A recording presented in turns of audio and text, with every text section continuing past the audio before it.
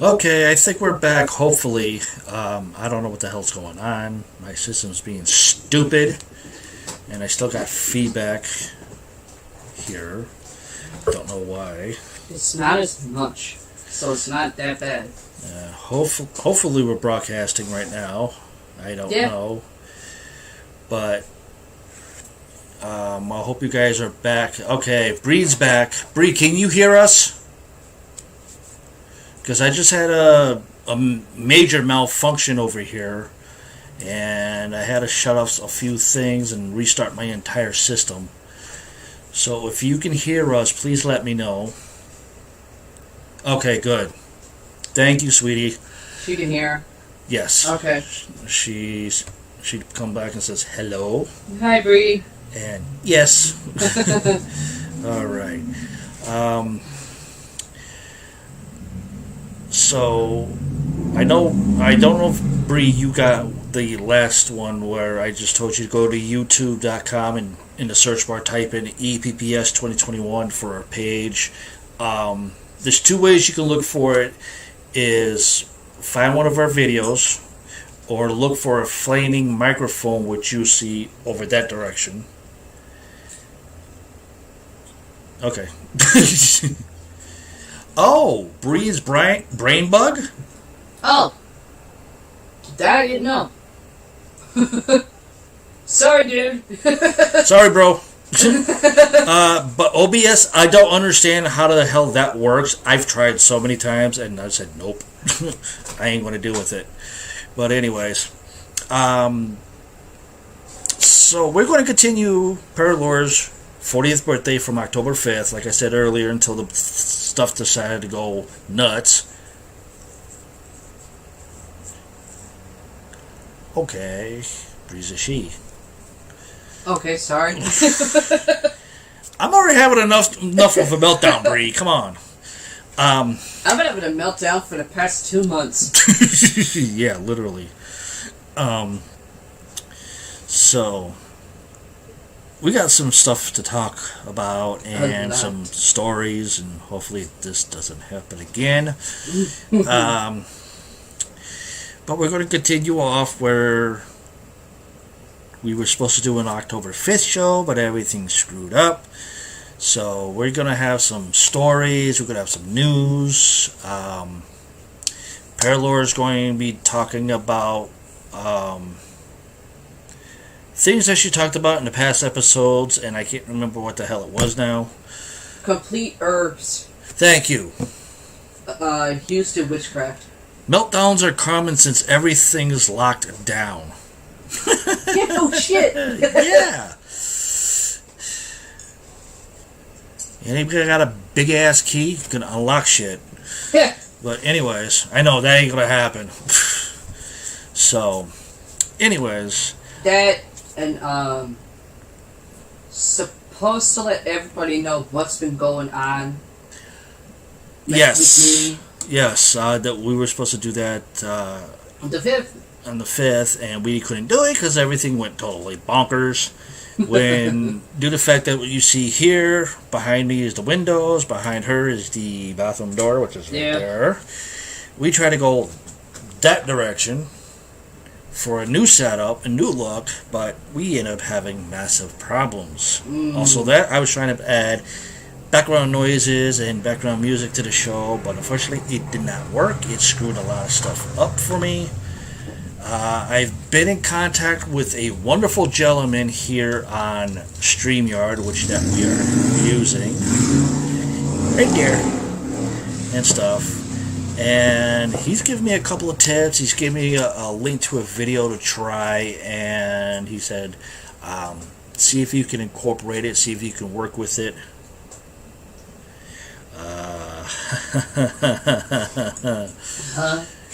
Read your screen. I'll let you answer that natural witch, born that way, and so aren't my brothers and my parents. Yep. Both sides of the coin. Don't piss me off. You'll find the other side. Yeah. If somebody pisses her off, I'm usually in the doghouse for about 4 months. So, I'm going to turn it over to her so you guys can find out what happened to her for a while since we haven't done the show. Screen. Huh? Stay on the screen now. When I explain, just don't minimize where it's. You mean don't zoom myself out? Just exactly. Keep myself, okay. Well,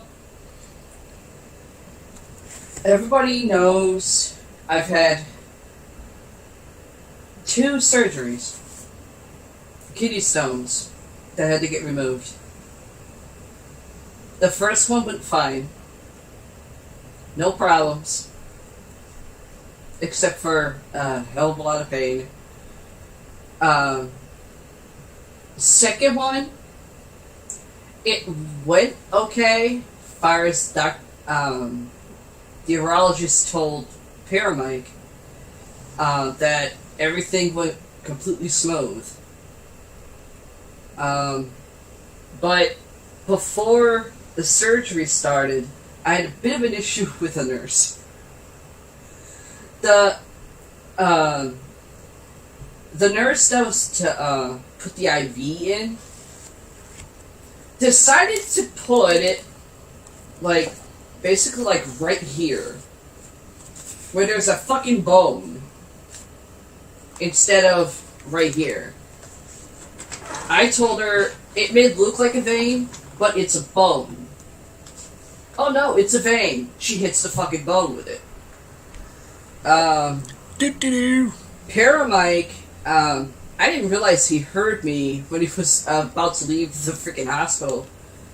The scream from, down the hallway. But I'm screaming at the nurse for not fucking listening to me. The urologist ran in. He was running a little late. Apologized, and on the spot, which was actually kind of hilarious, suspended her for 30 months without pay. Especially with the shit going on right now. Yeah, I found out why he was a little late getting to the hospital. Traffic was bad. Traffic's always bad. No, he was trying to get there that morning that you had to be there. Yeah. But unfortunately, whatever interstate he was on, trying to get from where he was to here, was bad. Oh, how many morons were out there driving? And what time did you leave your home? He said, I left my home at 3 in the morning. I was supposed to be at the local hospital at 5. Mm-hmm. Yeah. 2 hours? At 7. 2 hours? He lives in Pittsburgh. That should tell you the distance. Yeah, but Pittsburgh is only an hour and some odd minutes away from us. Not without traffic, I think. It took him 2 hours because he left his home at 3 in the morning to get here to where we live at, to the local hospital over that direction, for 5 in the morning so he can have everything prepped and set. And it took him 2 hours to get here. Yeah, road work. I was like, how many freaking morons were out there? He said, that's the point. Accidents. The only morons that were out there were road workers with their fingers up their butts. I heard that crack, and I said before the sedation hit, before I got put under, I said, look around. Everybody's got their thumbs in their ass. You should have just booked a motel for the night here in town. He wouldn't be that late. More like and I know the perfect one. And everything went fine.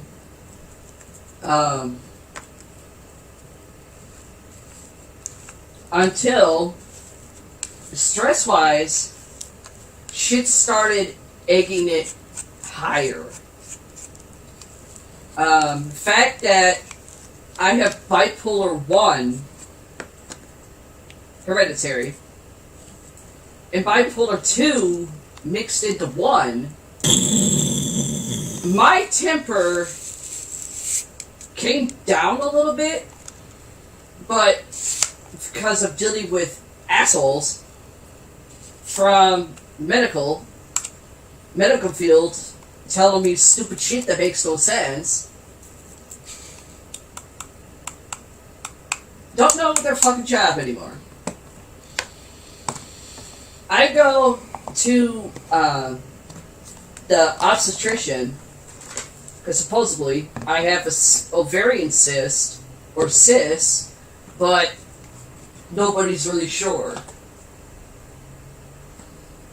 I go to the appointment downtown, and for I'd say maybe like 30 minutes, the obstetrician came in and she's talking to me, and I was trying to get her to have Paramite come into the room because I started feeling that urge to just punch her in the face. And she said, the main reason, she said the test results that I got from the MRI, X-ray, PET scan, the CT scan weren't accurate in telling us if a woman has ovarian cysts or not, which I find that hard to believe. And I went, okay, what do you suggest? Ultrasound. That's that's one of the easiest methods we use, and we can tell pretty quickly. Okay. Go in the waiting room. Tell Paramite what she said, and he just gave me the look like, in other words, she has no idea. Yeah. I get called to the window. Instead of getting an appointment to come back, I get told to schedule an ultrasound at the local hospital here for to see if there is an ovarian cysts or not, and what their centimeters are, before they can give me an appointment to actually come back and actually be under their care for female things.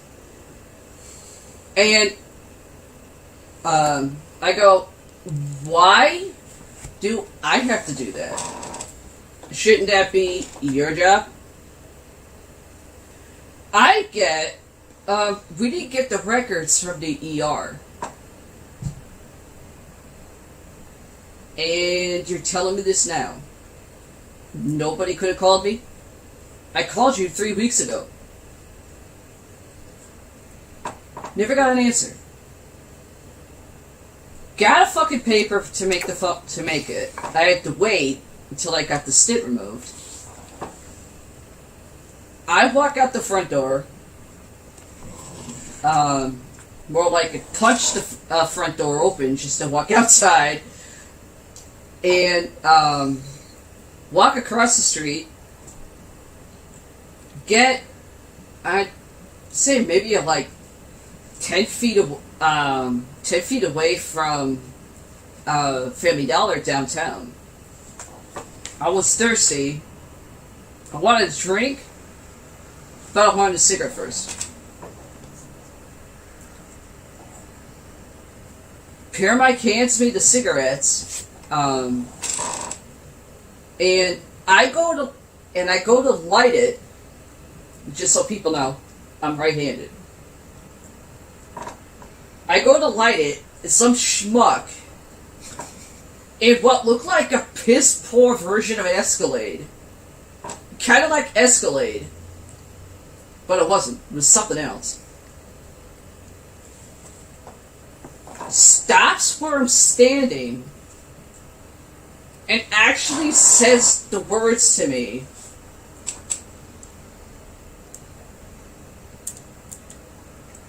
How did he put it? Do you believe in Jesus Christ? I went. At first, I thought he was talking to somebody else, because 2 other people walked by me. Come to find out, that's one of our 3 He's over that way. patches. He's coming underneath. Yes, if you Where? hear that little meow, that's our monkey. Oh, hi! Hold on. He's... Come here! There he is. That's our baby Patches. Our monkey. Okay. I guess he doesn't want to be on camera today. Or on the show. Well, hush. He was actually saying it to me, knowing Paramike's right next to me. I went, could you repeat what you just asked me? He says it again. I went, well, yeah, I actually do. But something pisses me off and I just go and say it. Main reason, what I'm wearing. Quiet. And I went, listen, I'm really not having the best month and a half right now. You're the safest bet, get the fuck going. I'm not in the mood for this horse shit. Instead of leaving, he still continues trying to get me to talk to him. And, Paramike, like, kind of walked in front of me a little bit, just, to try to find out what the dude's deal was. And, he's, like, talking to Mike about whatever, revolving Jesus Christ or whatever.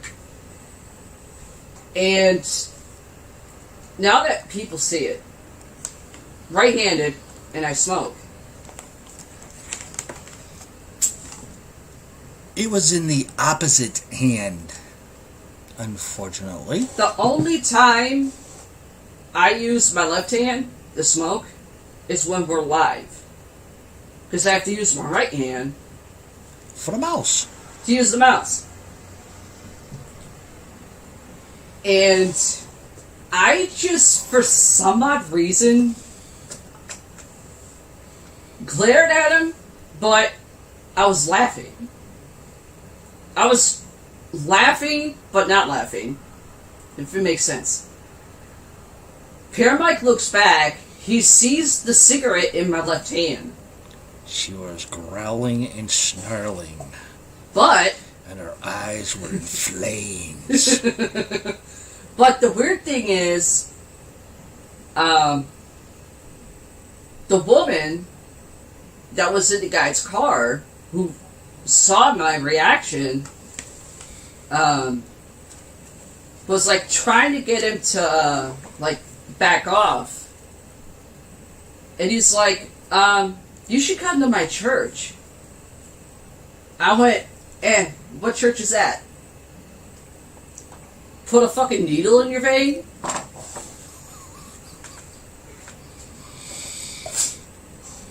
He stopped talking to Mike and put his eyes back on me. I go, before you could say anything, I go, I didn't stutter, motherfucker.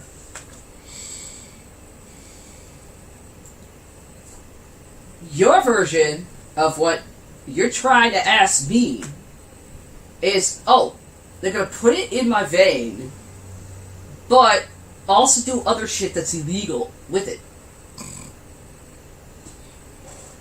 He's like, I have a clean record. And I'm Mrs. Claus. On fucking vacation. That's when I brought her into a wonderful store called Family Dollar. And the dude took off. Well, the Paramike's friend that's a manager at the Family Dollar downtown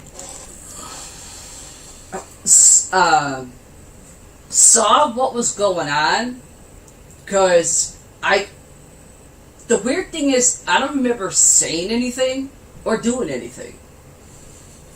Nor do I remember moving.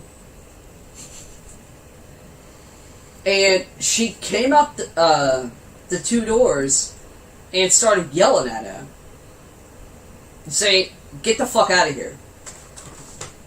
For the past month, your ass has been trying to get women between 21 and 40 to go with you, do whatever. Even when there's guys with them. Get the fuck out of here. I have a trespassing order on you. I went, how bad is it where a local store where you can get the main stuff retail for a cheaper price? For a cheaper, maybe cheaper price, but you can kind of tell what's going to work for retail and what don't.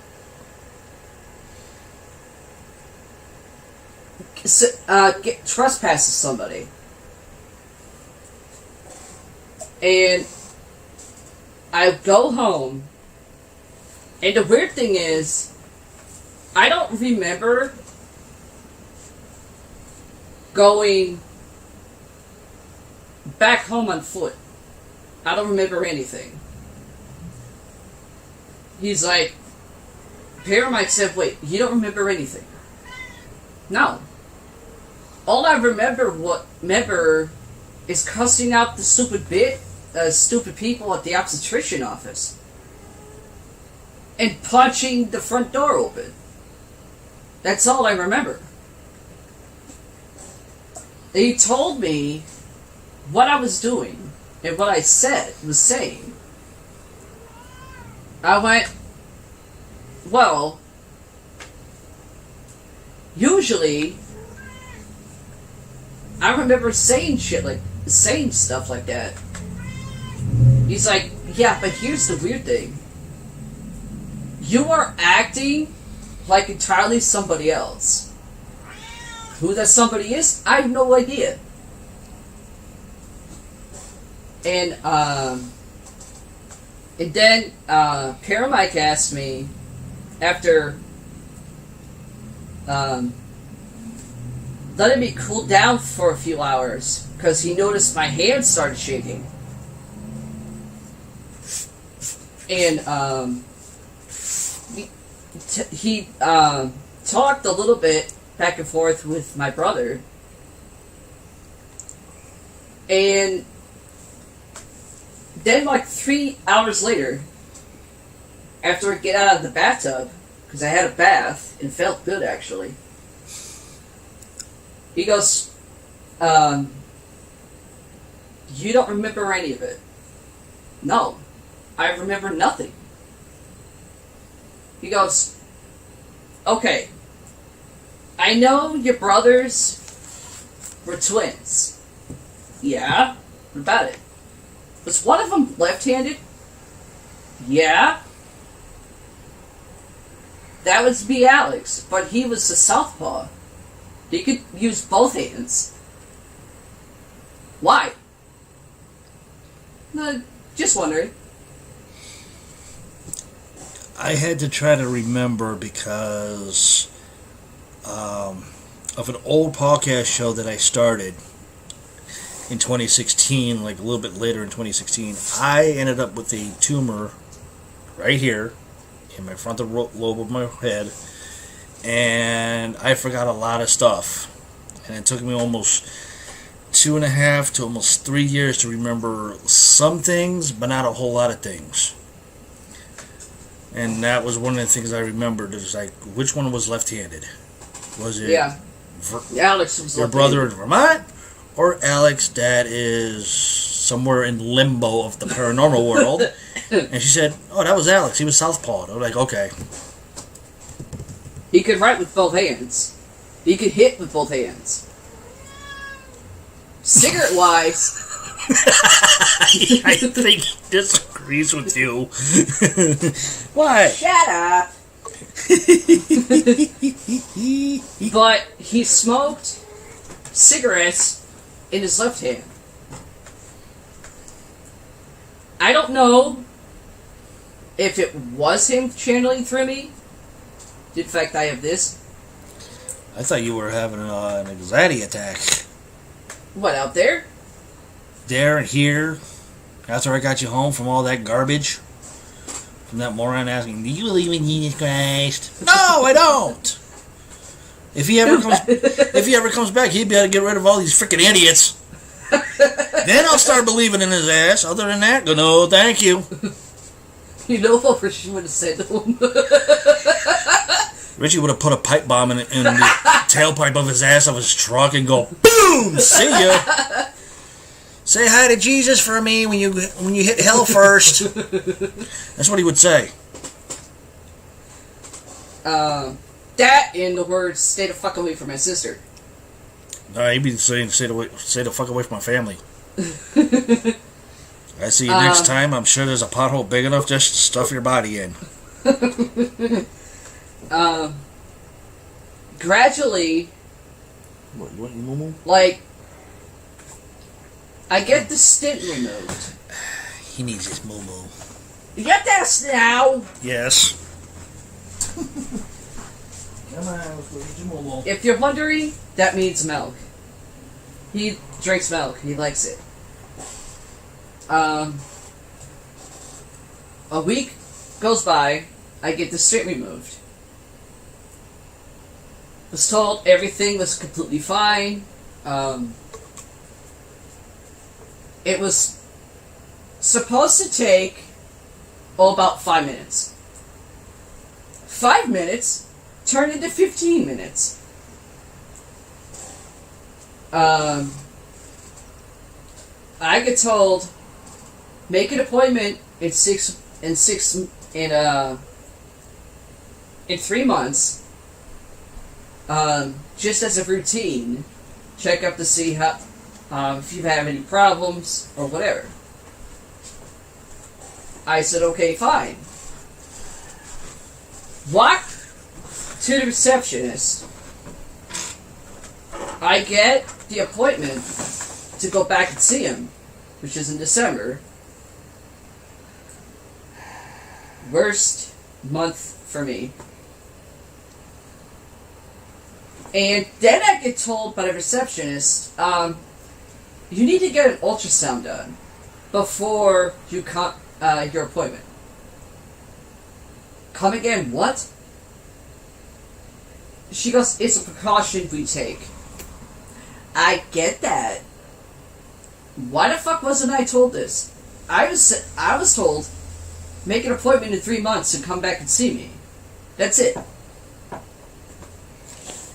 I get what I like to call the 1,000-yard I'm stupid and dumb stare. Like someone that smoked weed for an entire day. For 7 days. For that type of stare. And she makes the appointment, and the ultrasound appointment also, and I asked her, listen, I do not have a gallbladder. So how the fuck am I supposed to go to this ultrasound in the afternoon and I can't, and I have to hold my fucking bladder that long? I get no answer. That's not easy when you don't have a gallbladder. See the urologist before I'm walking out the door, and I asked him,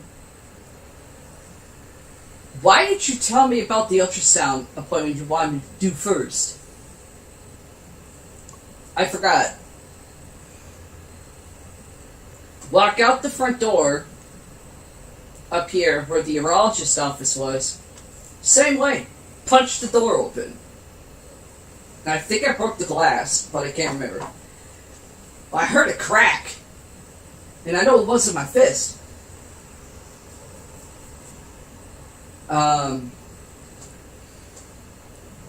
Walk to where the bus stop was. Stop at the grocery store to pick up a few things.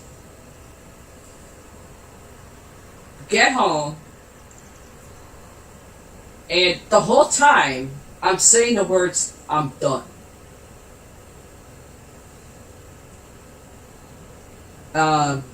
Paramedic mentioned to my brother what was going on. He's like, yeah, good thing I put my foot down your ass.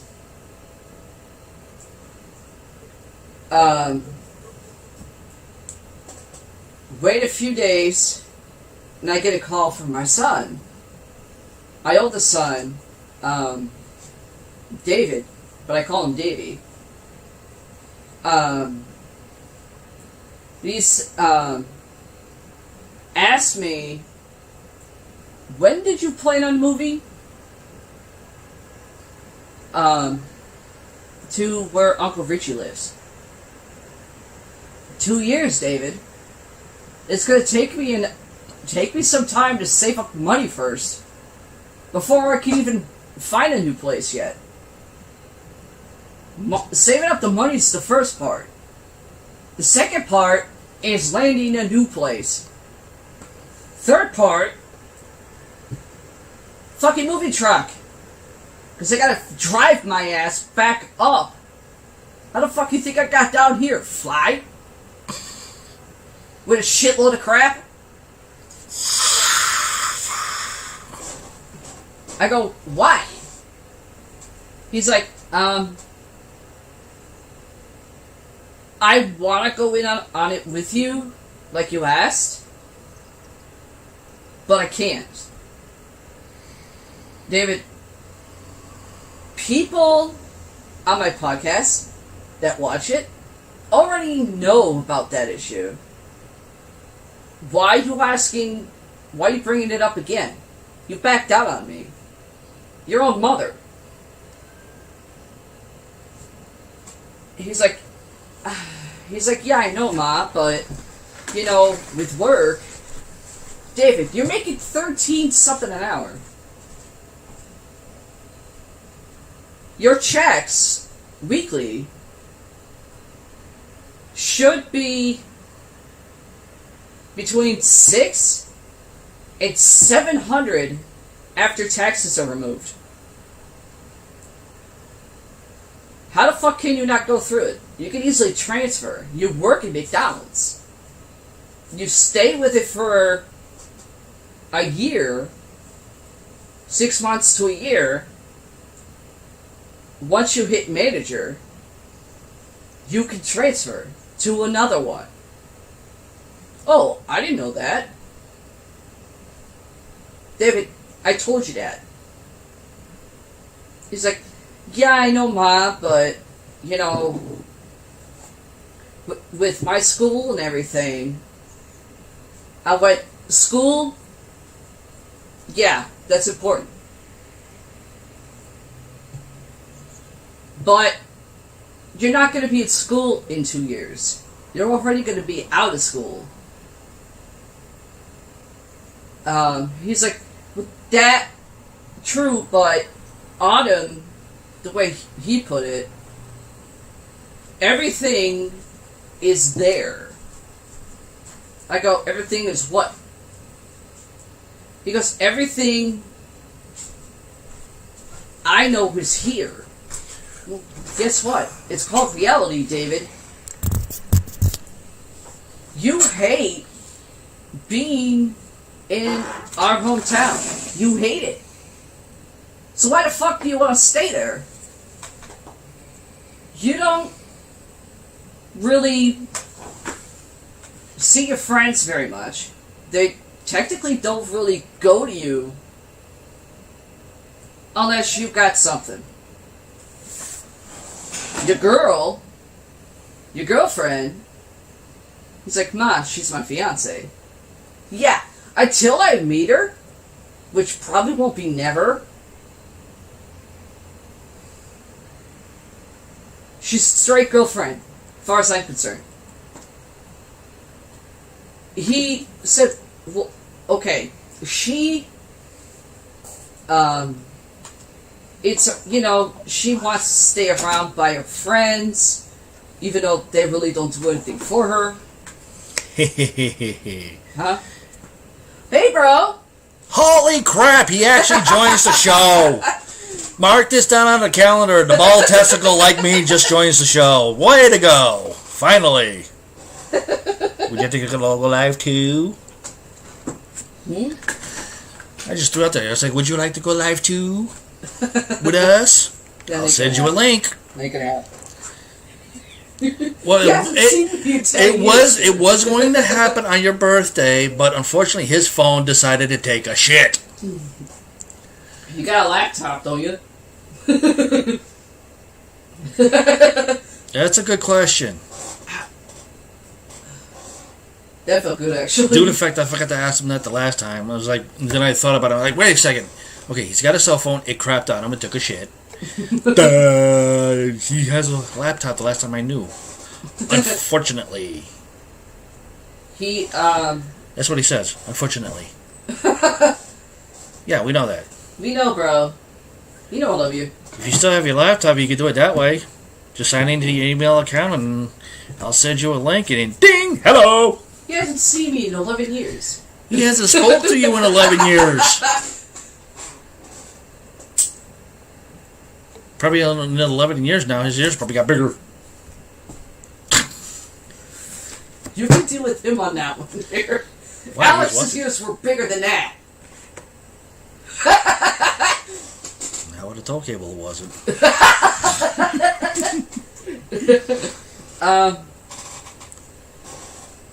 I went, David, I get you're 20 years old. Oh, and what? Since he just joined in, this is her rant, bro, so prepare. He's heard some of it. But not between me and my son. That's what I meant. Be prepared. I went, David, you're 20 years old. I'm glad you're working and earning money. One thing I'm not happy on?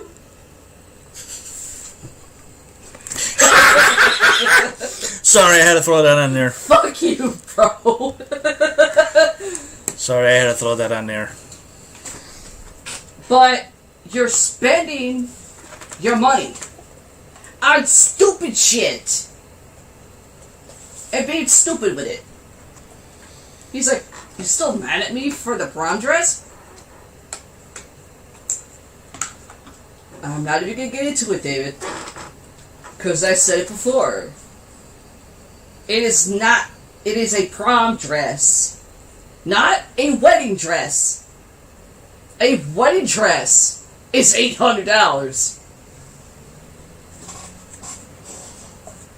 A prom dress should go never over $500 to get. But you're dealing with the bill. He's like, okay, it's because of the $1,500 ring I gave her? David, the way shit's going right now, you can't afford a $1,500 fucking ring on a credit card. But yet, somehow he did. Yeah, the $1,500, he goes, well, Ma, that wasn't on the credit card. That was on my bank card.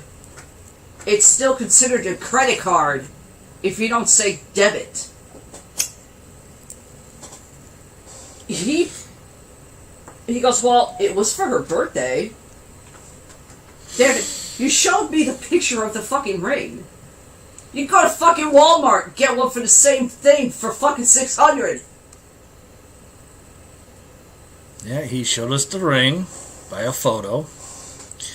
On the 1st of October, we went to our usual spot, walked by a few stores, and she stopped in front of a jewelry store. Looking in the window, I'm still kind of walking down a little bit. I didn't know she stopped. I turned around after she says, "Hey, I found the fucking ring." I walk back to her. She's pointing at the ring. I'm looking at him like, that's not a fucking engagement ring. No. That's ring. Here's a nice diamond ring. Can I get in your pants now? That's what type of ring it was. Now, well, see, when I went searching for an engagement ring for her, it took me a while, and I finally found it. And I bought it without her knowing. Granted, it cost me a pretty penny. Then, from that point on, I presented it to her. She started to cry a bit, but with a smile on her face. Then years later... I still wear it. Still have it. Yep. Then years later... This was about 2008, I believe. Mm-hmm. From January 1st of 2008 to June, I find the perfect wedding ring. Wearing it on middle finger. Spent a lot of cash for it. Spent a lot of cash. Alex told me he helped you go in on that. That's what he said. Alex said to me. Well, that was our game plan to tell you. Alex actually gave me the money, which I did not have to pay back to him. And it was a pretty penny. I know. He gave me the money, and I bought it for her. Then I popped the question to her. And I swear to God, I thought there was going to be a massive tidal wave flood from her eyes for the tears, and I would need a life preserver when she says yes, and she practically choked me to death. It was in the middle of the fucking ring when you did that. What the hell? She still has it, and she still wears it to this day. Fortunately for me, I couldn't find the exact ring that I needed until finally, maybe 4 or 5 years later, when we first moved down here, I finally found the ring I needed, which is right there. Yeah. And it fits. So, yeah. And her son bought his, the way he puts it, fiance. I call it stupid dumb bitch, Bible thumper, bunny rabbit. Richie already wants to kill her.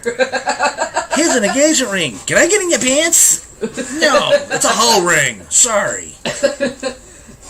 I was like, David, and he's like showed me a second ring, which he it.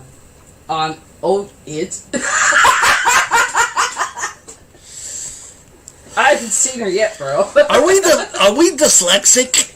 Can we not spell? If you're trying to say "oh shit," just spell the word shit. No, he's calling David's girlfriend it. That ain't an it. That's I don't know what the hell it is. No, thank you. You're not flavorful. You're Leal's flavored. Thank you. He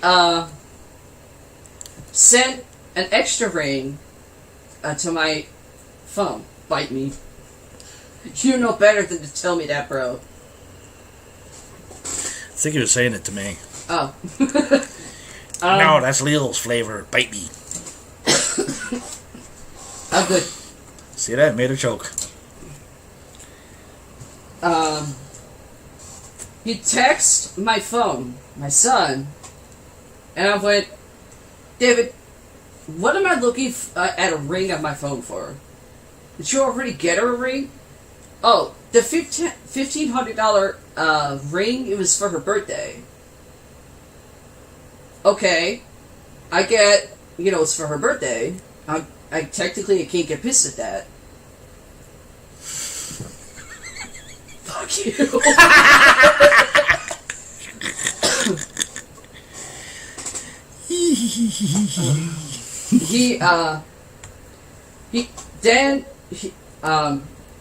Okay. He goes, the ring I just texted you, Ma, is her engagement ring. Okay. Please tell me you went to Walmart. They got decent wedding rings, David. Including engagement rings. $2,000? Where are you getting that kind of money? He's like, but, hold on. I went, David, I'm going to go down a bit of a list for you that I remember.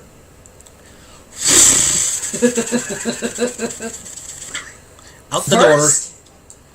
When you were sophomore in high school, you said you wanted to be an actor. Then you said you wanted to be a chef. A celebrity chef at that. Like Guy Fieri. And Robert Irvine.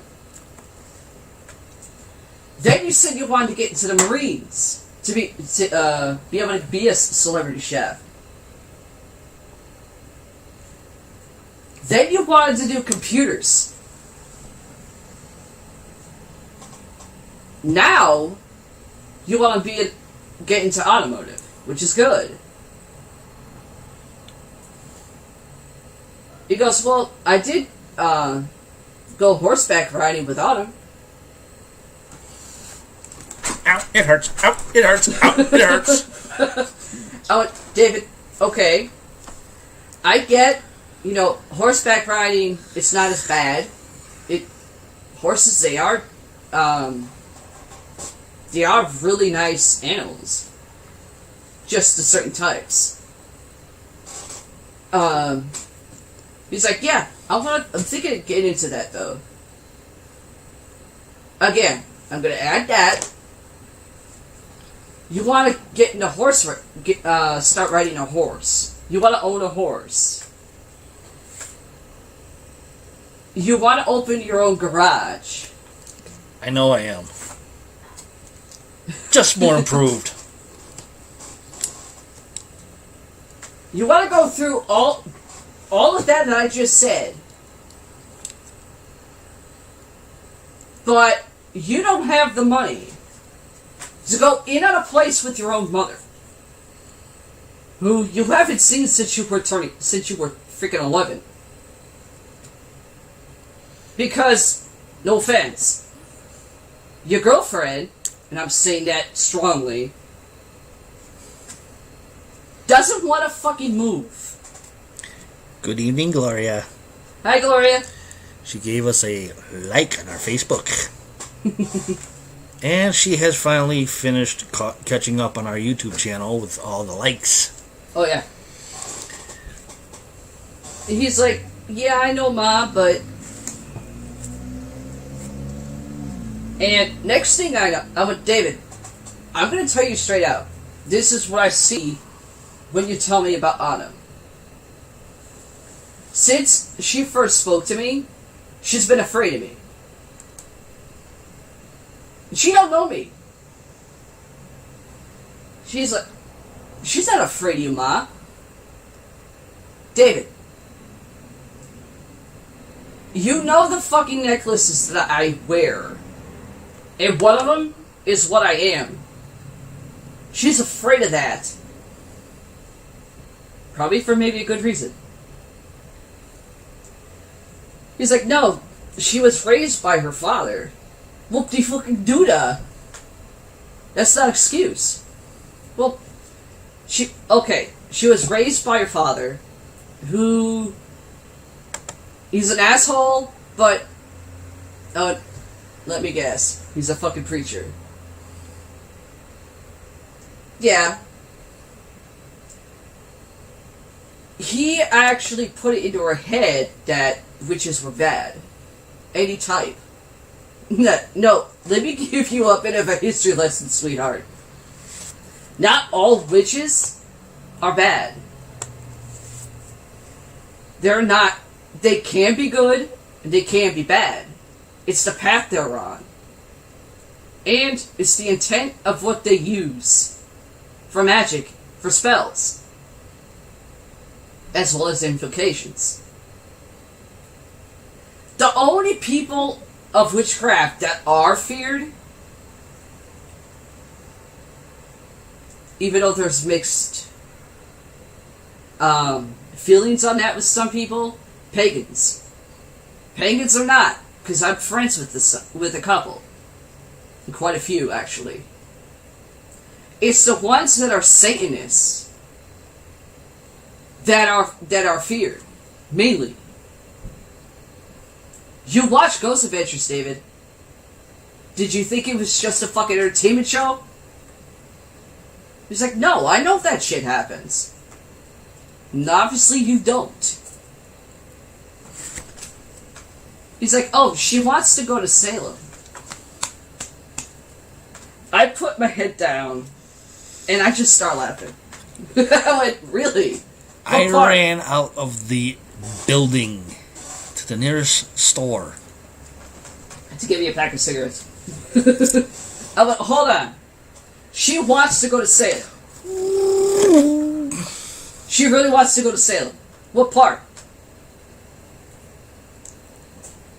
Because, well, she wants to go to, the witch house. David, there's a few that are called the witch house. There's only there's one that people know. And you would actually have to know the history on that town in order to actually know what the fuck you're looking at. And, he's like, is that where great grandma's from? Which one? Grandma's mom. Yeah. That's neither here nor there. But she doesn't want to move, but she wouldn't mind fucking traveling. What? Good evening. And I go, I guarantee you, if you call her right now and say, oh, you want to visit me once I'm settled up in Vermont where your uncle's at, I guarantee you she's going to say, no, I'm not going. Girls like her, being needy that she is, do not mix well with people in my family. Even though we try to tolerate it to an extent. Then he starts saying that he was at work one night. He was on the line. Freaking massive dinner rush. And she texts his phone every 5 seconds. And then calls him. And he's at work. And he gets cussed out for it by his boss. Well, okay, I know your boss, David. If he wanted to be a dick, he would have fired you for that. If anything, you're kind of overreacting a bit. What exactly did you say? Don't let it happen again? Yeah. Well, he's not cussing you out. You want to get cussed out? I know someone that can.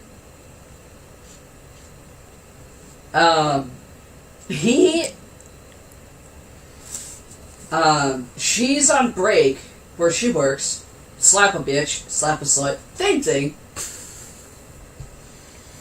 And he asked her that question that I said to him. She goes, same thing. I'm not going. And he starts yelling.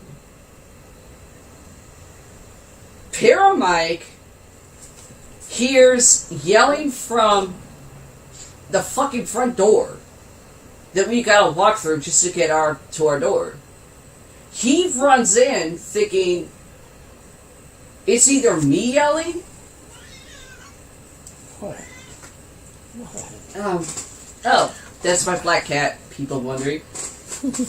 Hey, fat ass. He just woke up. Oh, he answered. Hi. He just woke up. Paramike comes in the front door. He goes, I thought you were yelling. No. Was Richie yelling? He's at work, dear. Then, Mike hears my son yelling. Like, really yelling. He's like, is that David? Yeah, that's Davey. Holy shit, that sounds just like Richie does when he's pissed. You think? Dad, on this phone, right here.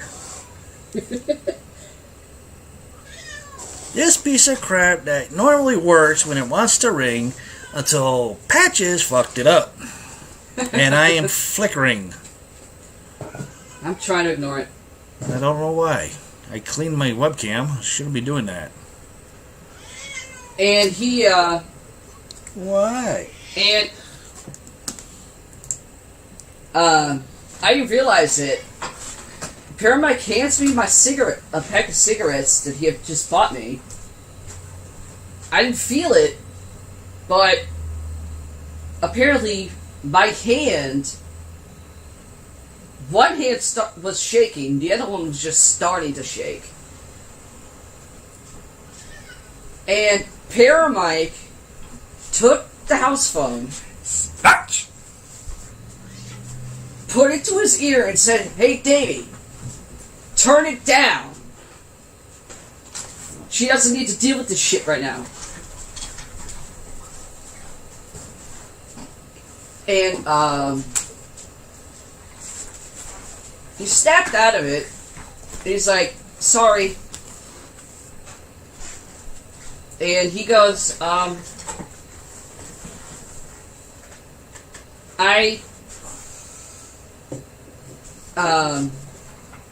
he goes, did I really make you cry though? Not in a good way? Yeah, you did. My dick is pissed about it, but he's not as pissed as his uncle is. He's not as pissed as someone else we know. He's like, what? Here's sort of like a smart ass answer. Or here's an answer for that. When I'm situated in a new place in Rutland, Vermont, where your uncle is, and you want to come visit me, you're not going to like the welcoming party. And I'm not going to be able to help you. Pop up a bottle of champagne, pour the bubbly, and watch the show go boom. He's like, he's not even going to hit me. I was biting. He's like, he's not going to do anything.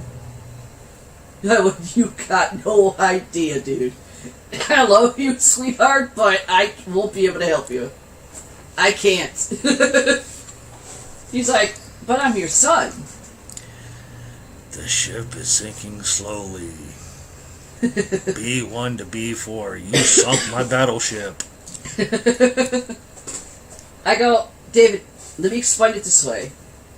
Out of everybody in my biological family, your Uncle Richie's the only one that can tell me yes to something, no about something,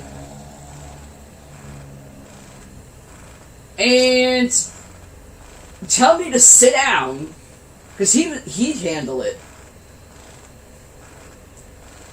And he gets away with that. He's like, how the fuck is that possible?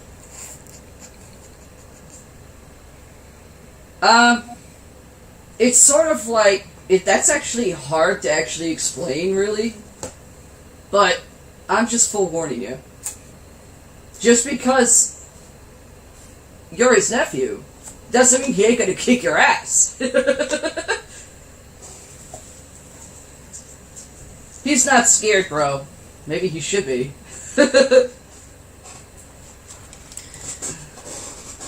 Any replies, Mr. Brusso? Yeah. So anyway, my son changed the subject. It said, with the wrestling stuff that you sent me, that you did, yeah, what about it? Why did Uncle Alex, have weird ass fucking hair, then no hair, and why the hell did he look possessed? Okay. You wanna know? He's like, yeah. Okay. For like a good 2 months, we started a storyline. Bless you. He was, the main champion of the independent company that I was with. In what is actually called EPPS2021, but for people who don't kind of know the situation, but they kind of like the joke, Florida is actually called the Lower East Side of Hell. Where I was living is called West Hell. He's like, that sounds kind of funny. It kind of's not, David. But in a way, yeah. For 2 months, me and your girl Alex were doing a storyline. And it was for the title. I mean, our match wasn't for like about another month. About close to half a month. And I got booked the day before we were supposed to do a show for I'm trying to think, for like a photo shoot for like the posters and everything. That's actually something that kind of got me wondering, what the fuck has he been doing?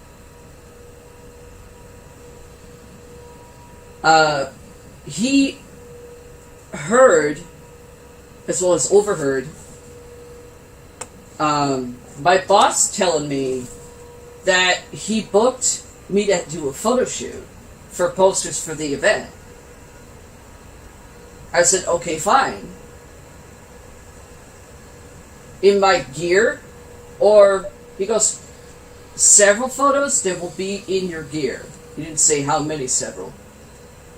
The others were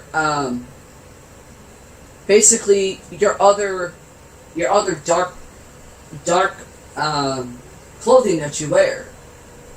My boss didn't want to offend me. I said, oh yeah, that's fine.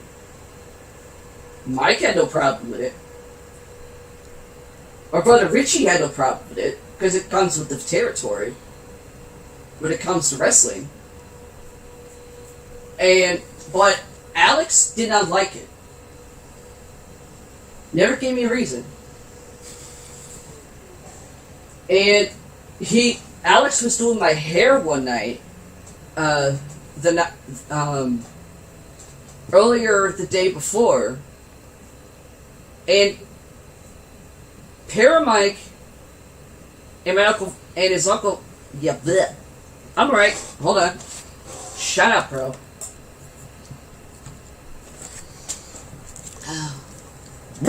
Rewind! I'm kind of starting to feel a little tipsy. God bless. You're still on your first one, right? No. Oh, that's your second already? Oh, okay. I had my first one earlier. Mr. Misty. Paramike is in the kitchen with my brother Richie.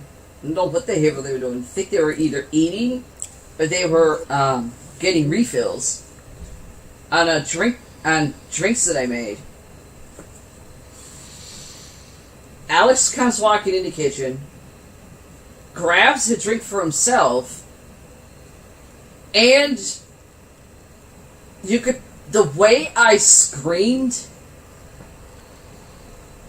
my brother Alex's name, you could hear it from 10 blocks.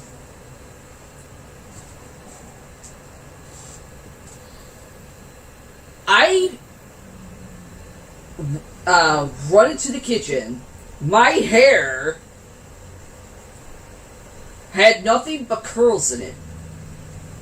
And I was keeping my hair short for my hair straight for years, and it looked like fucking Curly Sue.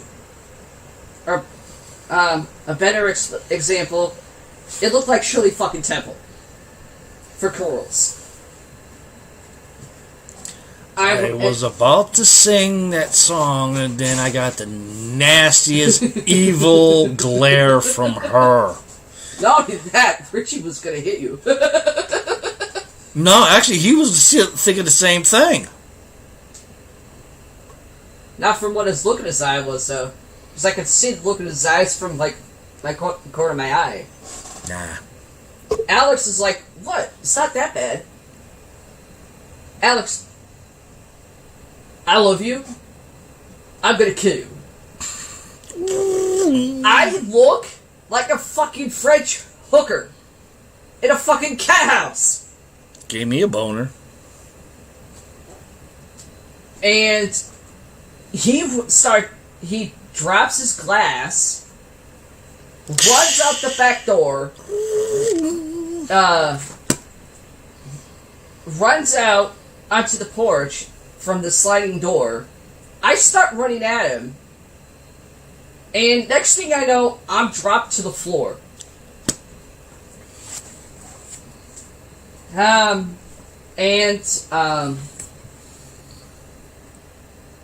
My brother, Richie, put me in this freaking hold. It was similar to a chokehold, but not really, not the way he was doing it. To get me not to kill him. And he goes, I can fix it. I'll deal with him later. 10 hours later, my hair's finally back the way it was. And, it was funny. My boss came over, because he overheard the situation.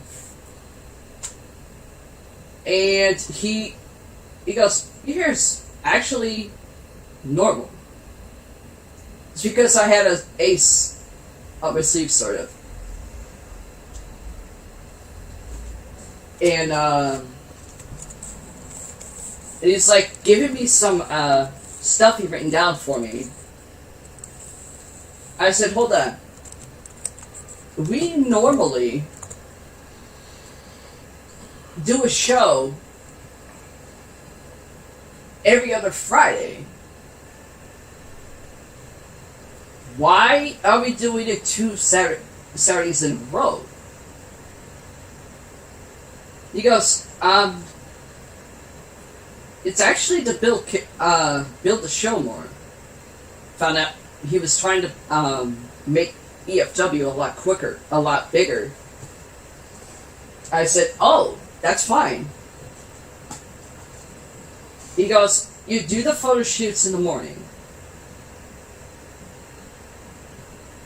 You have to be at the arena for 5. I go, okay, what time does the show start? 7. I'm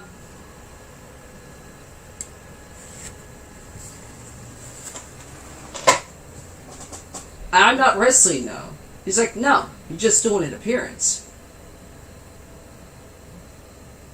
He goes, you wanted to do like a word battle with Alex, right? Yeah. He goes, that's what that's for. I went, oh. He goes, the following Saturday, you're doing the match. Okay, that's cool. I went, I have to be at the arena for 5. After the photo shoot. He's like, yeah. Where's the arena at? Where's it at? Orlando. Okay. How the fuck am I supposed to get a fucking workout in? Let alone a little bit of training in. He goes, the photo shoot is in Orlando also. Okay. We leave tonight. You get to the hotel at midnight. Oh. How the fuck will we get in there? Alex ain't gonna fucking drive. He's already sloshed. Which is probably why my hair got fucked up. He goes, oh, no problem. I got a ride for you. The ride turned out to be a fucking stretch limo. What was that? Just trying to delete some stuff. Oh. Just to delete some of my comments and everything so I can have more room. He said, I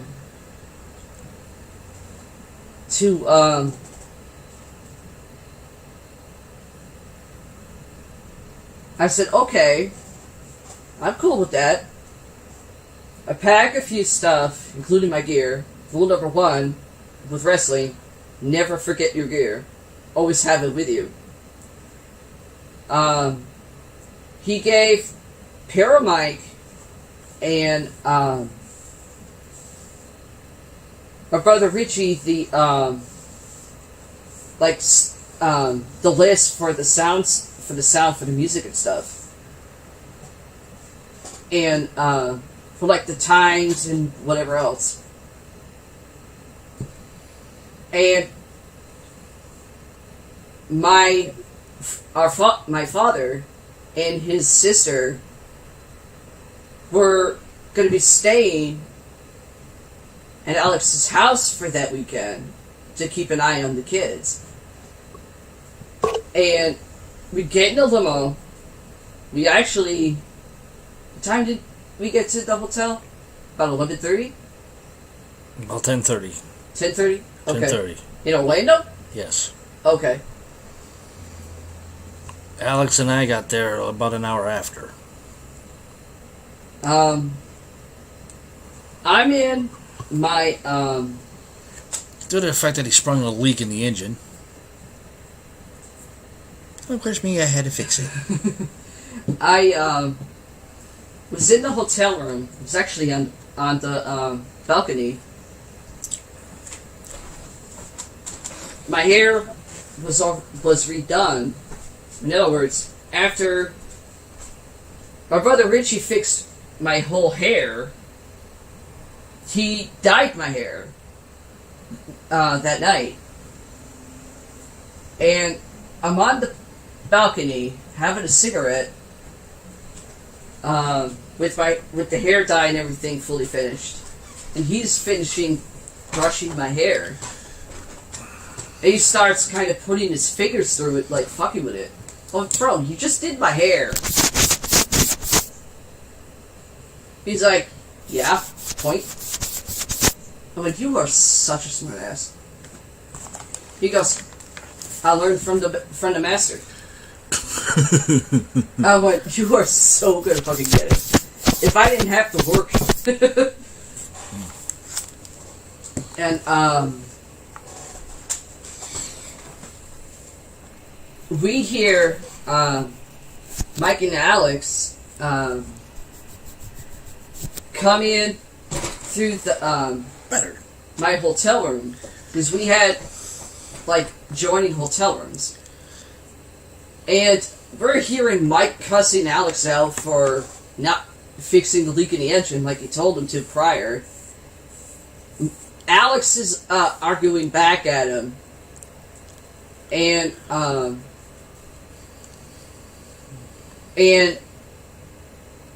Richie didn't say anything. He didn't get in the middle of it. But I get up, go into the kitchen to have something to eat. We stopped at an Italian restaurant. We got like a couple big boxes of pizzas. Go to the pizza box I was eating from, pulled out some pizza, and I hear in the living room of the joined hotel room Richie cussing Alex out, saying, for someone who is certified beautician, cosmetologist, however you want to fucking call it, you're a fucking idiot. The stuff you put in her hair took me 10 fucking hours. You're an idiot. I snuck out of the room and went to hers. And next thing out of Alex's mouth was, "Oh, quit." He goes, "Oh, stop." And Dad says, "If you want to do something, or wanted to, you would have done it by now. Pussy." Next thing I hear is a loud crash. Nope. Let me correct that. What? You actually remember that? When Alex said, "Oh, stop," you didn't hear the other part, but I did. What? He said, "Oh, stop being my wife." Oh, shit. I heard that from the balcony because I was having a cigarette from your pack because I was out. The store ran out of my cigarettes. Beer in hand. And that's what I heard from the balcony, from the other balcony that's adjoined to the room. "Oh, stop being my wife." I was like, damn. I heard pussy. That's all I heard. I went like, holy shit. No, he didn't. I'm like, well, let's see. I know they're brothers and everything, but which one's going to wear the pants and which one's going to wear the bra? Well, I only remember hearing the first part of that, and then pussy. That's all I heard. You're right. I didn't hear half that part. Yeah, because when you heard pussy and didn't hear the other part, you were actually in the bathroom of your hotel room. You were just getting out. You heard the word pussy. You open up the door and here you come out, half birthday suit, half, I don't remember what the hell it was. When it got me thinking, I was like, wait a second. Threw on a robe from the hotel that they give you for free. Yeah. Barged through the door into their room and smacked both of them upside their heads with your boot. I was like, I'm glad I'm out here on the balcony. She hears pussy. I heard, "Oh, stop being my wife." I'm like, that was it. I was done. Well, before I went, you're actually wrong on that part. I went to throw my shoe. I had to throw my shoe because Richie was actually choking him out. All I just saw was you grabbing a boot. That's all I saw. When you threw that hotel robe on and you whipped that door open, you grabbed your boot that was right there and you went, whing! Caught Alex, Miss Richie. You took Richie's shoe and smashed him in the head. And his shoe was right by the door. I didn't hit him that hard, though. That's the part I caught. I didn't see the Alex get hit in the head with a boot. All I saw was the boot being picked up from the door and boom. I was still on the balcony. I started looking in from the balcony and just slid the door open. I'm just looking in. I see you picking up his shoe. Wham! Pop! I was like, going back. I come out of the room, outside in the balcony, lit a cigarette, and I just looked up at the freaking night sky. It was really nice. And it was the full moon, too. I went, why do I have to have two brothers that act like that? And The moon goddess never gave her an answer. well, I said it as a joke, really. Unless the moon goddess did give you the answer and just said, here's your answer, then I can understand. Richie came out a few minutes later, cracking his knuckles, and he knows that irritates me. I went, will you stop doing that? I look over, he's got a grin on his face. What are you doing? He goes, don't worry about it. But he ain't waking up for a few hours. Bro. He goes, did you hit me with a shoe? Actually, I threw a shoe at you. I thought you were gonna kill him. He goes, I wasn't choking him that hard. Bro. If there were a commercial for a human version of a fucking blueberry, he would have got it, that role. He was that blue. And, I'm a blueberry smurf. and, I wake up the next day, deal with the photo shoot, didn't know anything of what was going on after I fell asleep the night prior. Get to the arena, and a lot of people liked my hair color, the hair choice.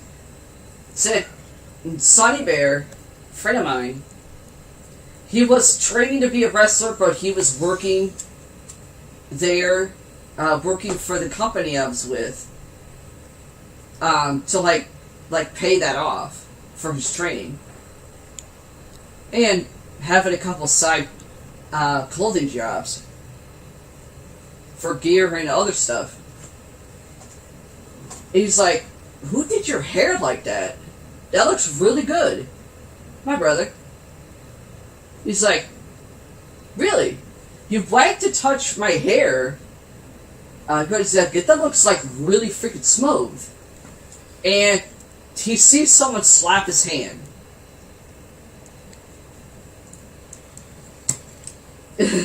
Hey, Gloria. Yeah, I still gotta do some more work on it, but at least it works. He goes, and he looks, and the person that slapped his hand was Richie. He's like, what? He goes, don't touch her hair. Sonny Bear looked at me, I went, he's a bit sensitive on that. He's always done my hair. Don't worry about the title, I'll change it later after the show's over. He goes, he's like, oh, okay, no problem. And, I have my gear on, not my ring gear. I have my ring gear in my bag. A different outfit on for the word battle. And I see Alex walk in. Automatically, everybody starts laughing. He walks in not even 5 minutes before the cameras were on and the show started. Everybody starts laughing. Quiet. I turn my head, I'm pretty sure people could picture this. One section of his hair. Each section of his hair was the freaking color of the rainbow. Every color. One section was red, the other was orange, and so on. And I start giggling. If I'm really going to start laughing, I giggle first, then I start falling over laughing. Chucky. I start giggling. And,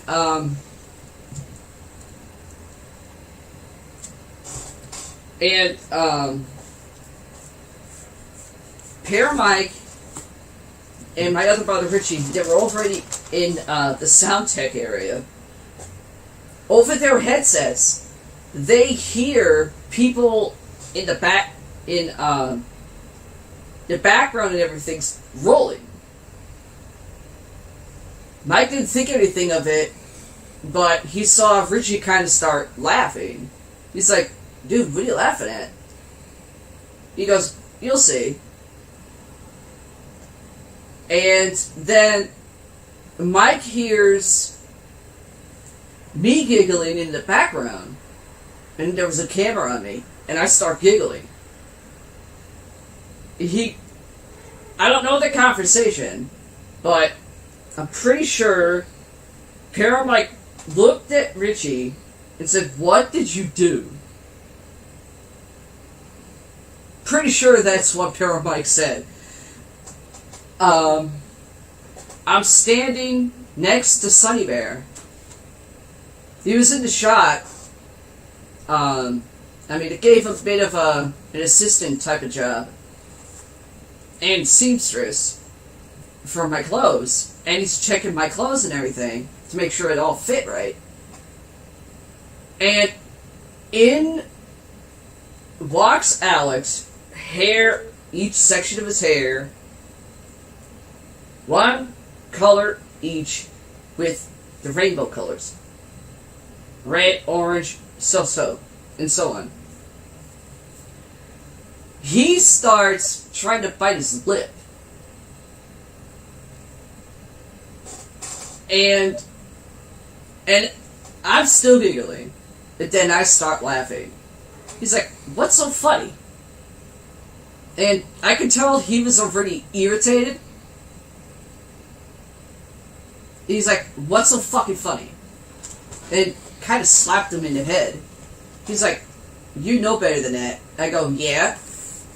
You know better than to cuss when the cameras are hot, you idiot."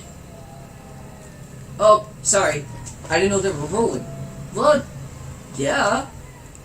You decided to walk in 5 minutes before we start. What the hell's your problem?" And then I start laughing again. My eyes move to his hair, and I start laughing some more. He's like, "Okay, why is everybody laughing at me?" "Bro, I love you, so I'm gonna say this. How do you get up in the morning, do what you gotta do, but never once look in a mirror? Seriously." He's like, "Why?"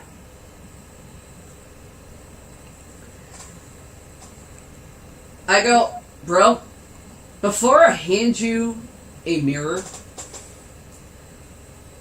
so you can see what everybody's laughing at, you look like," and I don't know where this came from, but it just came out the way it came out. "The way you look like you had a one-night stand with Rainbow Bright, and she climaxed the fucking rainbow all over your hair and it got stuck." Taste the rainbow. And just like how Paramix just did, not even 2 seconds after I said that, Sunny Bear goes, taste the rainbow. I just looked at it, I was like, fuck! Skittles!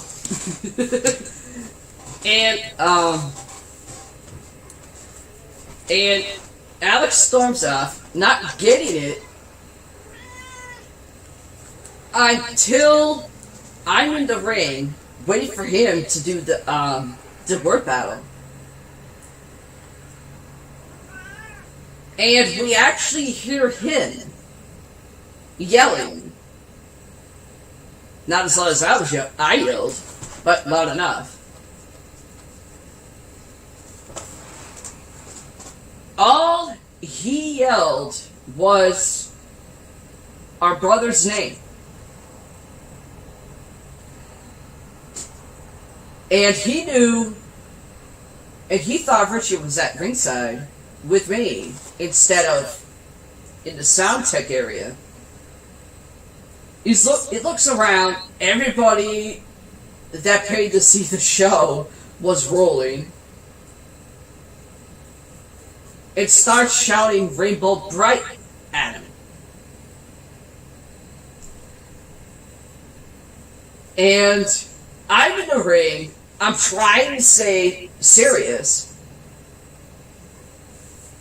My character persona was serious, dark type of personality, but I could not do it. And I had a bit of a small earpiece in my ear, and I was like, fuck, how am I supposed to do this?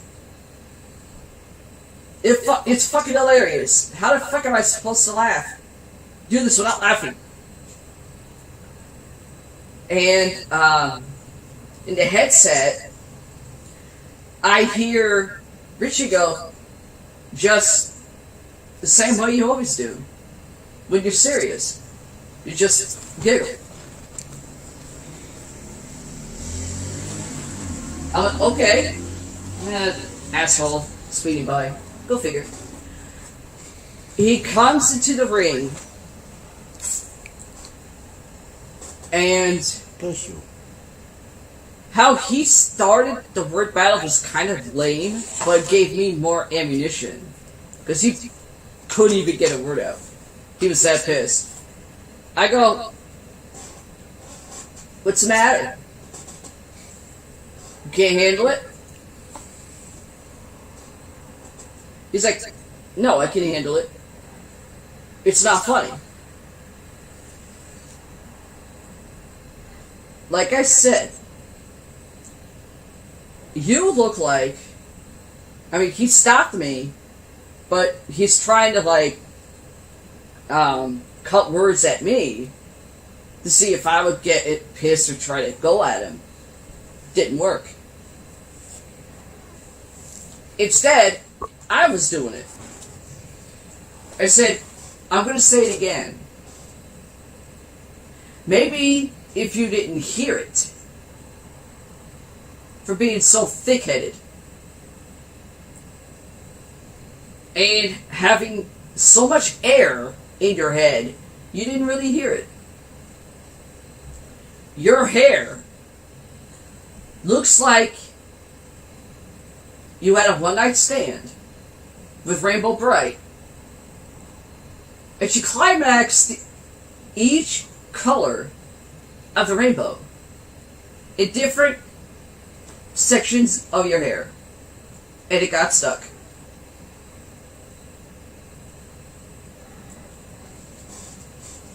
He's like, he gets quiet.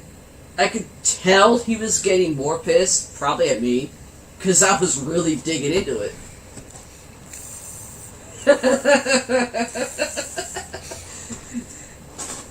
And, his face was getting so red, the song that popped in my head was Veggie Tales, I'm a Veggie Tale. for some odd reason, Paramike hits a button in the sound tech area, and people start hearing that stupid song that he just said.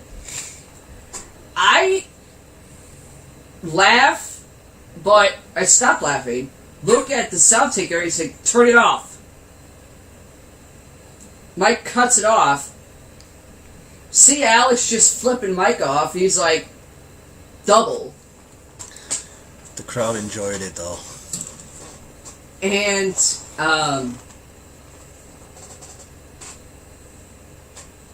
and I go, and then I said, like, taste the rainbow. But I didn't add anything at first. And he started yelling, but I don't think anybody understood what the fuck he was saying, because he wasn't talking English. He was cussing in Romanian. I'm rolling. At this point, I just full out start rolling. He goes, in English, he goes, oh, you think you can actually beat me? Yeah, I can. He's like,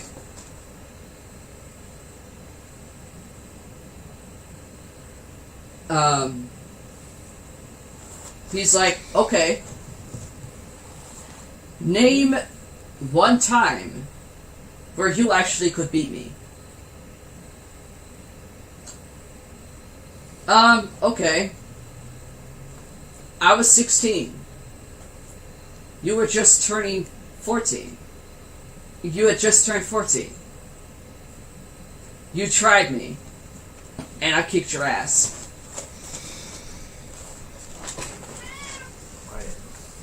You tried me again when you were 21, and you lost.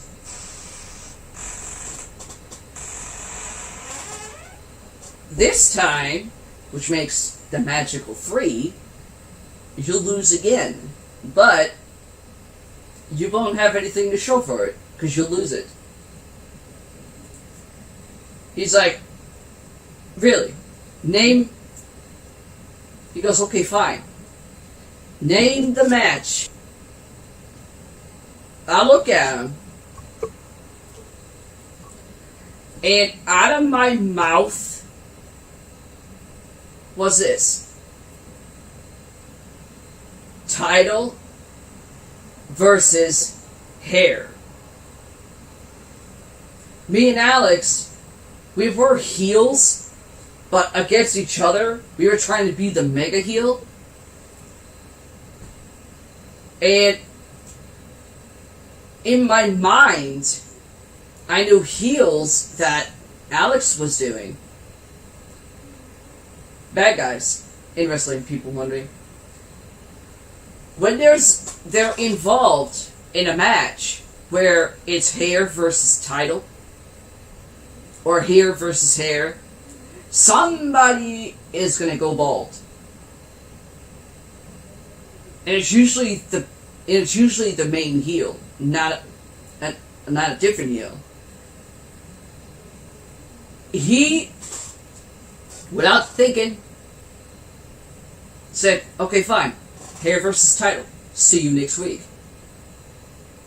Yeah, you will. You're gonna lose two things: your title and your hair.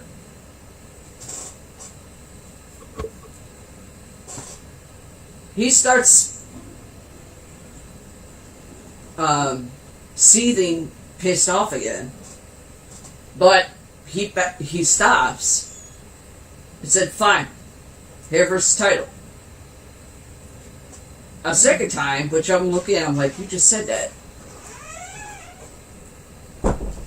He starts, he gets out of the ring, he gets halfway up the ramp, and I turn around, and with the mic on, and I had this fucking evil looking grin on my face, and I said, taste the rainbow, Wendy. He's in mid-walk and he stops. Someone turns his head to look at me and said, without a mic, I don't know what you're talking about. And I said it again. Apparently, I didn't know this. Paramike and my brother Richie recorded Alex one night while I was bartending at my dad's club.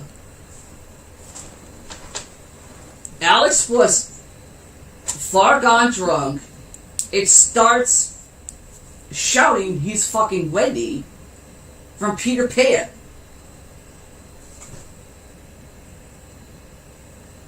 I saw it, but I didn't know they recorded it.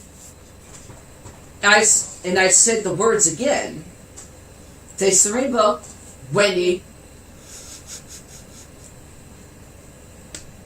And everybody on what we call the Minitron, people saw Alex at the club literally saying that, sloshed over drunk. And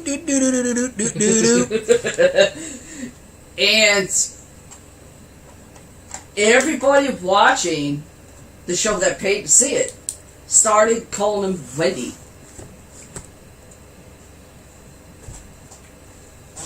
He turned around, bolted at the ring at me like a heel. I got out of the ring, jumped the barricade, and ran. Like a heel does, even though I wasn't really scared of him. And the cameras are done, and where everybody's still laughing about it. I get home and get back to the hotel. I'm exhausted. Excuse me. And I just want to eat and go to bed. Instead, Alex comes up to me thinking I planned that. I go, he goes, you fucking planned that, didn't you? Plan what? He goes, the Wendy chant. No. I did not plan that, first of all. Second, you wanted to do a fucking storyline. And you have the title. What the fuck you think was gonna happen?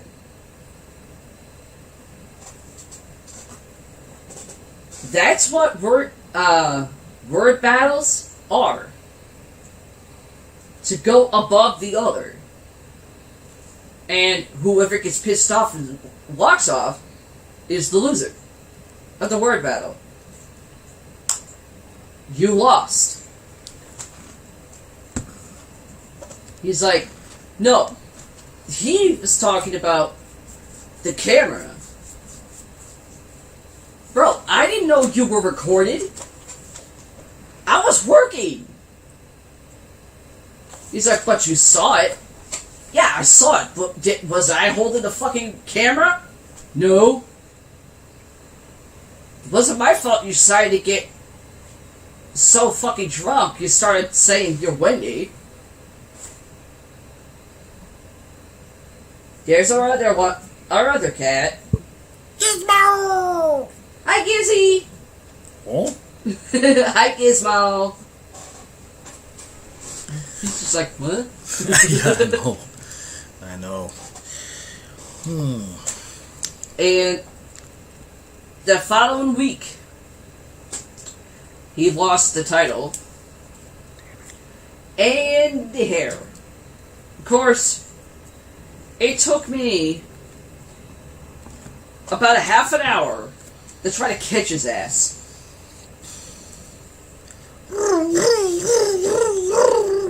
I'm chasing him because once my name was said as the winner and new champion, and that Alex was going to lose his hair, he got out of the ring and started running. I run after him, and I'm surprised he didn't hear me. But everybody else heard me. But Alex didn't hear me go, "Oh, come here, you fucking bitch. It's just hair."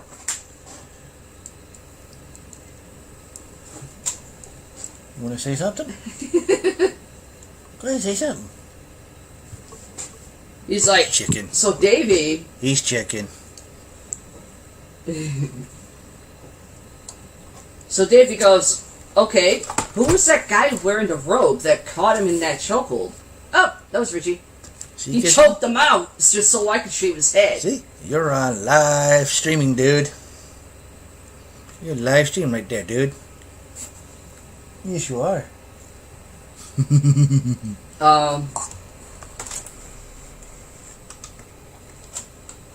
For that week, what did you just do? Nothing. You just cut the sound. No, it's the internet popping up. It's trying to go wireless. Oh. No one saw him for a week. And it was worrying me. I was like, where the hell is he? And they saw, like, Paramike and Richie saw, like, a little light in what Alex called his witch shack. Thank you, Jay, for the love. Hi, Jay. She gave us a love heart. She's on break right now. She's at work. She's on break. He had this little cabin-like thing that he called his ritual cabin.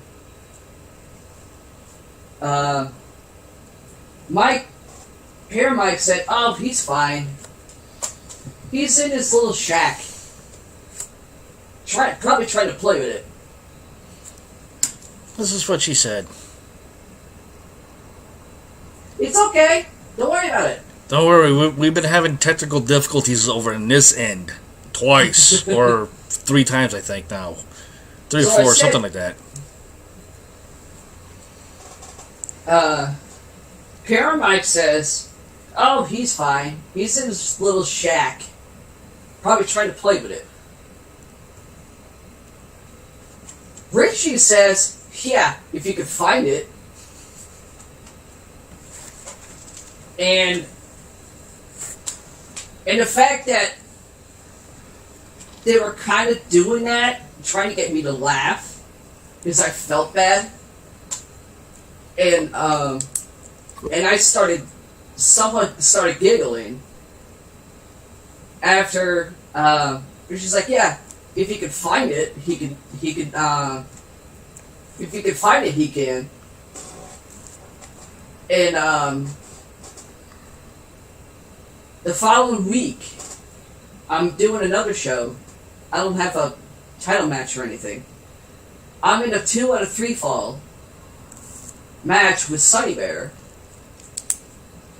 Training him, but kind of putting him over. Because I saw he was ready. After the match is over, some weird looking dude with a black hood on over the head jumps the barricade, gets into the ring, and actually clips my knee. I mean, I got pissed because it kind of hurt. It hurt a little harder than I was usually getting it. Usually felt it. And I'm thinking it's a fan that jumped into the ring to attack me. Because some people actually tried doing that. And I'm thinking it's one of those morons, and I'm in the full fight mode on the freaking canvas fighting with him. Security guard was actually trying to pull him back. Paramike and my brother Richie weren't at the sound tech area. They were actually getting something to eat. And sat down. And they were told many times prior, if a fan jumps the barricade to get in the ring, to attack who or whatever in the ring, stay out of it. And one of the security guards in the ring that was trying to pull the guy back,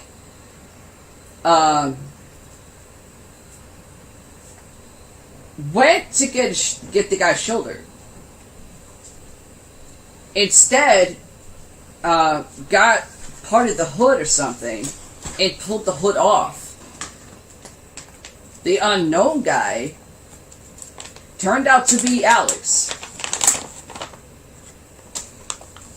who I don't even know who the fuck that was. His eyes turned green at me. And I was like looking at him like, and I'm in sort of like in character mode, so I couldn't go, what the fuck? And I'm getting up off my ass, and I'm thinking, yeah, his eyes turned green, but he was pissed. So I'm thinking he's in character mode. What the hell are you doing? Turned out, Box. Dipstick.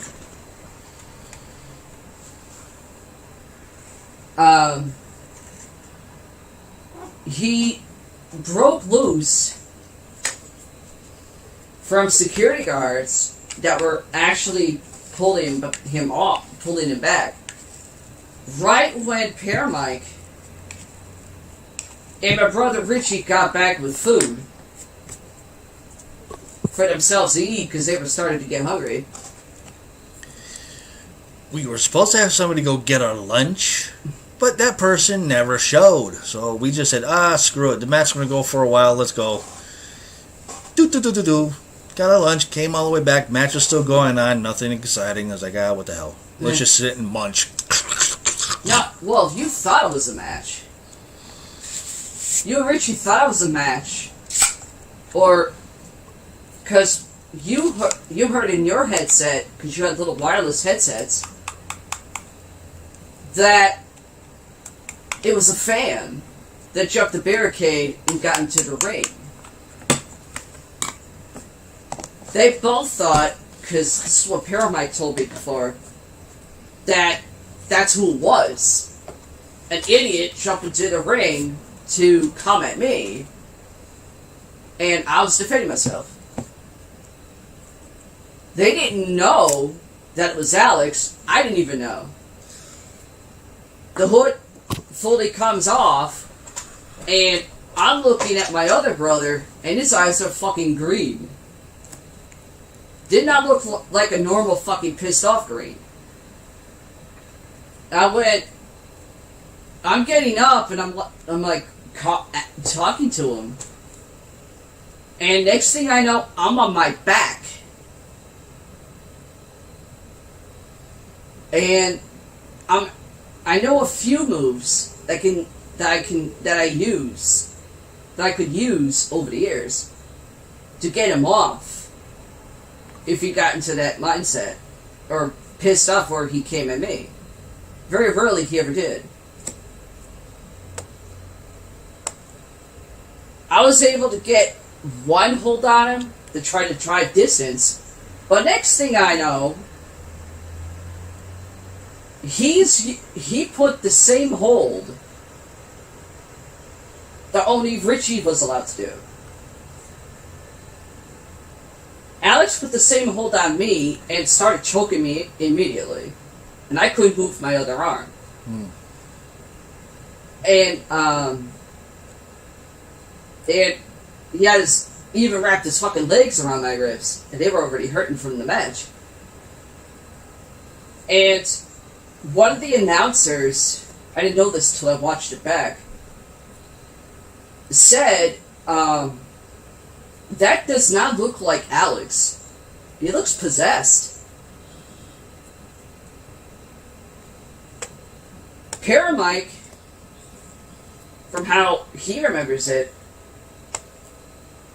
saw Richie was sitting next to him like a few minutes before. And the word possessed comes out. Paramike looks, Richie's gone.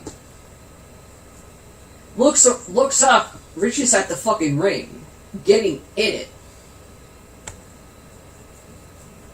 Comes over, and just before Richie grabbed him, apparently I made some type of noise or something, and I don't remember saying or doing anything because I could not breathe.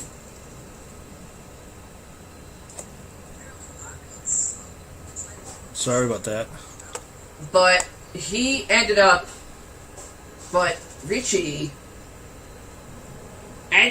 grabbing Alex by the back of his neck. And Alex had this weird, what he called a defect. That if you grab the back of his neck, his arms will get paralyzed for as long as you had him had the back of his neck.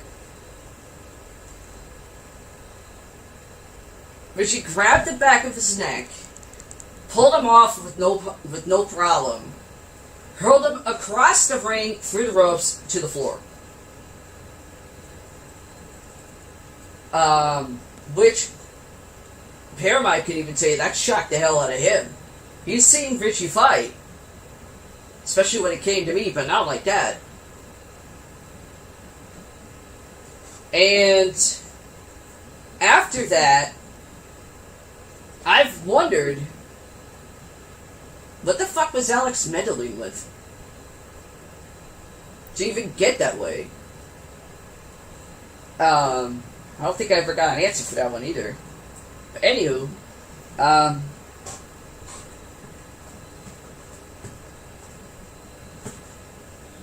let's see. Going to see what I have for stories here. I'm gonna do 2 stories. Take a slight break, because I gotta get a refill. Have a candy bar. Have a smoke. Paramike's gonna do some, like a story or 2 that he has. And then I'm gonna start going into the herbs and stuff. Does that sound good? Sounds good to me. Just hopefully when I start reading my stories, it doesn't screw up again. But I'm going to my other network browser to see if it actually works where it doesn't fuck this up. Yeah. Okay. First story. It is October. And there is a TV series that everybody knows is coming out on the 12th.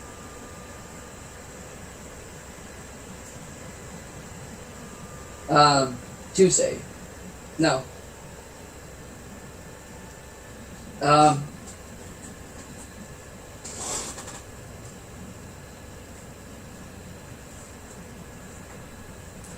Yeah, Tuesday, October 12th. Child's Play series is returning to the unused concept for the original film. Now what that means is the Chucky series focuses on a lonely teenager teaming up with the infamous doll, a new twist on an unused idea for the original Child's Play. An unused story concept for the original Child's Play, 1988, is finally returning in the new Chucky TV series, since first terrorizing movie screens more than 30 years. Chucky has gone on to become one of cinema's most notorious slashers, appearing in a total of 7 movies. In the original continuity, not even mentioning the reboot, because that's in another story.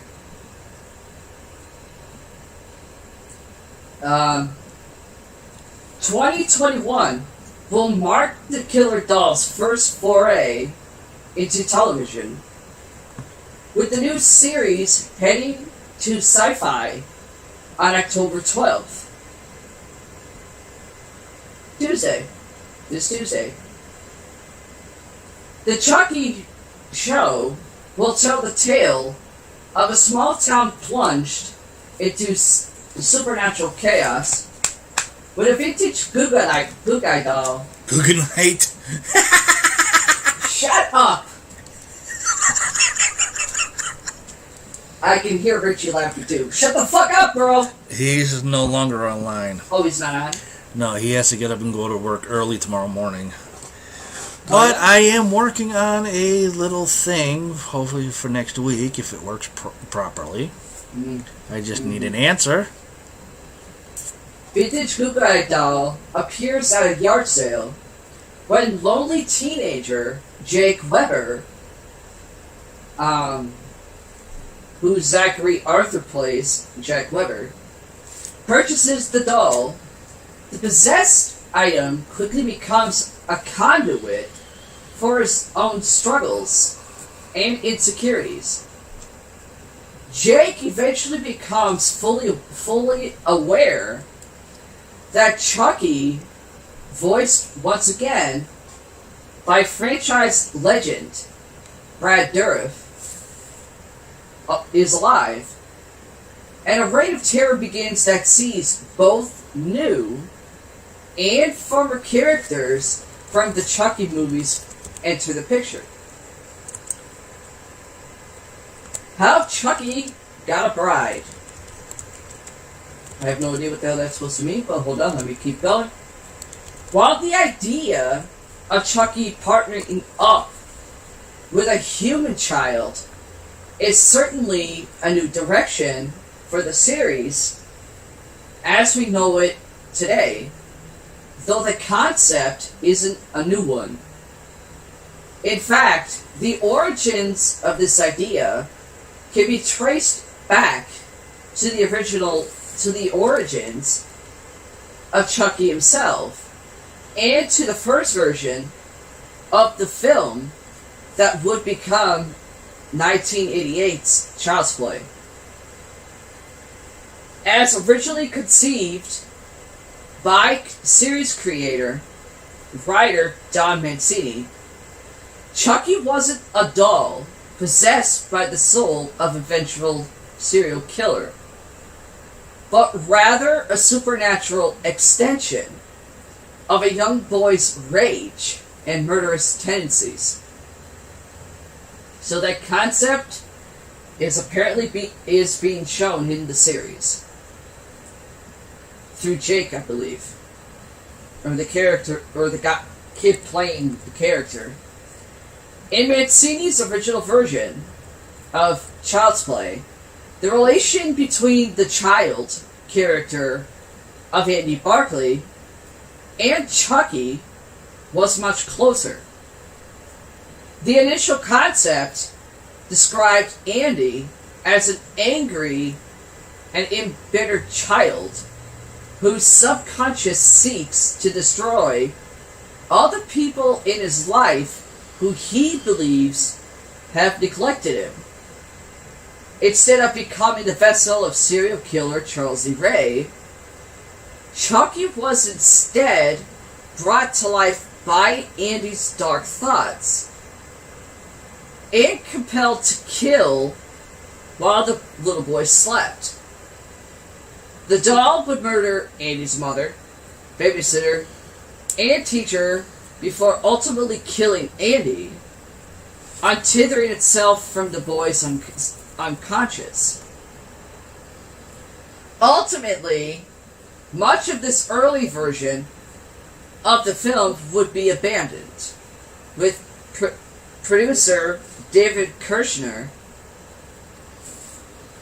and director Tom Holland altering the plot to include Charles E. Ray, voodoo possession, and the idea of Chucky needing a body to escape the doll.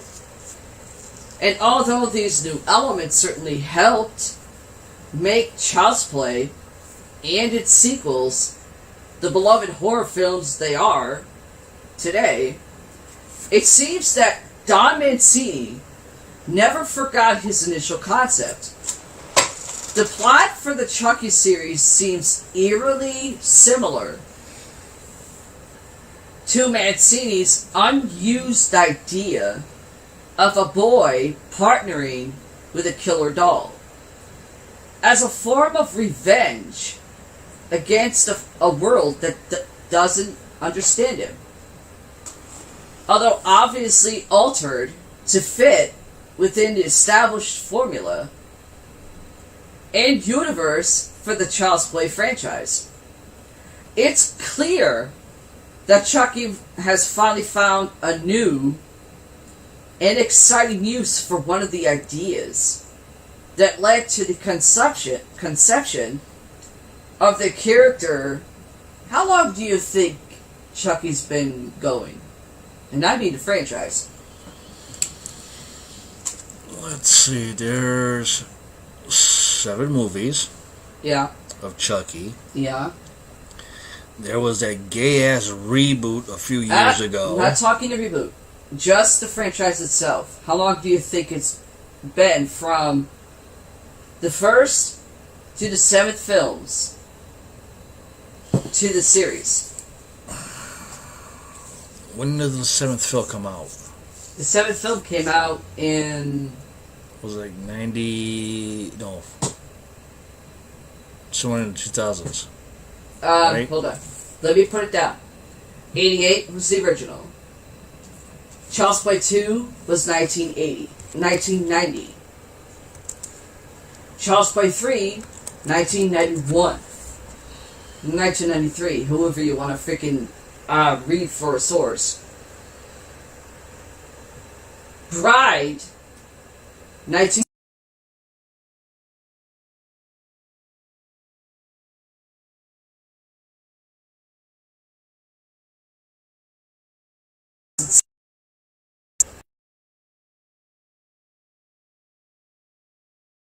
Okay.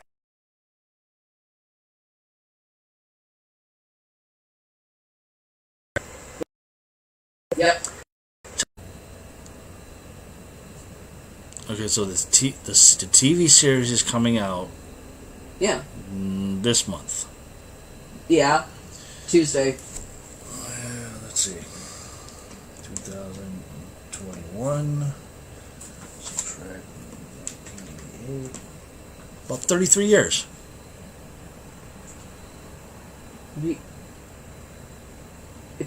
The Chucky character has been around for over 3 decades. Yeah, 33 years. 3 That decades. would explain the pun. 3 decades and 3 months, basically. That would explain the pun in the final trailer. I'm too old for this shit. And you even like how the series looks from the trailers. Yeah. You like it. There's not. You can tell what the CGI with some of the lighting, but it doesn't affect you. It doesn't.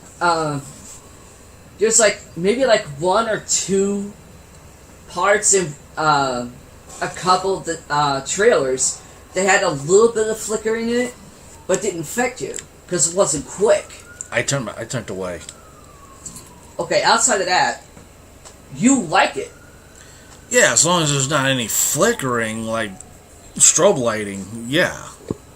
But when there's a strobe light, forget it. Well, I found a trailer that didn't have the flickering in there, and I showed it to you. I said there's no rapid flickering in it.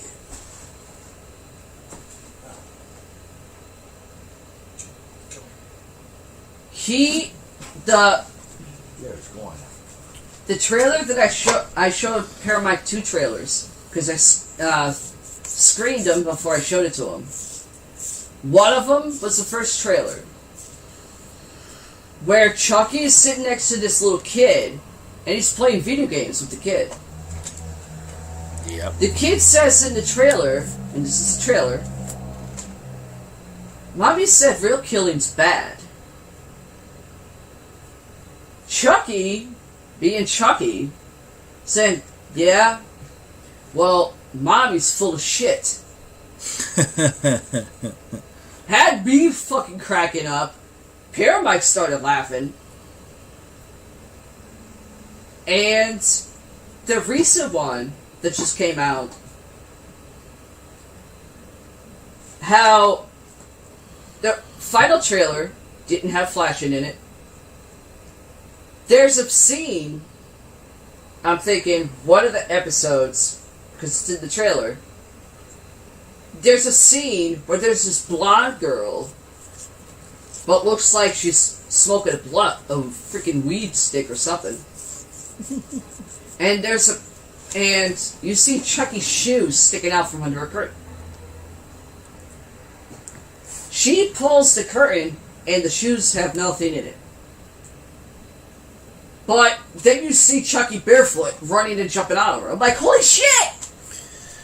Yeah, barefoot! Which threw a flag in your head on that. Because you and I talked about that. Yeah. That threw a huge flag in your head. Why? I thought that was funny. Funny.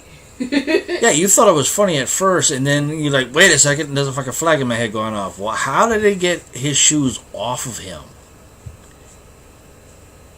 That's stuff because we know with the Chucky doll itself. Yeah. Takes a shitload of before Don Mancini got the idea, oh, let's use this Cabbage Patch Kid of My Buddy doll. Yeah. How did they get the shoes off? Because when you buy the My Buddy doll, that was out way before the fucking movie came out, you couldn't take off the damn shoes.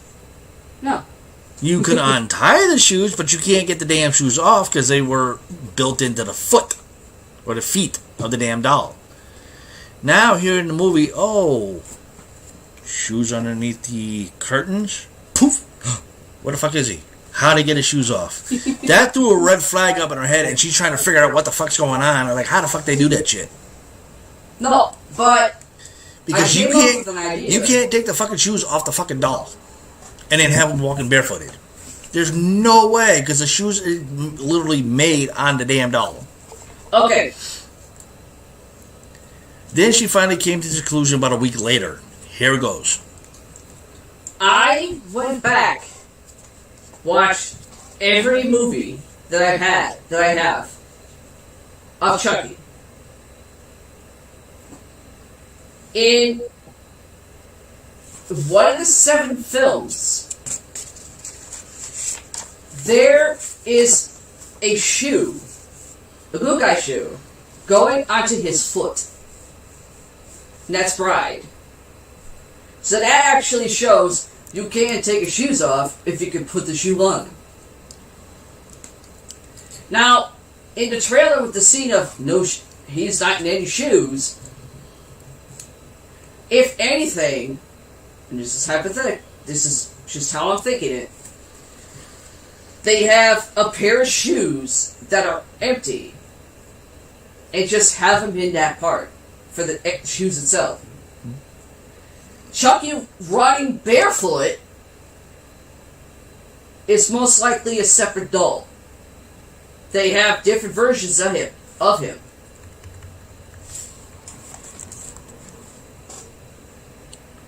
But even though I figured it out a week later, it's funny. He's running barefoot.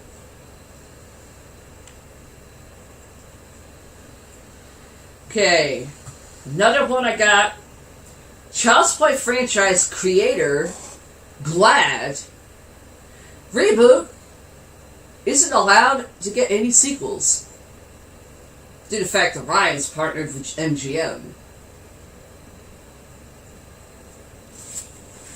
Child's Play creator, which I just mentioned with the subtitle, Excuse me. the most recent installment in the long-running slasher franchise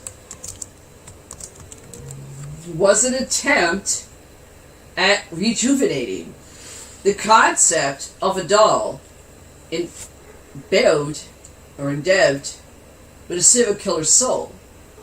After 7 entries in the series, Orion Pictures decided it was time for something new, abandoning Mancini and longtime Chucky voice actor Brad Dourif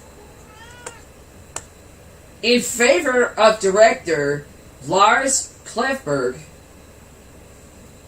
The movie It, if people are wondering, and Mark Hamill, who I believe they were probably grasping at straws for someone that had a freaking name to them. Mark Hamill as the voice of Chucky. Mark Hamill, people already don't know by now, voiced Joker in the cartoon. And in the video games of Batman. Yep, all 3. So, obviously, Orion Pictures thought, well shit, Mark Hamill, he's got voice acting under his belt, he's well known. That's why he kind of still getting bullshit and getting people kind of saying this Twitter, you shouldn't have done the reboot. It kind of tarnished your reputation. While the reboot didn't seem to entirely please fans of the franchise, it wasn't a total failure at the box office. Yeah, it was a full fucking failure. Critics weren't especially kind to the film either. But the series has never been a favorite in that respect. That's actually true. So, half the film critics out there don't like the series, period. They're just there because they're getting paid to. Nonetheless, it could be argued that what was missing from the film was the inclusion of Mancini, who directed the previous 3 entries and wrote all 7 of the films in the franchise. And of course, Chucky franchise itself has become almost as iconic as the tiny serial killer himself. The inclusion of Hamill as the voice of the character was an interesting change, but ultimately the Star Wars legend was no match.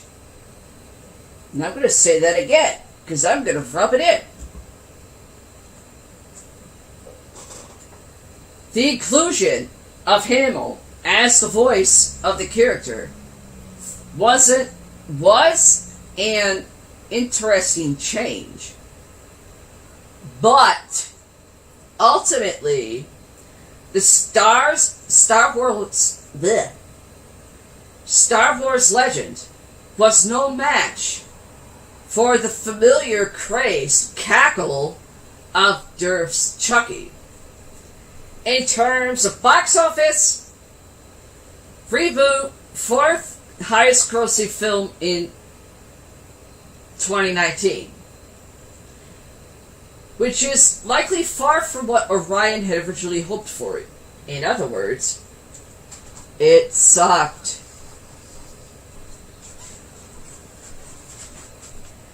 While speaking with Den of Geek recently, Mancini discussed his initial fear of two Child's Play franchises running concurrently after he was pushed out of the reboot along with Durf. The general lack of success of the reboot has meant that sequels are an unlikely prospect. And with the new TV series, Mancini, Durf, TV series, just a couple days away. It says a month away. I'm saying a couple days away. Mancini appears to have still managed to come out on top. And that's not a pun, that's actually true. As he explained, he never felt any ill will toward the reboot filmmakers, but the fact that the film didn't quite hit the mark was a bit of a relief. I went, no, didn't quite hit the mark? Never hit the mark. Let's read what Durf said below, which I'm reading right now. I never bore any kind of ire toward the filmmakers themselves. This is Brad Durf talking about the filmmakers of the reboot.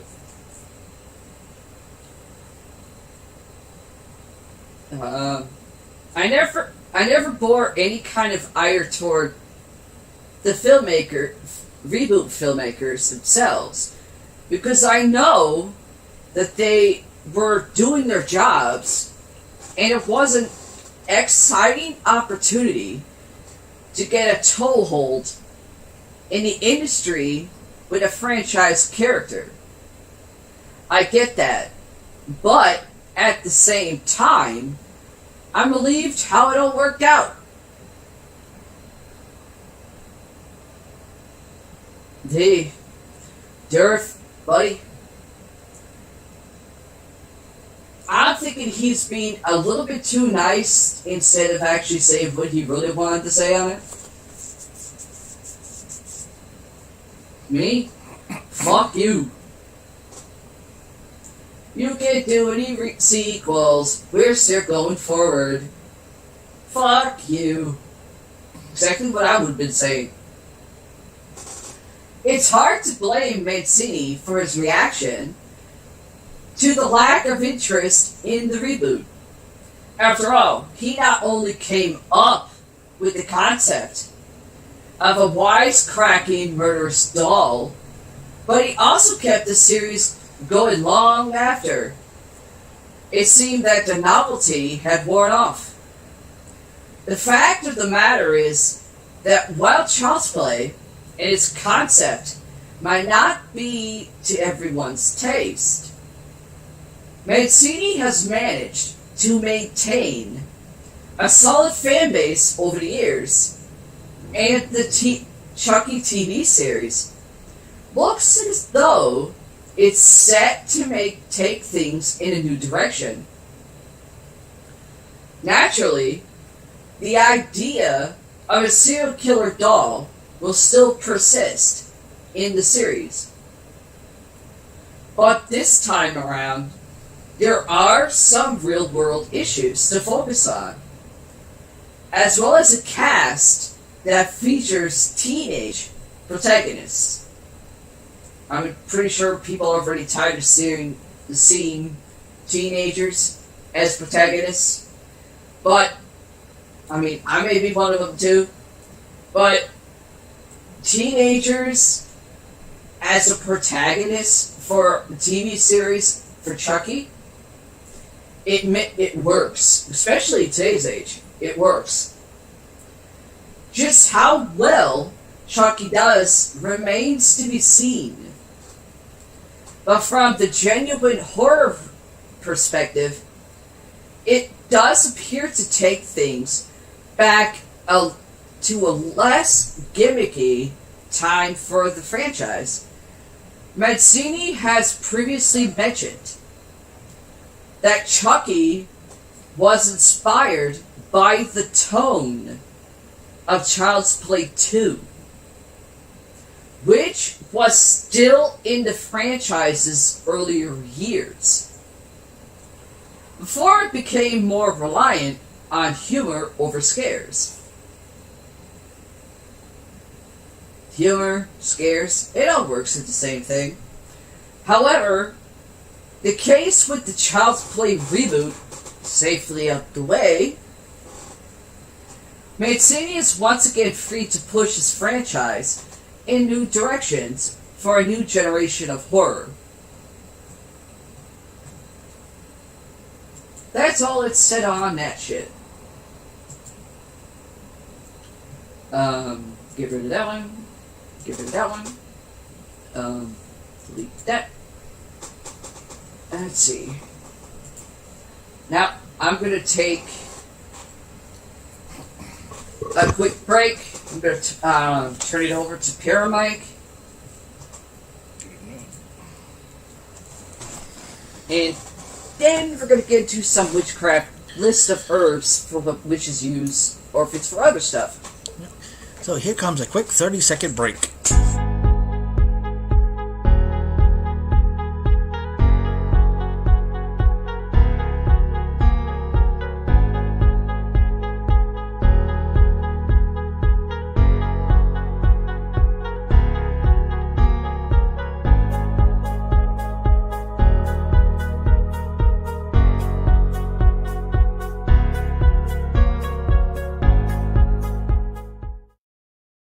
Alright, now I'm here. Now I got the show. So, I got a couple news stories here. Everybody knows about the Suicide Squad that's been popped out and everything. Well, I have a Easter egg for you guys from James Gunn confirming that there is the Suicide Squad's Toxic Avenger. Go figure this one out. James Gunn confirmed that a scene in Bellevue Prison in the Suicide Squad contains an Easter egg to the 1984 superhero film, The Toxic Avenger. This should be fun. Although the Suicide Squad did not live up to box office expectation, fans and critics alike have praised the film for its humor, over-the-top violence, and Gunn's unique directing style. Gunn is currently the first and only filmmaker to have directed films in both the MCU and the DCEU. Gunn, who is originally active or regularly active on social media with fans, most of them are probably dumbasses, isn't shy about sharing his inspirations for certain scenes or small references he's hidden in his films. According to Gunn, there is still a Guardian of Galaxy Easter egg that remains only particularly discovered. I'm sorry, but I do not watch Guardian of the Galaxies, nor do I care. Easter egg searchers often find hidden references by paying attention to the background in films and a certain scene in the Suicide Squad that takes place in the cafeteria of Bellevue Prison, which recently become the object of some attention. Personally, me, with Easter eggs, it's usually when I was a kid and I have to wait for April. But Easter egg in movies, and now there's Easter egg searchers for movies. You obviously don't have a fucking life, for one. For two, I really don't care about seeing Easter eggs in a goddamn movie. I just want to sit there, pay $20 for a ticket to watch the damn movie, and pay about maybe $60-$70 for the drinks and snacks that they have there, just to sit there and watch a really good movie without trying to sit there and say, "Ooh, there's an Easter egg. Ooh, there's an Easter egg. Ooh, there's an Easter egg." Fuck you and the Easter eggs. Do you want an Easter egg? Go find the fucking rabbit. The scene features in the background and slightly out of focus a TV that appears to be playing a retro movie. The Suicide Squad features a meta reference to Gunn's Disney firing. Shocking! Although some hardcore fans quickly identified that the film being played was 1984's The Toxic Avenger. Who cares? Because I really don't. Gotta fix this microphone again in a better perspective for me. Okay. Where was I? The Easter egg, still remaining relatively unknown. In a recent response to a fan on Twitter, however, who asked about what was playing on the TV in the prison scene, Gunn confirmed that the movie playing was indeed The Toxic Avenger. The Toxic Avenger was a low-budget superhero film from Indie Productions and distribution company Troma. No wonder the movie sucked. Surprised that James Gunn actually found it and decided to put it into the movie on a stupid TV in a prison scene. The film's unique campy tone is not dissimilar to Gunn's own earlier work with the films, like his 2006 directional debut, Slither, and 2010's Super. Gunn himself worked for Troma early on in his career and wrote the 1996 Romeo and Juliet for the company. It's a good thing I didn't see those. They probably really bombed to hell. The conclusion of the Easter egg, oh, here we go again, is significantly because a remake of The Toxic Avenger, likely to release sometime in 2022. Oh, great. Let's look for that garbage. Just recently wrapped filming. Ooh, yay! The remake will star Peter Dinklage as the Titular, Titular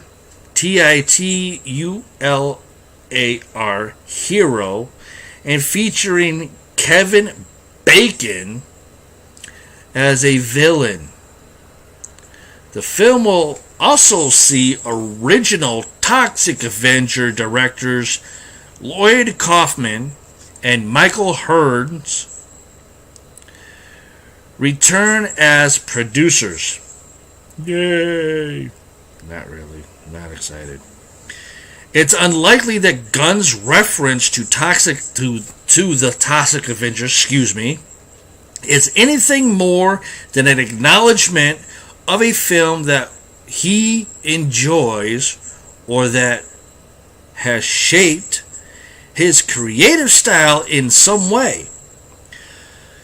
But there's always the chance that the Easter egg hints at some sort of connection between the Suicide Squad and the upcoming remake.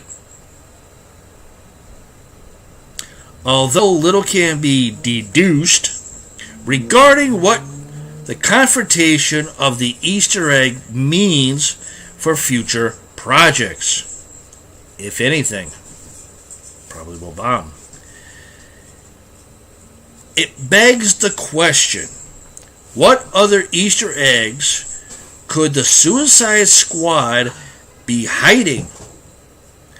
Gunn has proven himself a very deliberate filmmaker and one who curates each frame of his movies very carefully, making it highly likely there are more obscured Easter eggs just waiting to be discovered by eagle-eyed fans. Dumbasses. Other movies that will be released in 2022. The Batman. Release date is March 4th, 2022. DC League of Super Pets in 2022 on May 20th is the date release. Super Pets? Hold on. You should say Super Pets or DC League of Super Pets.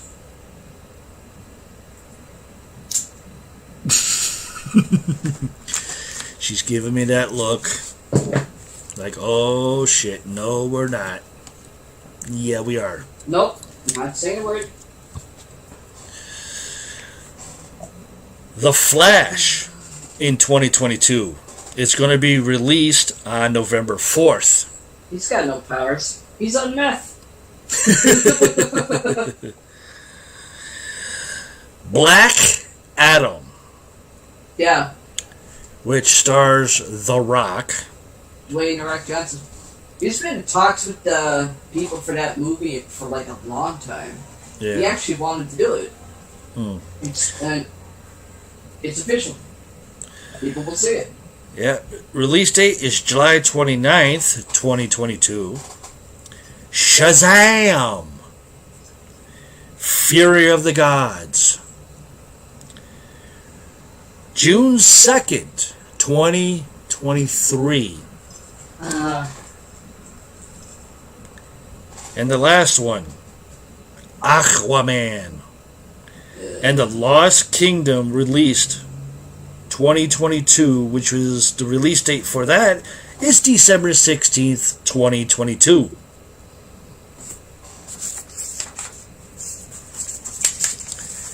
Oh, Halloween. Halloween ends. That's next year, right? I know that's next year. Didn't get that part from when I found this thing from James Gunn. Oh, yeah, that's DC Marvel stuff. Sorry.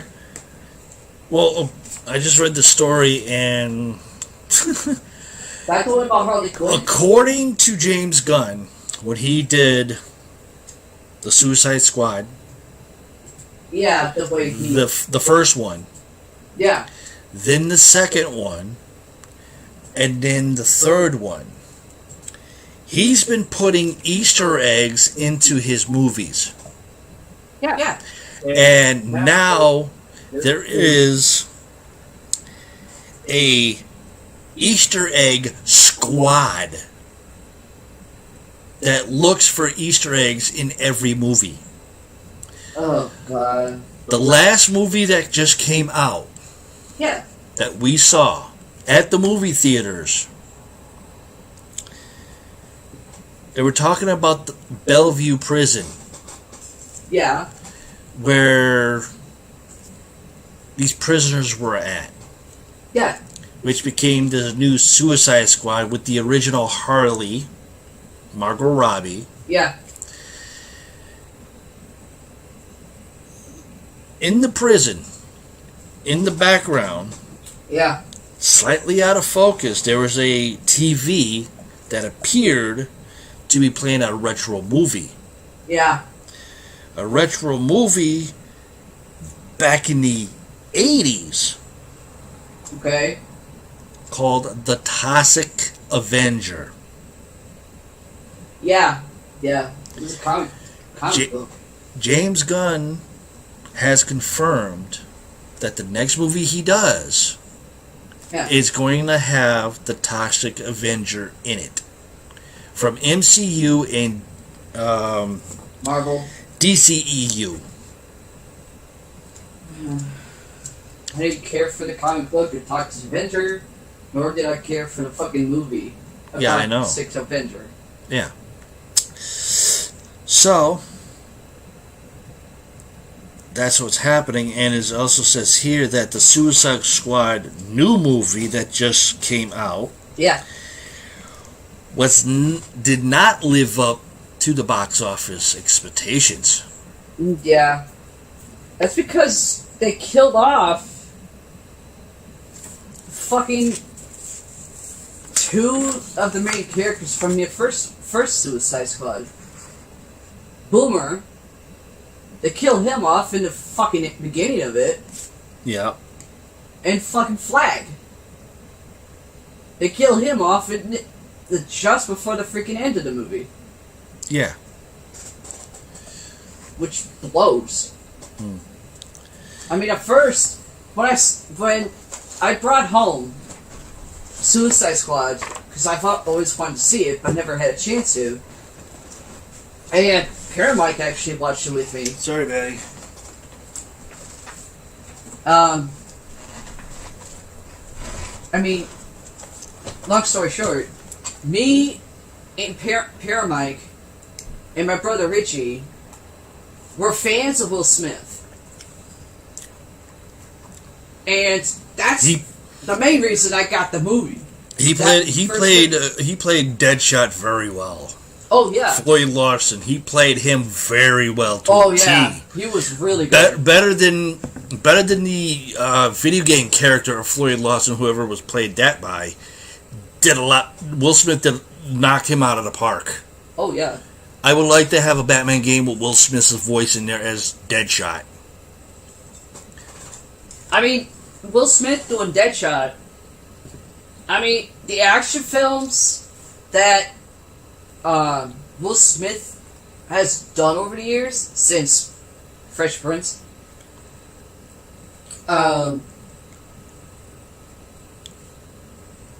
Fresh Prince, he does Fresh Prince, which technically I thought he was a teenager, but he was an early adult. He was like in his early 20s, which I was fucking shocked by.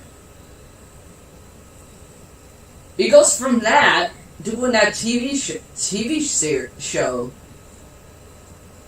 to Independence Day, and did movies since. So, in every action movie that Will Smith is done. You see a little snippet of almost every character he's had. Yeah. Like the wisecracking, every film, action-wise, Will Smith is done. Mm-hmm. Has that element. Yep. So, people see Will Smith in a movie. They're seeing Will Smith from the freaking TV show.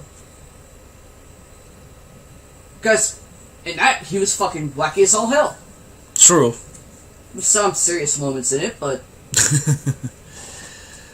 Yeah, but I think the way he did it to become Deadshot for Suicide Squad was he brought his character from Bad Boys 1 and 2 over into the Suicide Squad to play Floyd Larson as Deadshot. Because he had the same kind of character in Bad Boys and Bad Boys 2. Yeah. When he brought it over into he had the same exact character as his character in Bad Boys and Bad Boys 2. I forgot the name of it. I know it's Mike something. I can't remember the last name of it Oh. I can't remember. for the life of me right now. I can't remember the last name that Will Smith had in Bad Boys either. I can't remember his last name. They just called him Mike. Yeah. If everybody knows the last name of Will Smith's character in Bad Boys and Bad Boys 2, I know the first one was Mike. I don't remember if it was Lowry or something, but I don't know. But he brought the character from there over into Suicide Squad, and I caught that. But he had that attitude with freaking Independence Day. Not as much. Not as much, because he was only a pilot in Independence Day. Yeah, but he had the wisecracking, I'm going to kick your ass attitude in it too, though. Not as much as he did in Suicide Squad and Bad Boys 1 and 2. And 3, which I haven't seen yet. I did. You wouldn't like it. I wouldn't like it. Well, it's emphasis on Bad Boys 3. Bad Boys for Life. That Martin Lawrence's character was retiring, and Will Smith's character, he was still going to be working, but you would kind of see like Will Smith's character trying to keep Martin Lawrence's character to stay. Right. Well, that started off in 2. Well, yeah. That started off in 2. I think it was also 1 as well. No, not at in the 1. end of 1. Like at the end of 1. End of 1, you thought that there was going to be a sequel by him saying, "That's how you drive." Bad Boys 2, the ending, similar, but that's how you shoot. Yeah. And Bad Boys for Life. Hold on, we got sirens. I didn't do it. Where's it going? I didn't do it. It's going up that way. We didn't do it.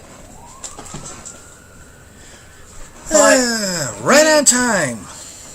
Spoiler alert, Bad Boys 3. Martin Lawrence's character, he begins to start to retire. Will Smith's character doesn't want him to retire because he's his partner. Right.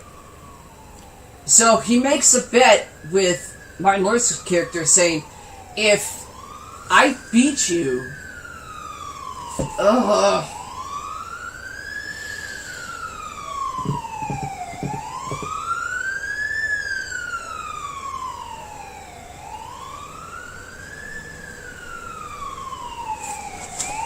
my god!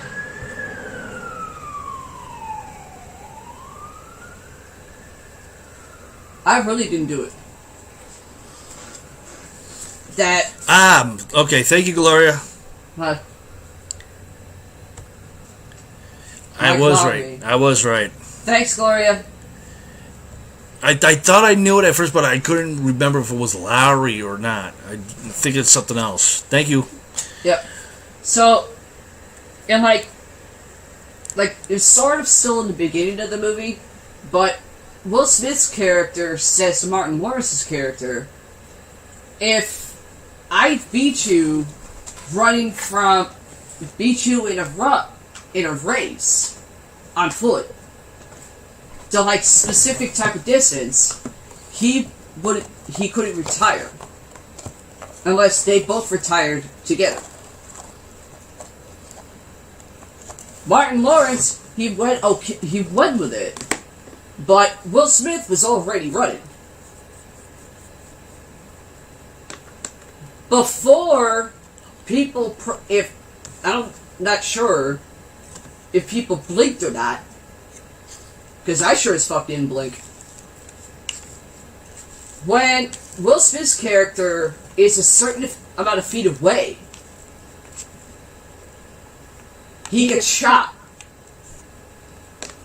by someone doing a drive-by on him on a fucking dirt bike. Or what looked like a Honda motorcycle.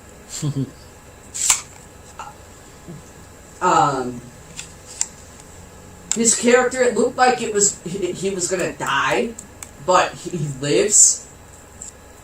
And he was told, yeah, you can still work as a cop, but you have to take it easy. And he didn't want it. He wanted to keep going. So their boss, the head of their department, they were like talking, but like he wasn't talking to Will Smith's character. Like a boss chewing him out. He talked to him like a normal person. He's saying, ever since you worked for me, you've always been running. What are you running for? Or running from? Then, their boss gets killed. Shot by the same dude on Honda. Kills the boss. It comes to find out, like, there's like a little prelude in the film where Will Smith's character explains he had a fling with a woman that practiced Santeria in Mexico, I believe. He hasn't seen her since, and he was in like a bad road with her. So his boss took him out of that and taught him to be a cop. His boss got taken out by the woman he had a fling with in the past. It turns out the woman had a kid. He was the father, he didn't know. So, yeah. Okay. With that emphasis, you wouldn't have liked Bad Boys for Life. Just by the way it carried out. I mean, Will Smith, he did make a few cracks, like the old Will Smith does in his movies, but it wasn't. It was basically you're looking at Will Smith not being Will Smith. Right. An example: Robert Williams in the movie, oh shit, that sleeping disorder. Fuck, where you can't sleep, insomnia. Yeah. Robert Williams in the movie Insomnia with Al Pacino. Will Smith's playing a fucking killer in the movie. Every movie that Robert Williams has ever done, he's had that I'm all about life and I'm gonna be funny, even though there's some serious shit. Insomnia, Robert Williams being a serial killer or a killer, you can't see it. No. You don't want to see it. So, same thing with Will Smith. If you see him playing someone like so serious in a movie and not have that little flickering of the wisecracking, you're not seeing him. You're seeing somebody else. Yeah. So with Will Smith doing Deadshot, was him. For him straight out. Yeah. I mean, like I said, Suicide Squad because of him. I wasn't so sure on Margot Robbie. Right. Until holy fuck. She did a good Harley. But yeah, like I said though earlier, it's like with Will Smith playing Floyd Larson, aka Deadshot, you can actually see his character from 1 and 2 come into Suicide Squad. Yeah. Read, bitch. which was freaking awesome. I don't know how James Gunn did that, but that was superb. Straight off the bat, that was superb. Yep. But now, just reading all this, he's been putting Easter eggs into the movies. Yeah. Of Suicide Squad. Yeah. And now they're like I read, there's these Easter eggers. that find all Easter eggs in his movie, and James Gunn has been active on Twitter with everybody, and people have asked him, and he has firmly confirmed every single thing about his movies. All the Easter eggs. Yeah. That is in the first movie he did, the second one he did, and this third one. The third one that he did was The Toxic Avenger, which was from 1984. Yeah. On TV at the time. And he had it in the background on the TV in the prison. And now supposedly there's going to be another Suicide Squad coming out. Yeah. With the Toxic Avenger in it. But yeah, he doesn't know who's going to play it yet. No. I remember as a kid watching Toxic Avenger on TV. I honestly did not like the show. I didn't like it either. It was stupid. I was more of the Green Hornet. That was a TV show in the 80s. In the words of Fluffy Guy, Gabriel Iglesias,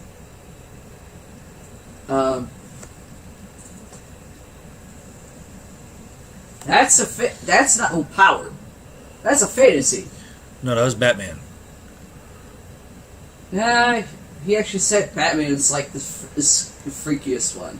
Because the way his voice sounds. Yeah, it's like a Mexican Batman. Yeah. But anyways, like I said, I was not a Toxic Avenger fan of the show when it was on the 80s. I was more of a Green Hornet. Then I started thinking about it, as I just said it. The Green Hornet must have rolled from the 1966 Batman. Yeah.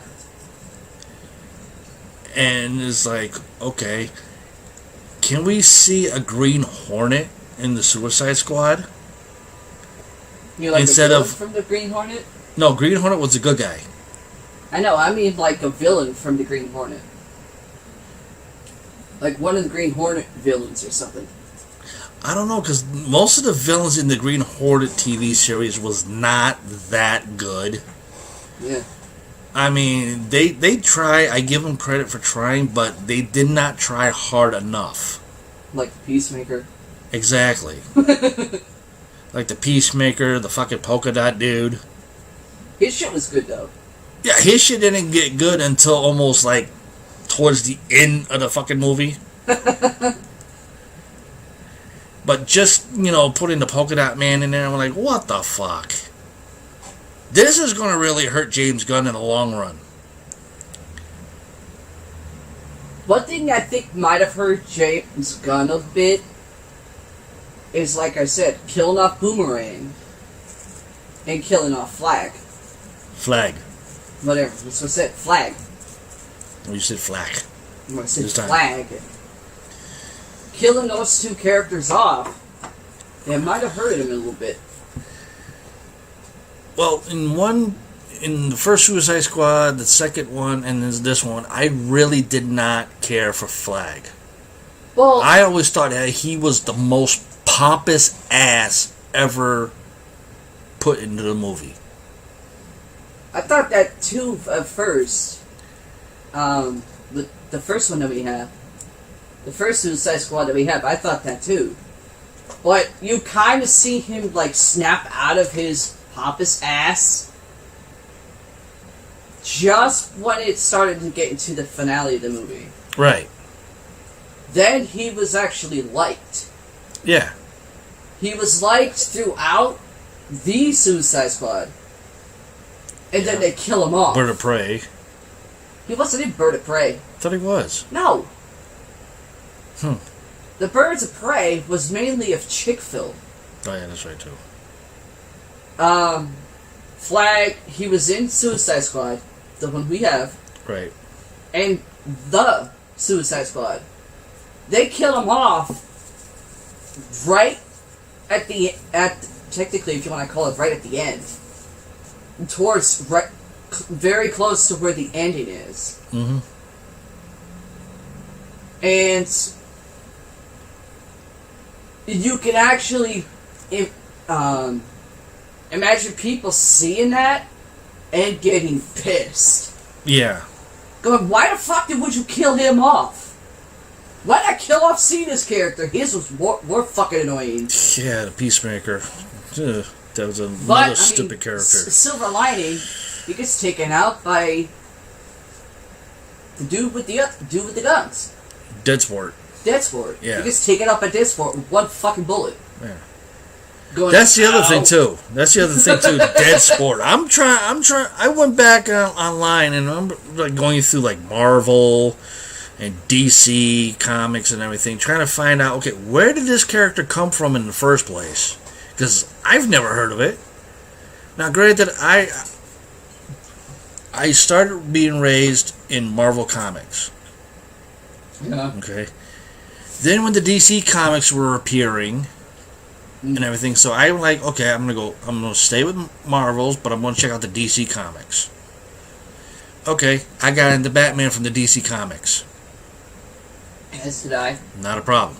I got into Superman from the DC comics. I got in, Superman's Marvel. but DC Comics also had Superman as well. This I remember. Yeah, pairing them up with others. Right. Then I got into The Flash for a little bit, but not too much. His comic story started to really suck after about maybe like the third comic book. He's on that. Then I got into Wonder Woman and a few other characters I can't remember the name of, but in both sides, there was never a Peacemaker. There was never Polka Dot Man. Yeah. There wasn't Boomerang. There wasn't Deadshot at the time. And all the other characters that are in the Suicide Squad was never there. Yeah. Like Black Mask. No, Wasn't Black Mask there. was. Roman Sionis. Not in Marvel and not in DC. But they had him in the Batman game. Right. So he was part of DC. Which is... Black Mask, That's my point. That's my point, though. They have him in a video game, which is under DC. Batman is under DC. But if you go back to the comic books of DC for Batman, there was never a comic book villain called Black Mask, Roman Sionis, until the game came out. I got online, I looked, nothing. I'm like, okay, where are they getting these kind of characters from to put them in like DC or put them in Marvel? I can tell you. How do they fit? I mean, yeah, Polka Dot Man was like way back in the freaking 70s. Yeah. Okay. Not really popular, nobody even cared. Then you have Black Mask. Yeah. Okay, no comic book on him whatsoever. Peacemaker. Okay, Peacemaker was back in the 60s. Yeah. Nobody cared. Nobody really watched or bought a comic book of the Peacemaker. Yeah, that's true. So it's like, why would you bring these characters in to something like this when nobody really cares? They only care about what they grew up with, is what you should put in the movie. Like Superman, Wonder Woman, Flash, Green Lantern, Green Hornet. You already got Batman and Robin. Yeah. You got the Joker, you got Mr. Freeze, you got Catwoman, you got the Penguin, you got the Riddler, you got Joker, you got Harley Quinn, you got Deadshot. All those characters is what we grew up with. It's the characters we bought comic books for. Yeah. And now you're introducing new characters that never been in a comic book, never been on TV, but you have them in video games. Like Ra's al Ghul and his daughter Talia al Ghul. Yeah. You have Barbara Gordon, which is known as the Oracle. Yeah. They weren't in the comic books. So it's like... And these are all Easter eggs that are coming out in movies. Mm. And now you have the Easter eggers just watching the movie and just looking for Easter eggs. They're not really watching the movie. I don't like Easter eggs. If I want Easter eggs, hey, I'll wait till freaking April for the Easter Bunny to come hopping by and just dropping the Easter eggs out of his asshole. Don't put Easter eggs in freaking movies. Nobody cares. Then I gotta spend $20 on a fucking ticket just to watch an entire movie and look for Easter eggs. You know, I just thought of this. If I'm gonna spend $20 on a movie ticket to go watch a movie at a movie theater, and spend about $60, $70, $80 on refreshments and fucking whatever they also have out there in the front, I'll do that, and I'm going to sit there and watch the fucking movie. I'm not going to look for fucking Easter eggs. Easter eggs don't mean shit in a movie. And it's like, why? Who the hell came up with this garbage of Easter eggs in the first place for movies? Why even have them in there? Why have these Easter eggers out here now looking instead of watching the fucking movie? Spending good money to watch a well-made movie, as all the critics say. Yeah. But they just go and look for Easter eggs. It's not a movie if you're going to pay $20 and just look for fucking Easter eggs through a 2 and semi-hour minute movie. I'm going to sit there, drink my drink, eat my goodies, and watch a fucking movie. If I want to look for Easter eggs, I'll go find the fucking Easter Bunny. Unless you're paying me to look for Easter eggs in the movie, then fine. I'll sit there and watch for Easter eggs all day long. As long as you're paying me. You know what? With you mentioning Easter eggs, people... I'm okay. People that go to the movie theaters to see a horror movie, they look for Easter eggs too for that. In that. But you don't hear about it, though. You don't hear about it in stories that you're going to look up and they're like, okay, I saw this movie, here's my review of it, and then 3-4 days later, you'll see it up online, and you start reading it, and like, okay, everything that I said 2-3 days ago matches up with the story, but there's a little bit more here, and now they're saying, oh, there was Easter eggs in the fucking movie. And you just spent $20 watching a movie 2-3 days ago that you love. Yeah. But yet you don't see anybody talking about Easter eggs. Like Chucky, for instance. Let's go back to Chucky. Yeah. 1988, when it first came out. Yeah. Did you go and watch it on TV and find Easter eggs through the whole fucking thing from Don Mancini? No. One, I didn't watch them on TV because the good shit's always cut. The movies itself, watch it on DVD or whatever. I don't see Easter eggs, but the people that say, oh, they watch horror movies to get paid for finding Easter eggs, supposedly, what they really do, is they go there to a horror movie in the movie theaters to try to basically like rip it apart. Like, instead of doing like both sides, like what's good, what sucked, what would make it better? For DC and MC fans to see the movies, which technically Easter eggs is another term for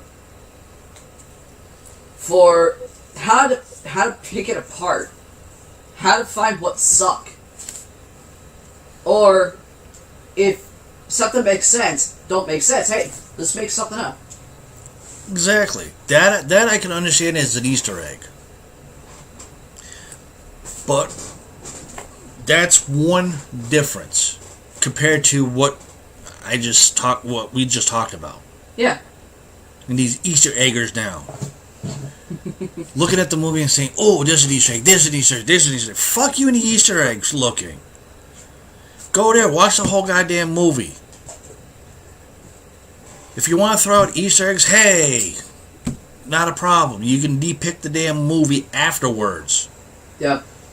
Or wait till the damn DVD comes out, buy it, watch it at home, and write down certain things that are Easter eggs to you. And say, okay, this worked perfect, here's an Easter egg. Yeah. This didn't work perfect, there's another Easter egg. This part entirely sucks, there's another Easter egg. Do it that way. If you're going to spend $20 on a fucking ticket. Turn the light off. Other than that, if you're going to spend $20 to see a fucking movie, don't fucking look for the Easter eggs. Do you want to go look for an Easter egg? Go pay the fucking Easter bunny to come over to your house and fucking shit Easter eggs out of his asshole. Be right back. One thing that I just thought of. What if somebody did a movie, did like a horror Suicide Squad? With or without fucking Easter eggs? Without. Like, for example, you got like the biggest horror icons. Jason, Freddy, or I should say Jason, Michael Myers, Freddy, Chucky, Ghostface, and maybe a couple other ones, I don't know. But say like there's those 5 horror icons, and they become a horror version of the Suicide Squad. They kill anyway. I would pay money to go see that. Pair of those 5, they want to kill each other, go ahead. You can kill each other. But you gotta kill these people first. Yeah, I could pay money for that. Romance comes out on one of the 5. Yeah, I'll pay money to go see that. Not a problem.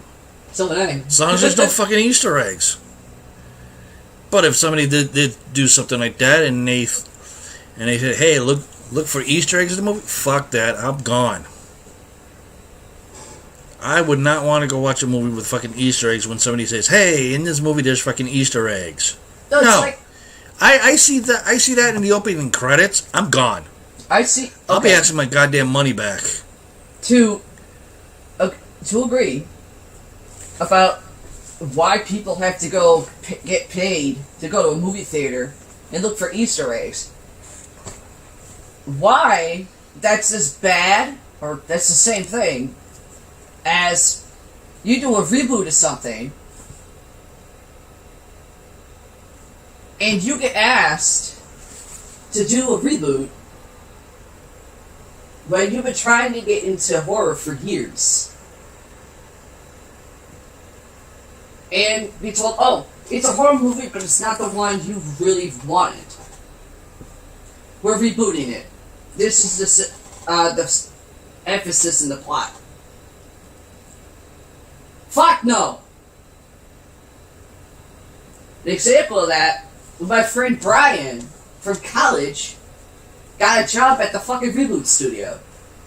Mm-hmm. It was trying to pitch for me to go and play the mother. instead of someone that's supposed to be a comedian. I don't know. And I stated, which I actually, Paramount can vouch for, because I had a call from the director, one of the directors, and I automatically knew it was the director from It, the movie. Yep. Saying, oh, a friend of yours from college pitched me the idea to hire you for our reboot. After I already punched Brian in the face and told him to go fuck off. Yep. I went, yeah. If this is about having me, a horror fanatic, and probably one of the biggest horror critics on the planet,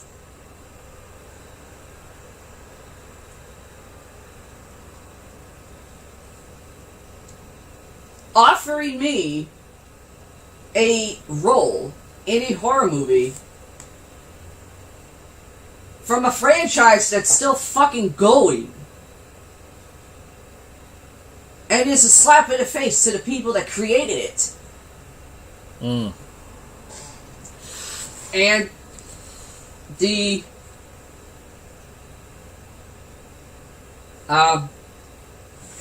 fucking, I mean, Brian said it, but the director was more funny. Going, oh, it's our different version take on it. It's still called Child's Play. It's the doll's name's still Chucky. But not the voice. We may not have the voice, but we got someone just as good, just incredible. It said Mark Hamill.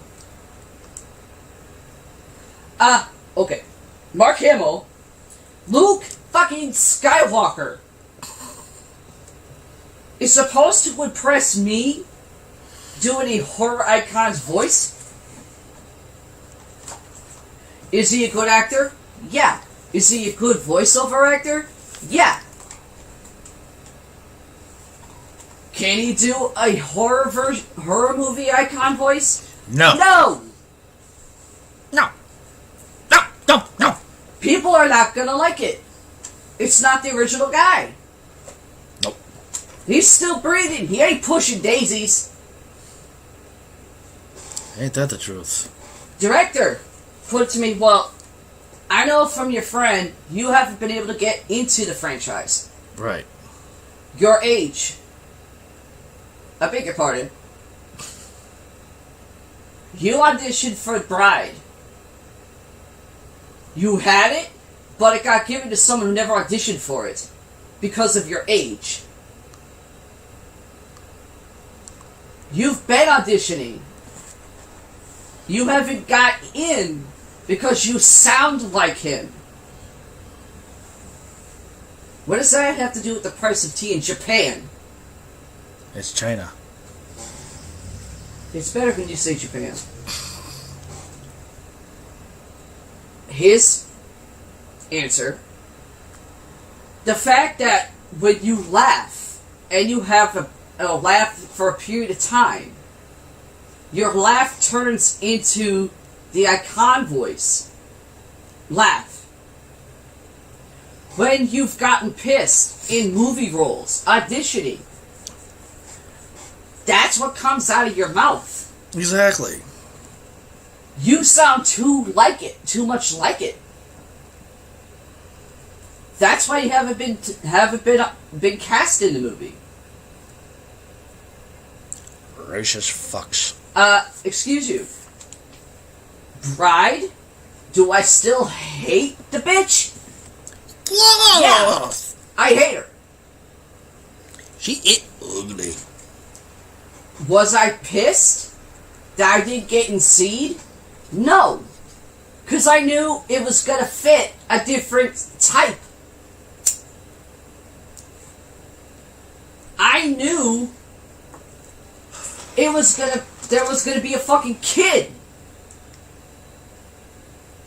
as sort of like a protagonist in it. I knew it. The end of Bride, Tiffany shits out a fucking baby doll. You know that's going to be the one called Seed. I knew I wasn't going to get it. Mm-hmm. Or get in. Did I audition for Curse? Yes. One of the people very close to the movie franchise, I'm not going to say his name because technically I'm under a bind on it, stated there is something in this for you. I don't know what that is yet.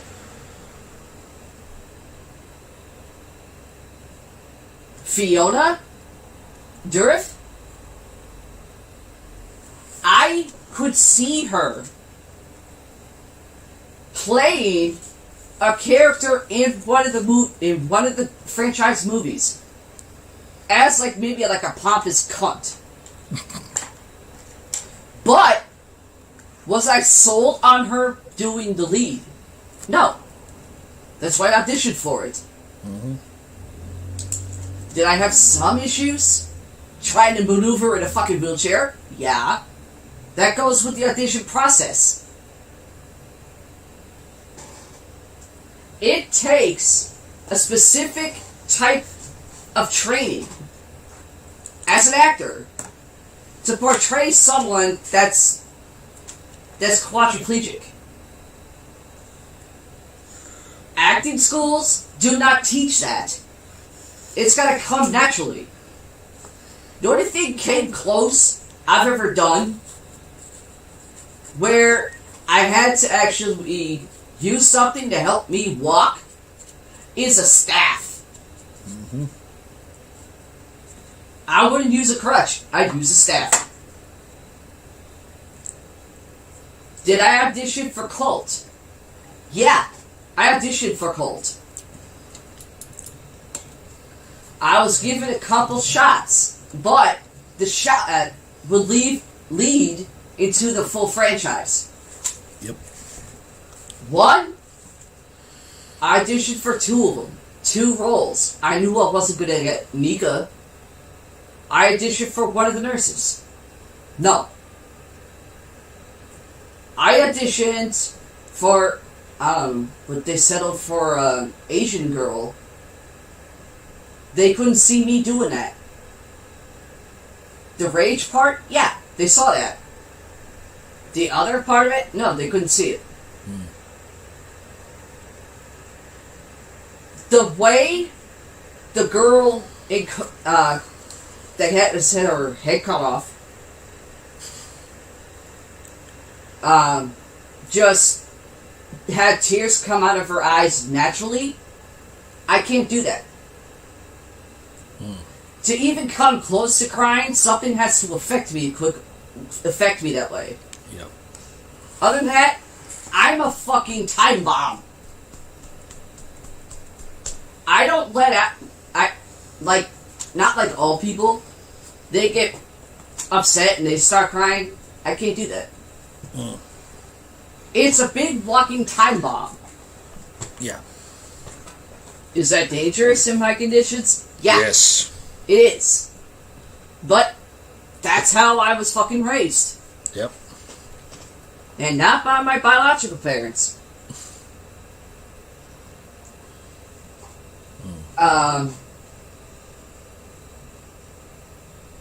Did I audition for the other female? No. I was supposed to, but the one close to the franchise said, no, we can't have you do that. You're a mother. That would probably want you to come kill us if he had you do that type of role. And that's the one with the black hair.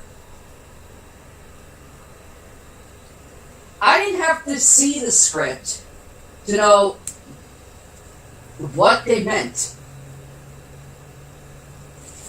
until I saw the movie. Mm-hmm. The way the girl with the black hair thought one of the Chuckies was her kid. And I'm like, okay, this is why I was not asked to audition for that one. I got a bad feeling this role killed her kid. I was right. But just because I wasn't given a shot yet doesn't mean I'm gonna pissed off at him. You try to fill in my head, oh, you audition for every movie. You haven't gotten in. You sound too much like him. You laugh too much like him.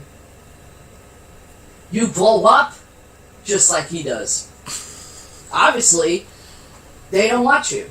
We want you. I said, you know what I'm going to do right now? Have you stand in front of me and my husband live on Facebook recording me kicking you in the fucking nuts. Ding! So hard, your fucking nuts and your dick comes out of your mouth and you gotta get it resewn. Ouch. Oh. Okay, anyways. We did see Space Jam Legacy when I was recuperating.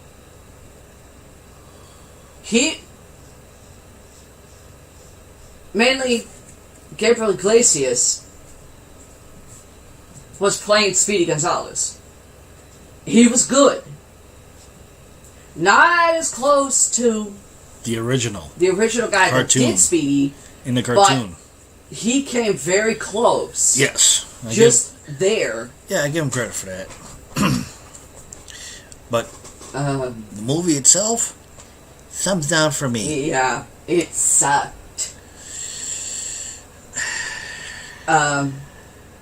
Did see Candyman, the reboot.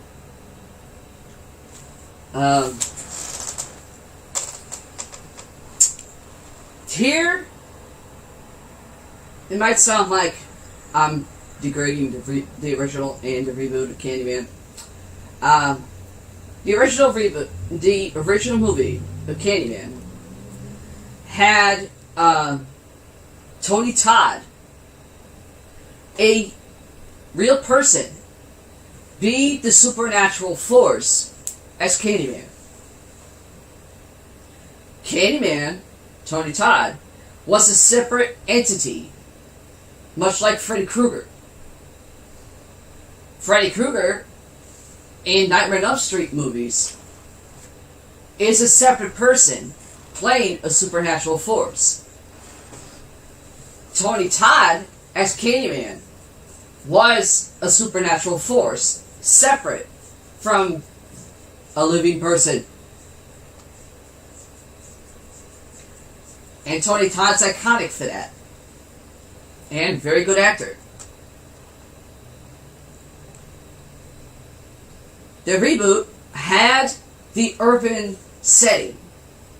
Had the rustic, rural, urban setting the original didn't have. It had it. They had the legends of Candyman as the original. You say his name 5 times, he comes back, he comes and kills you. Bloody Mary. Every fucking mirror rendition of Bloody Mary is Candyman. In fictional world, is Candyman. Technically, if I think about it, to summon Candyman in the reboot 5 times is the same amount of times you say his name in the original. So, I'm going to put this question out there. So, at what fucking time should someone who's supposed to be the protagonist in a horror movie of that setting embody and become the fucking antagonist at the fucking ending? Someone explain that to me. Original Candyman, Tony Todd, separate supernatural entity, a separate being. Reboot, protagonist starts to think he's gone crazy. The Candyman exists. And you don't see it, but in the end, he fucking embodies and becomes Candyman. How the fuck does a protagonist become what the fucking movie is? Someone explain that to me. Paramike, he didn't see most of it, but he saw the end of it. I didn't realize he was watching the end of it. I wasn't trying to pay attention. I was more worried about you because you started to shake a bit. Well, I was getting pissed because I was cussing at the thing too. Yeah, but I was trying to watch my stuff on YouTube that I like. Paramike saw the entire ending of the Candyman reboot. Before I could say anything, after the movie was done... I have to yell. Sorry. Paramike says, is it me? Or did they totally just fuck up what Candyman is supposed to be? A separate being. What? No, it's not you. The reboot directors, literally took out the separate being entity and made the legends in the movie of the reboot as the protagonist the whole time. But, I mean, are the kills a little bit better than the original? Yeah, they are. Especially with the bratty 18-year-old brats. Those kills were good. I have to give that credit. That is good. Another kill, somebody says the name 5 times, they start getting laid, and they get killed off while they're having sex, and technically, who the fuck hasn't seen that? That's real fucking original. So, my rating for Candyman reboot,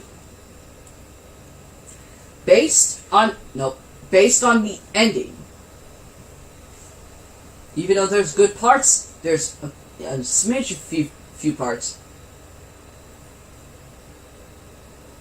0. See, that's what I said, 0. Just by the fucking ending. You can have a decent movie from the beginning, but once it starts to look that the ending's gonna be shit, that's where the rating drops. So, it's a 0. I know I'm supposed to do a rating for Halloween Kills this month, because that's coming out next week, this coming week. If I get it, I would probably have to wait for like about a day maybe, because I have an app on my phone. I have an app where you can watch movies, like all types of movies, even movies that come to theaters. You just have to wait a day, maybe 2. So, when Halloween Kills comes out, maybe a day or 2, I'll watch that and give a rating on it. Or I'm not going to hear it from my brother. So, anywho. Anyway, since I only read one story, Go ahead. I got this one. Everybody knows about the Conjuring movies franchise, right? Of course. There was Conjuring, Conjuring 2, Conjuring 3. Mm-hmm. And a bunch of ghost hunters. Uh-huh. have been to this place in Rhode Island, where supposedly the first Conjuring started. Well, this was back in, what was it, last month? Last month. Yeah. In September. I was holding on to the story, but due to the fact that Paralore went through a bunch of surgeries, I've held this story for a while. The Conjuring House in Rhode Island is listed for, I hope you guys are all sitting down on your seats, Take my glasses off for a little bit. $1.2 million. Yeah. Just 2 years after the last sale price.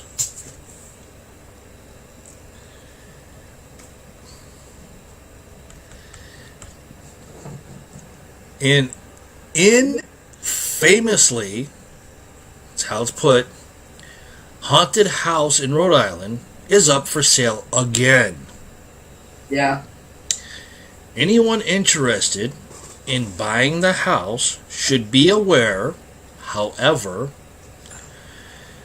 that it is the inspiration for the highly successful Conjuring movies and is said to be haunted by a witch. Fucking folklore bastards. The house is from the very first film of the horror movie series. According to the real estate listing, the 3-bedroom, 2-bathroom house in Burrillville, Burrillville, Rhode Island, is priced at $1.2 million. In the listings, the house is referred to as an extraordinary piece of cultural history. Quotations. As depicted in the 2013 film, the Perron family moved into the home in the 1970s.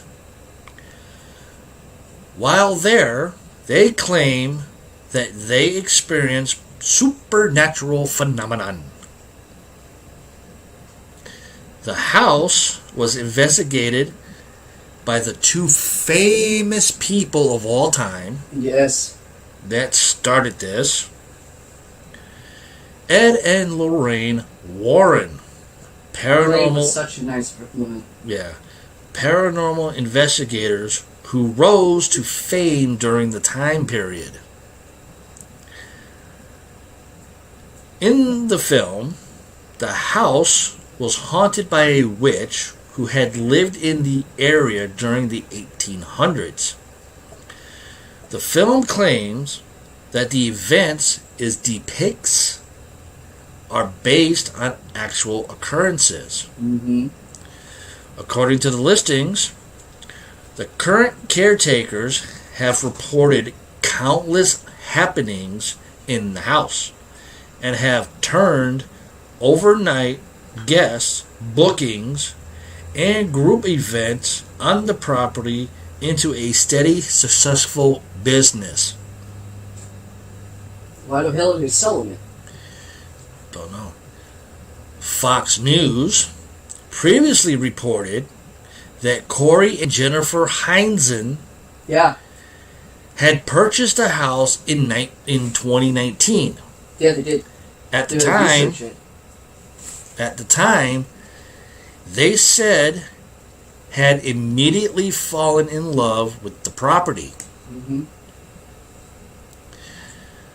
The couple also stated that they heard footsteps and knocks from empty parts of the house and that empty rooms would randomly flash with light. Not lights, light. Light. Huh? Light. No.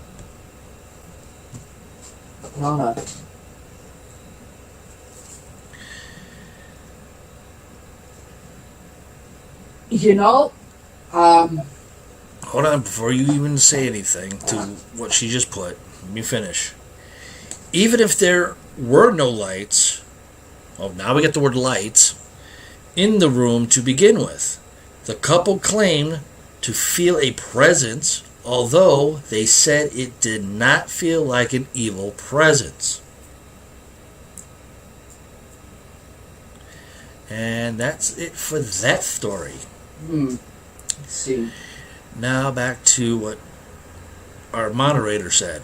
Yeah. I don't believe the house is I don't believe the house is as haunted as they say. I think it was the family that had attachments. Saying the parent family, Gloria? Let's see. How many people have investigated that house that we've seen on TV so far? Ghost Adventures. One famous I'm one, sorry. Ghost Adventures. Sorry, let me back that up. It wasn't Ghost Adventures first. Is that, It was Tapped. John Zaffis kind of helping him with that. Yeah.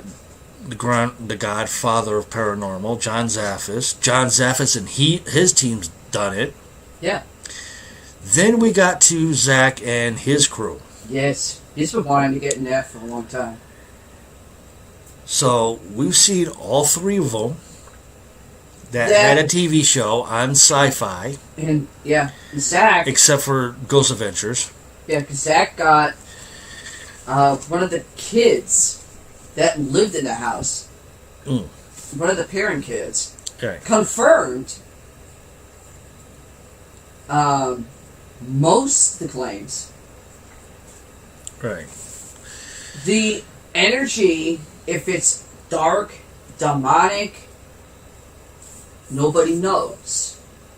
The adult, one of the adults of the children that live there, doesn't know if it's bad either. Right. There is an energy to the house, as well as the grounds.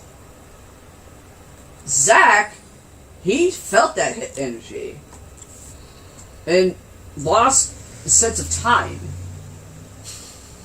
She just says yes. Lost sense of time. But Zach even said, I don't know what this is. It's not evil. But it's not dark. Right. But, It's like in the middle. Right. But like I said before, I saw the movie Conjuring. So did I. For the very first time. And I'll put that up there shortly to go there. And it didn't show that type of house. No. It was a full-size... Farmhouse. No. It was a full-size family house. Yeah. You had the first floor, you had a second floor, and you had the attic. Yeah. And the house was green and white. And there was a bunch of trees all the way around the damn place. Yeah. But it wasn't in Rhode Island. That's the thing. Because I know Rhode Island very well. You will not find a house in the movie of Conjuring surrounded by a bunch of damn trees. Nope. At all. Unless you plant the trees there yourself and you want to hide your house. Okay. That I can understand. To explain that, because Dave Schrader had to explain it to me, because I asked him the same question. Hold on. But with this one, in Rhode Island, it's just a one family house. Supposedly, it's haunted. Supposedly there's activity going on, and all these ghost hunters always going there, paying the owners to do an investigation and everything, like Taps did, like John Zaffis and his team did. Zach didn't pay for it. Like Zach and them did. And all these other ones that I've seen on YouTube doing it, you had like people from Ohio, you had people from West Virginia, you had people from Florida, all over the place. Go to this place, do a live video on YouTube of it, and it's like the stories keep changing. When Ghost Adventures was there, and we seen it. Yeah. We got it. He brought in this woman. Yeah. That, according to her, she originally lived there. From the time the place was purchased in her name, all the way up to all those activities started. And she said that she met Ed and Lorraine Warren. As a child. Now, with all the stuff that we heard from Ed and Lorraine Warren, that's been said by other people instead of Ed and Lorraine Warren themselves about this so-called Conjuring house in Rhode Island, I say that for some reason it was bullshit. I think most of the stuff that Ed and Lorraine did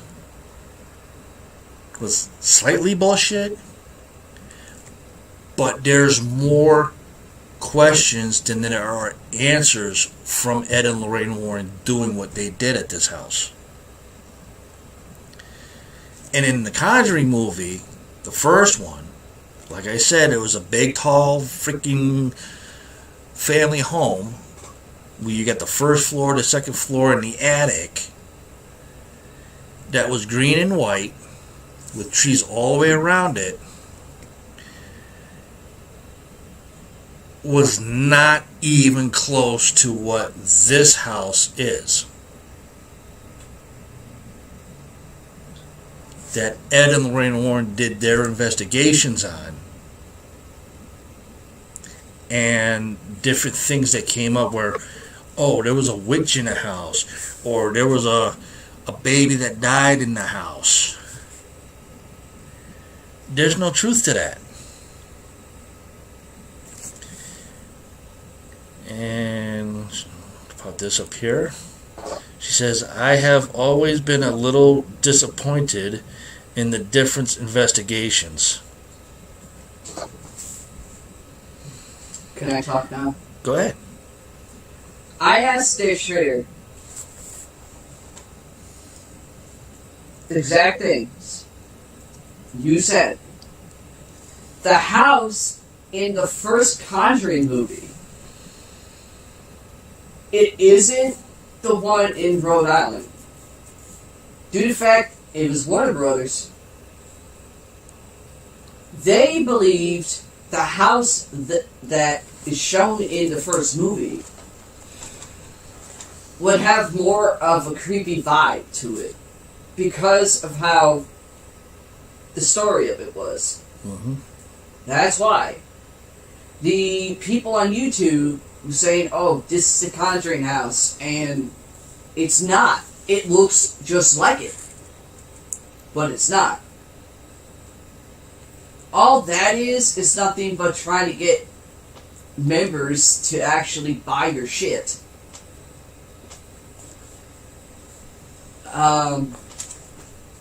The girl, the woman that Zach had at that farmhouse in Rhode Island, Dave Schrader confirmed it. It is the house that inspired the Conjuring movies because of the events. The woman Zach was interviewing was one of the kids that lived in the house.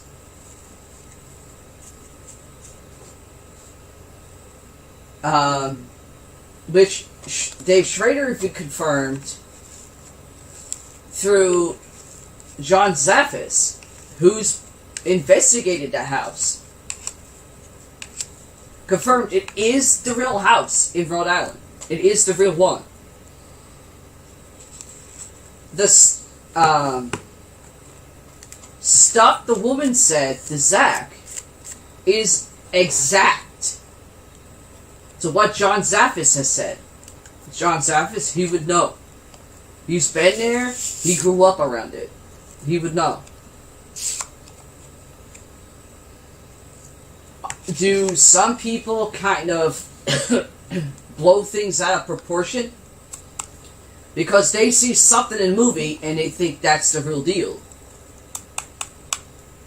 When there's one thing when it comes to movies, when it's based on people like the Warren, like Ed and Lorraine, it's the events that are fact. Sometimes people, when they make movies about actual events that happen, we know what Hollywood does. They amp shit and add stuff in there that shouldn't even be in there. And I agree. So, the movie, The Conjuring 3, The Devil Made Me Do It, which is fucking kind of funny. 1981 through 1986 are all called the Demon Years because 1981. And in fact, 1981, Devil Made Me Do It came out. It was before I was born, which I was rolling in the movie theaters. The events of The Devil Made Me Do It were there. The actual events were there. But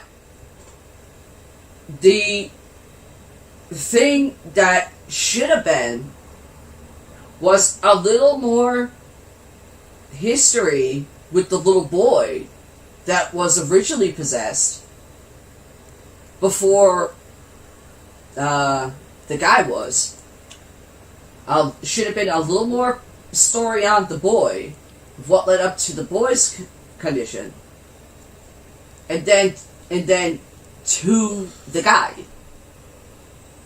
Instead of, let's start it with exorcism of the kid, Ed having the heart attack, and then full blown into the guy with some shit added into it to kind of prove that Lorraine had a freaking gift.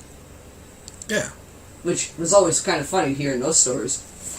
Lorraine making cops look stupid. More than they already are. It wasn't very hard for her to do that. Wasn't hard for me either. Ow. Isn't hard for me either. And I asked Dave Schrader, what is it with movie studios making movies that they feel would have a better outcome than actual movie on the shit that happens? Mm-hmm. That pisses me off, because I knew Lorraine. My husband knew Lorraine. She was the nicest woman on the planet. Yeah, I met her at STCC before. He also met her a couple times in Lower East Side of Hell. Yeah. He's like, yeah, I remember you saying that before when I was posting up Lorraine's memorial death. I went, yeah. I mean, I didn't take it as hard as some people I know, or people that know me. I didn't take it as hard with her. I mean, I knew her, but I was never fully around her. I just knew her. Ed, okay, he may come off like he's a simpleton because of how his structure is. Did he have an aura? Yeah. But what I think and what I believe, Ed probably blew a few things that may be a little out of proportion. One main example, fucking Annabelle. There was a lot that he blew out of proportion. The maid wants the fucking Raggedy Ann doll. Exactly. That and Robert the Doll. I mean... Don't get me started with that shit. I mean, Annabelle, the movie came out. I think there's 2 or 3 so far? Already? Oh, Annabelle? Yeah. There's 3. They based it on a stuffed doll that has a demon in it. Way back in time. That didn't have Raggedy Ann dolls that size. No, not super size, holy crap, this thing's bigger than a freaking baby that's walking. Looked as big as a fucking almost maybe 5.5-year-old kid. Yeah, or what you see in theme parks or little carnivals. Yeah. They based that entire goddamn movie, or movies, on a Raggedy Ann doll from a cartoon. And they use a porcelain doll. Yeah. Because porcelain dolls, they give off that creepy vibe. Yeah. They all based it on a fucking stupid cartoon. Raggedy Ann and Andy. Maybe from the 80s, there was some good shit in the 80s. Horror movies. Hello. Other shit, I don't even want to even be in the same area. Because it's bullshit. Yeah. I mean, how are you going to base a oversized, almost a 7-foot tall freaking plush doll that looks like handmade. That looks like Raggedy Ann. Handmade. Not even... to being a possessed doll from a fucking cartoon movie.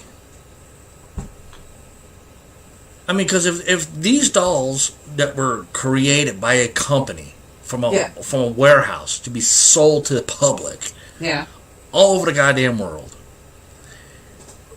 how is a plush doll going to get possessed by an evil entity if it came from a factory and you purchased the fucking thing?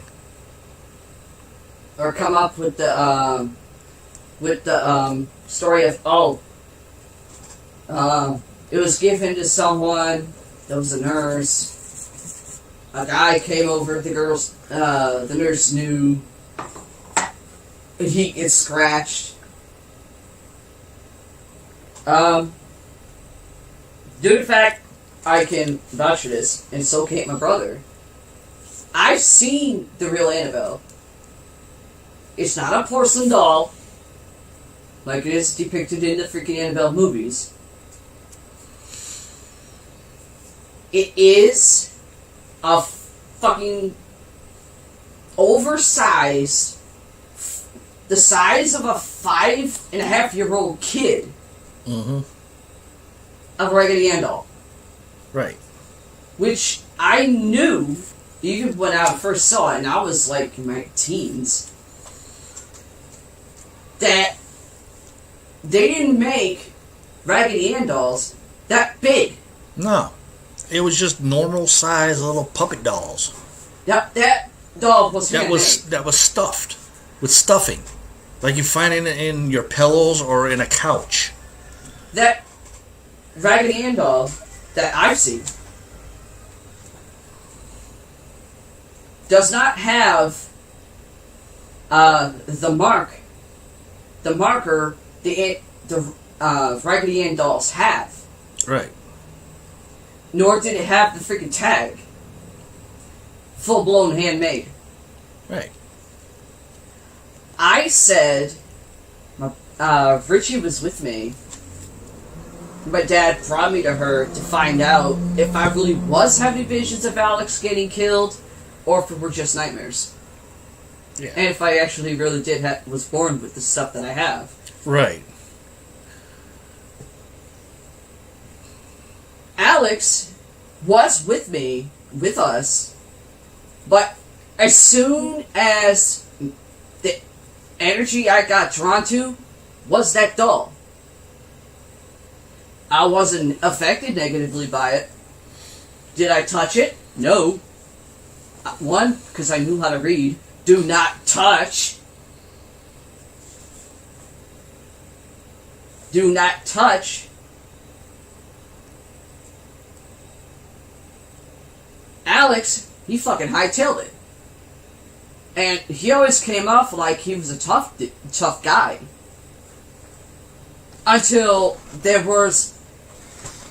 Right, until fucking Annabelle doll. He turned tail and fucking ran. Exactly. I said to Ed, without even knowing what the fuck it was, I said, could you be maybe throwing what is said about this doll a little bit out of proportion? I feel an energy to it. It's not negative.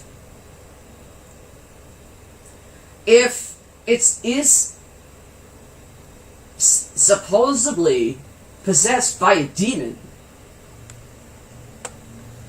then obviously, since this was handmade and not a real licensed Raggedy Ann doll, then you kind of have to think, maybe this was intended to be made and given to the person that originally had it to get even with whoever it was that received it.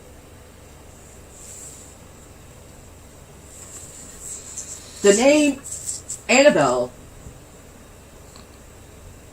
people don't think, oh, it's a Raggedy Ann doll. No. They think it's a fucking porcelain doll. Right. I mean, I get why the Annabelle movies went with the porcelain doll. It gave off that vibe. Haven't really seen what the phobia is for being afraid of dolls. But apparently it's a real thing. I get the clown one. That I get. But since that day, I don't think Ed wasn't afraid of me, but he was more frigid. He was more frigid and unsure if I was even haunted. Well, if you were haunted, I'd be in more trouble than I am now. Well, there are... when you put me in the doghouse.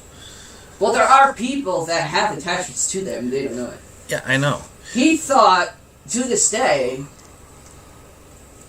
and I didn't speculate, I just said it. Richie can confirm it. You think I have an attachment because of what Lorraine just confirmed that I was born as. Yeah. I do not know what this is.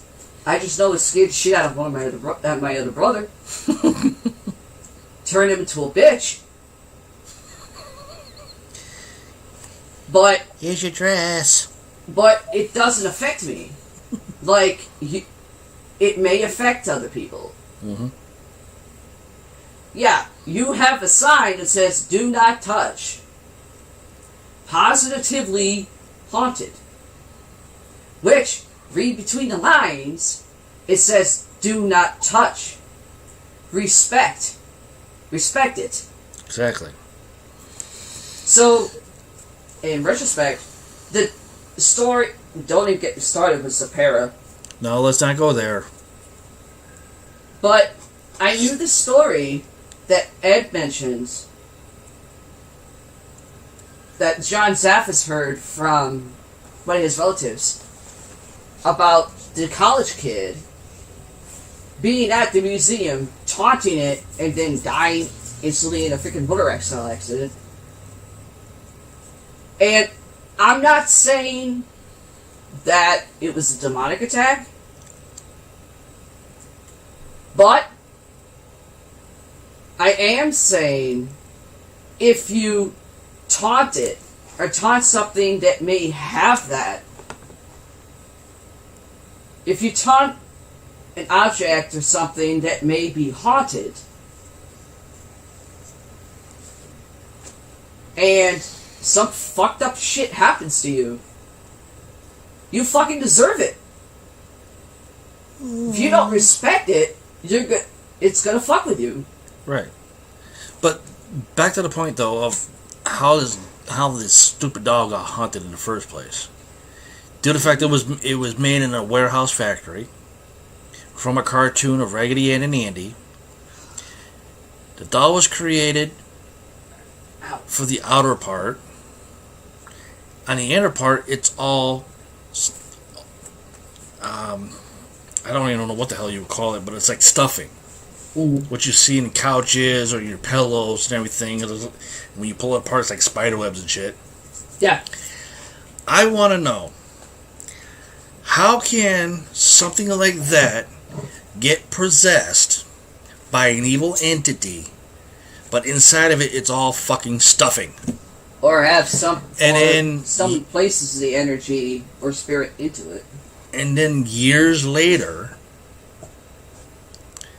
you get the porcelain style of Raggedy Ann that looks like a whole different ballpark of a female in a porcelain doll, and saying, "Oh, it's haunted," and that damn thing's got stuffing in it. I don't know. But it's all porcelain on the outside, but it's got stuffing on the inside. How does that become haunted, possessed with an entity if there's only stuffing in the damn thing that was created by a warehouse factory? I honestly think that from Raggedy Ann to Annabelle, Robert the Doll, all the same thing. I think it's bullshit, over-exaggerated, misleading information all the way through, and I just don't believe none of it. Well, the Annabelle, Raggedy Ann, which, to me it's comical now. People see Raggedy Ann, oh, it's an Annabelle. Yeah. It's just like Chucky. Yeah. Okay? Brad played a serial killer. Yeah. Except for the 3 different names. The 3 different names are actually real fucking murderers. Yeah, real serial killers. That actually lived. Yeah. And they make it into a movie, and then Brad gets shot, finds a good guy doll, which is nothing but fucking plastic and air, and he puts himself into it as a possessed spirit. Yes. But yet the damn doll is originally a fucking Cabbage Patch doll. It's a Cabbage Patch doll. That was made the same way. Plastic and fucking air from a factory. Now you have a possessed Chucky doll for the movie franchise.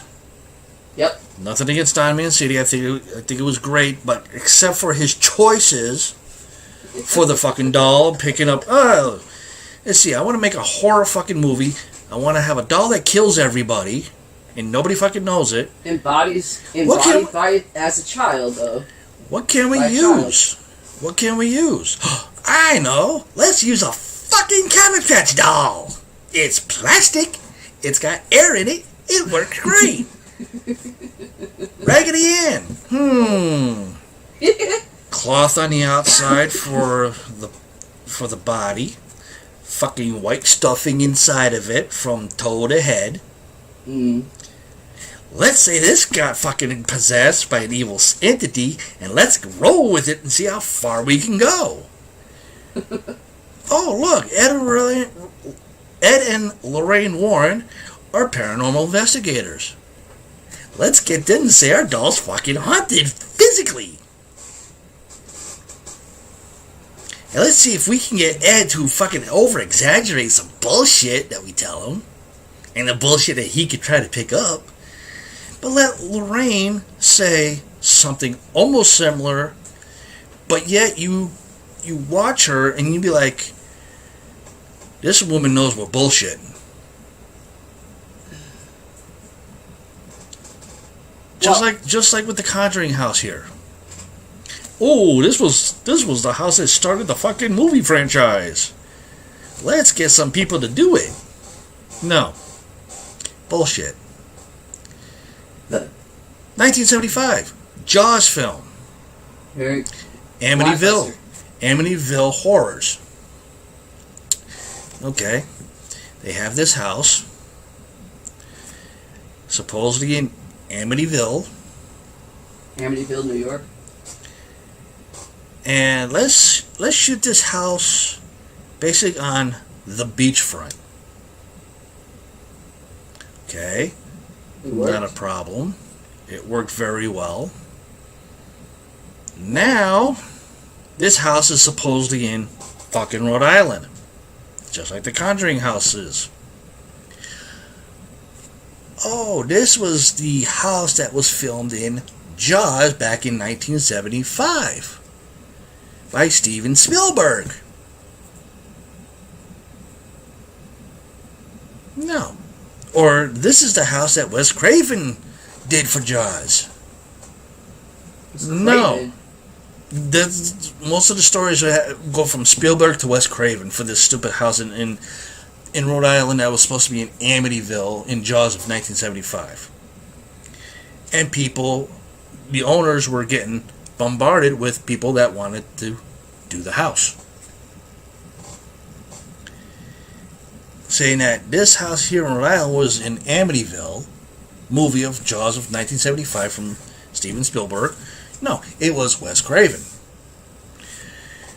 Over-exaggerating certain things from a movie or things that paranormal people would go and figure out, or saying, well, oh, this doll's Annabelle, it's a Raggedy Ann doll, but it's called Annabelle, from a fucking cartoon movie, saying, oh, it's haunted, it's got stuffing in it. You can't haunt stuffing. You can't. A spirit cannot attach itself to fucking stuffing in a goddamn doll. Well, that's just like a cat. Exactly hold on. Just like in a Cabbage Patch doll that Don Mancini got and changed and rearranged the whole damn thing to be Chucky. But technically, it was supposed to have been My Buddy doll. Okay. But nobody. Either way, the owners back then of the My Buddy dolls didn't want that look to the franchise. Yeah, I know that, but what I'm saying is Don Mancini says, okay, let's get a Cabbage Patch doll, let's rearrange it and it look like Chucky. Look like a killer doll. Okay, Brad Dourif playing Charles E. Ray from 3 murderers that have the first name. One murderer was named Ray, another one was named Oswald. Lee Oswald. Yeah, well, Lee, and the other one was whoever. Charles Lee Oswald. Yeah. No. Charles Lee Ray. Charles Lee Ray would be Charles Manson, Lee Harvey Oswald, Ray, whatever his name is. Yeah. And let's get Brad Dourif playing the serial killer to possess this doll. Mm-hmm. It's fucking plastic with goddamn air in it. You're gonna say it's fucking haunted? It's possessed like Robert the Doll and fucking Raggedy Ann, that's Annabelle. And then change it to a porcelain doll, saying, oh, this is the upgraded version of Raggedy Ann dolls, which is Annabelle, the true name. And here it is, a porcelain doll. Fucking same thing. It's got stuffing in it, except for the head. Oh, yeah. I'm sorry, but all that shit is bullshit. These people are way over-exaggerating shit. And it's just ridiculous. Just like with the Conjuring house. One big-ass house, only 1 floor. That's it. But it said it started the movie, The Conjuring, which is... It's inspired, fucking 3 floors if you look on the outside. You got the first floor, second floor, and the attic. You can't see the damn basement. And basements don't really count as a floor. And they over-exaggerated from the movie and saying that this house is the original Conjuring house. I'm sorry. I call straight up bullshit and over-exaggerating the whole damn thing. Well, just like with the Exorcist house. Supposedly it's in Chicago, Illinois.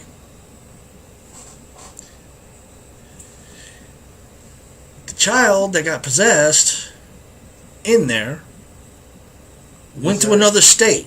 Yeah, Missouri, St. Louis in Missouri, I believe. Well, no, what I'm saying is that when we saw that, the Exorcist house was supposed to be in Chicago, Illinois. But then there's another Exodus house that's in Missouri. Then there's supposed to be one in Canada. Then there's supposed to be one down in Texas. Then there's supposed to be one in California. And it's like, what the hell? People in California are now there anyway. And then we see it on Ghost Adventures of the house, supposedly in Chicago, Illinois, where they were told about a young boy in this room that was terrorized by the so-called devil, had markings on his stomach, and he ended up going to Seattle or something like that. Another state somewhere else in the West Coast. It's over-exaggerated. This is stuff you can take up with Schrader when you get a hold of him next month. But anyways, let's get to your thing. Yeah. One thing I will say though. I'll do some other stories another time. A couple things. What Zach said on the second live that he did for Halloween for his museum.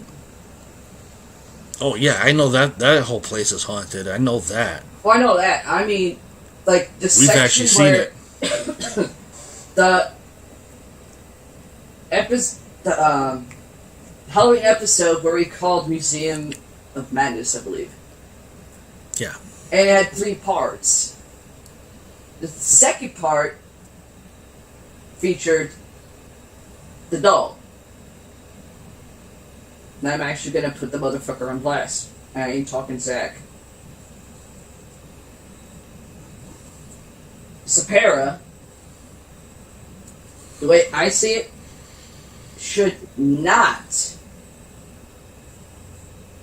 have even become the fucking owner of that doll. It's simply because when I first saw him in person one time at a convention that they were doing in West Hell Beach, I wanted to see how Lorraine was doing.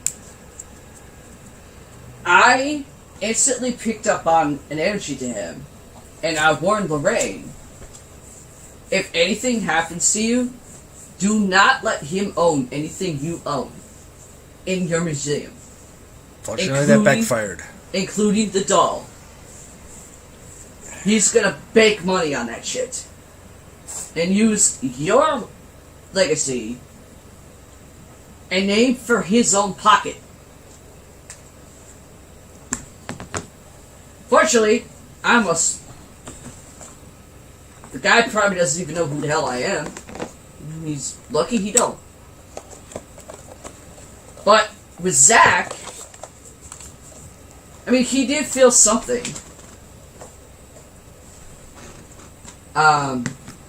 Like something was going on before the doll was even brought out. Like he got like confused or something. And he brings it to Sapera's attention, and he's like kind of laughing. Not laughing, but he had that laugh look in his eye. It said, oh, that's that's that's what she does. That's what it does. It's opening like the predetermined realm. And I'm like, there's not even a realm called that, you stupid fuck! You are so lucky you never met me. Because Zach's the front outside of Zach's museum would have been a fucking playground for me to kick his old ass all over the fucking ground. And Zach said it when he was off opening the doing what he had to do to open the case. He said, you know, no spirit is going to possess a doll. An inhuman spirit, demon, or however, can possess an object if the object is made with ill intent for an individual and it just stays and other people end up having issues because of it. Now, Zach Bacon's being an empath, like I am, as well as my brothers are, he would know if it was dark or demonic by looking at it. He didn't even feel that. Were there shit that I can't explain that Zach's equipment was picking up? Yeah. The fucking second skeletal figure next to the doll, and it's not even a living person. But the doll is mapping out a skeletal figure and moves into Zach. Zach starts getting all blacked out. Now, something overtakes Zach, and it's of a dark energy, he automatically gets rage. He gets rage and he gets aggression. He didn't have it. Because over the years, people see Zach getting rage or something like that, and that's out of character for him. You know something changes with his eyes. And maybe with his features. His eyes did not change. His face did not change. Nor did his demeanor. Not one bit. He did feel an energy to it, but it wasn't dark. It wasn't demonic. More like a lost soul. Possibly trying to get removed and be let to go forward. But after the doll's removed, when Zach touches it, even though he was supposed to not touch it, but he just does it and not know that he touched it.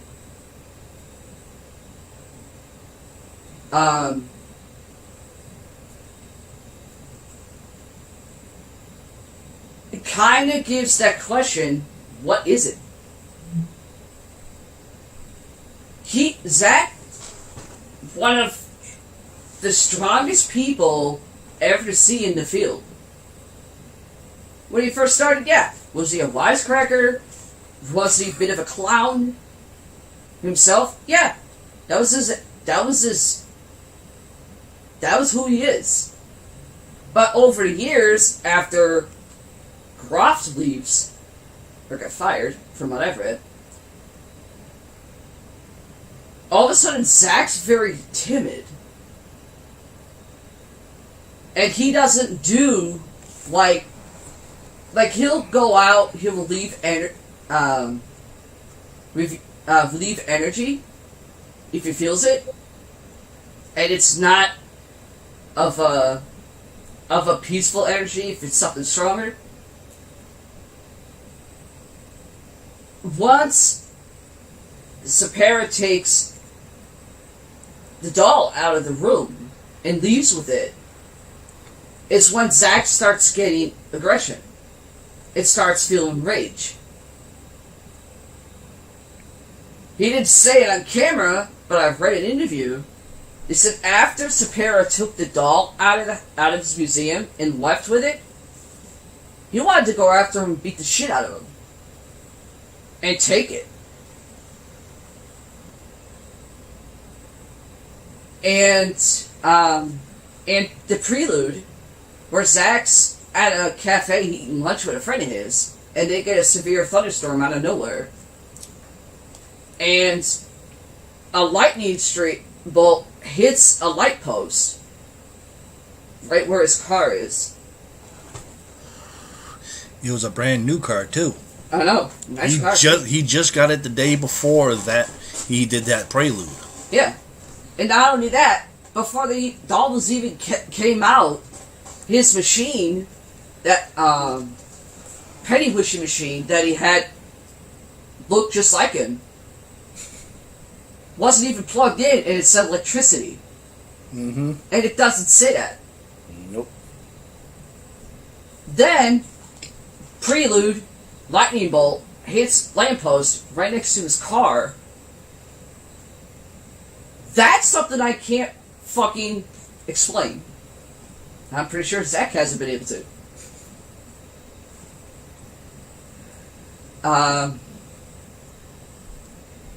Another... Since my brother Alex was afraid of any doll that had red hair since then.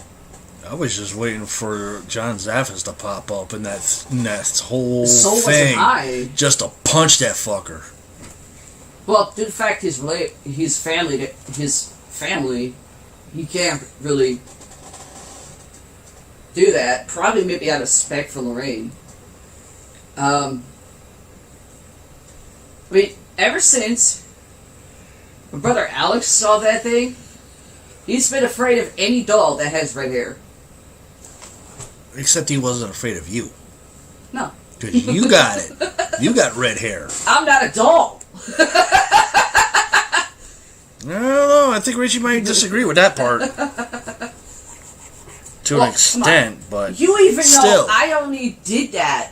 I only do the laugh if Alex really pisses me off.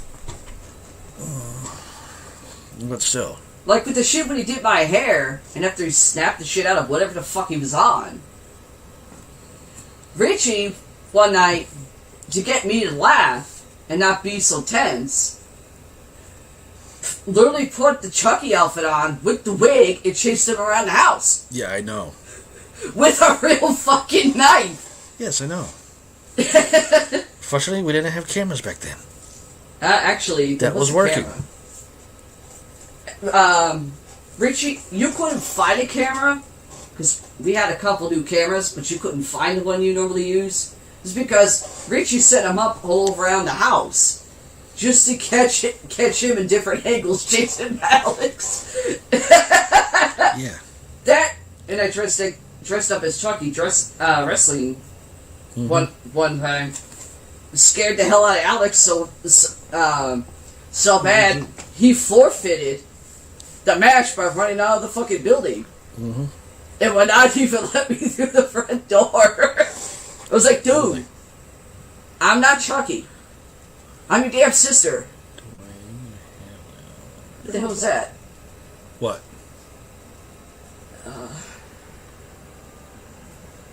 Anywho, let's see. Some herbs in here, properties. We're in the G's.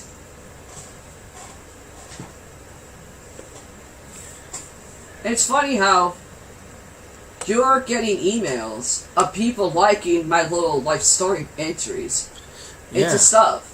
Because it's shit I've lived. Yeah. There was one... And by experience. There was one that asked me about your hair. Mm-hmm. Before or after I dyed it? One before. Okay. And after. Mm-hmm.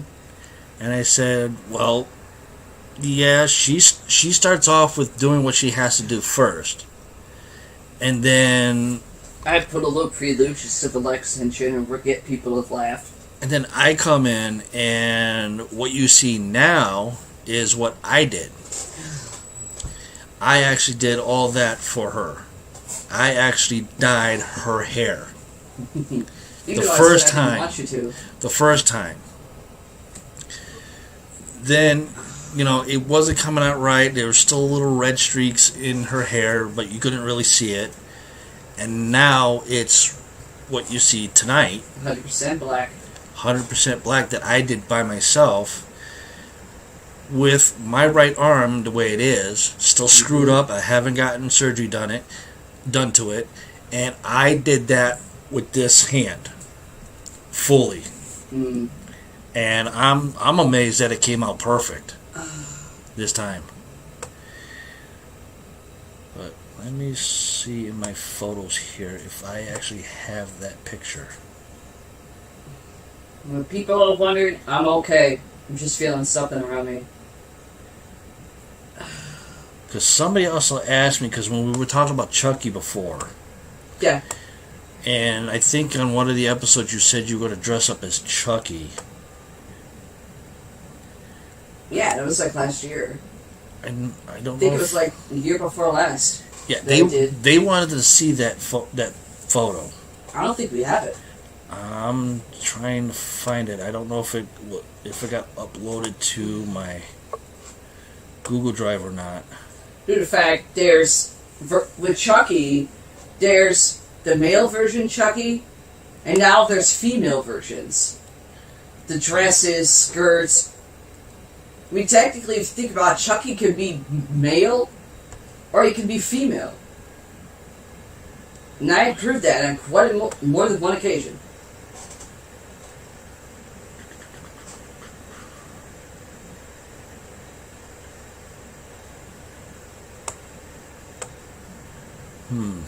Feeling something around me, alright. Maybe it's my other one. Feeling something around me, and the fucker with the big ass wings is behind me again. Anywho, let's see. Starting with the G's for the herbs and stuff.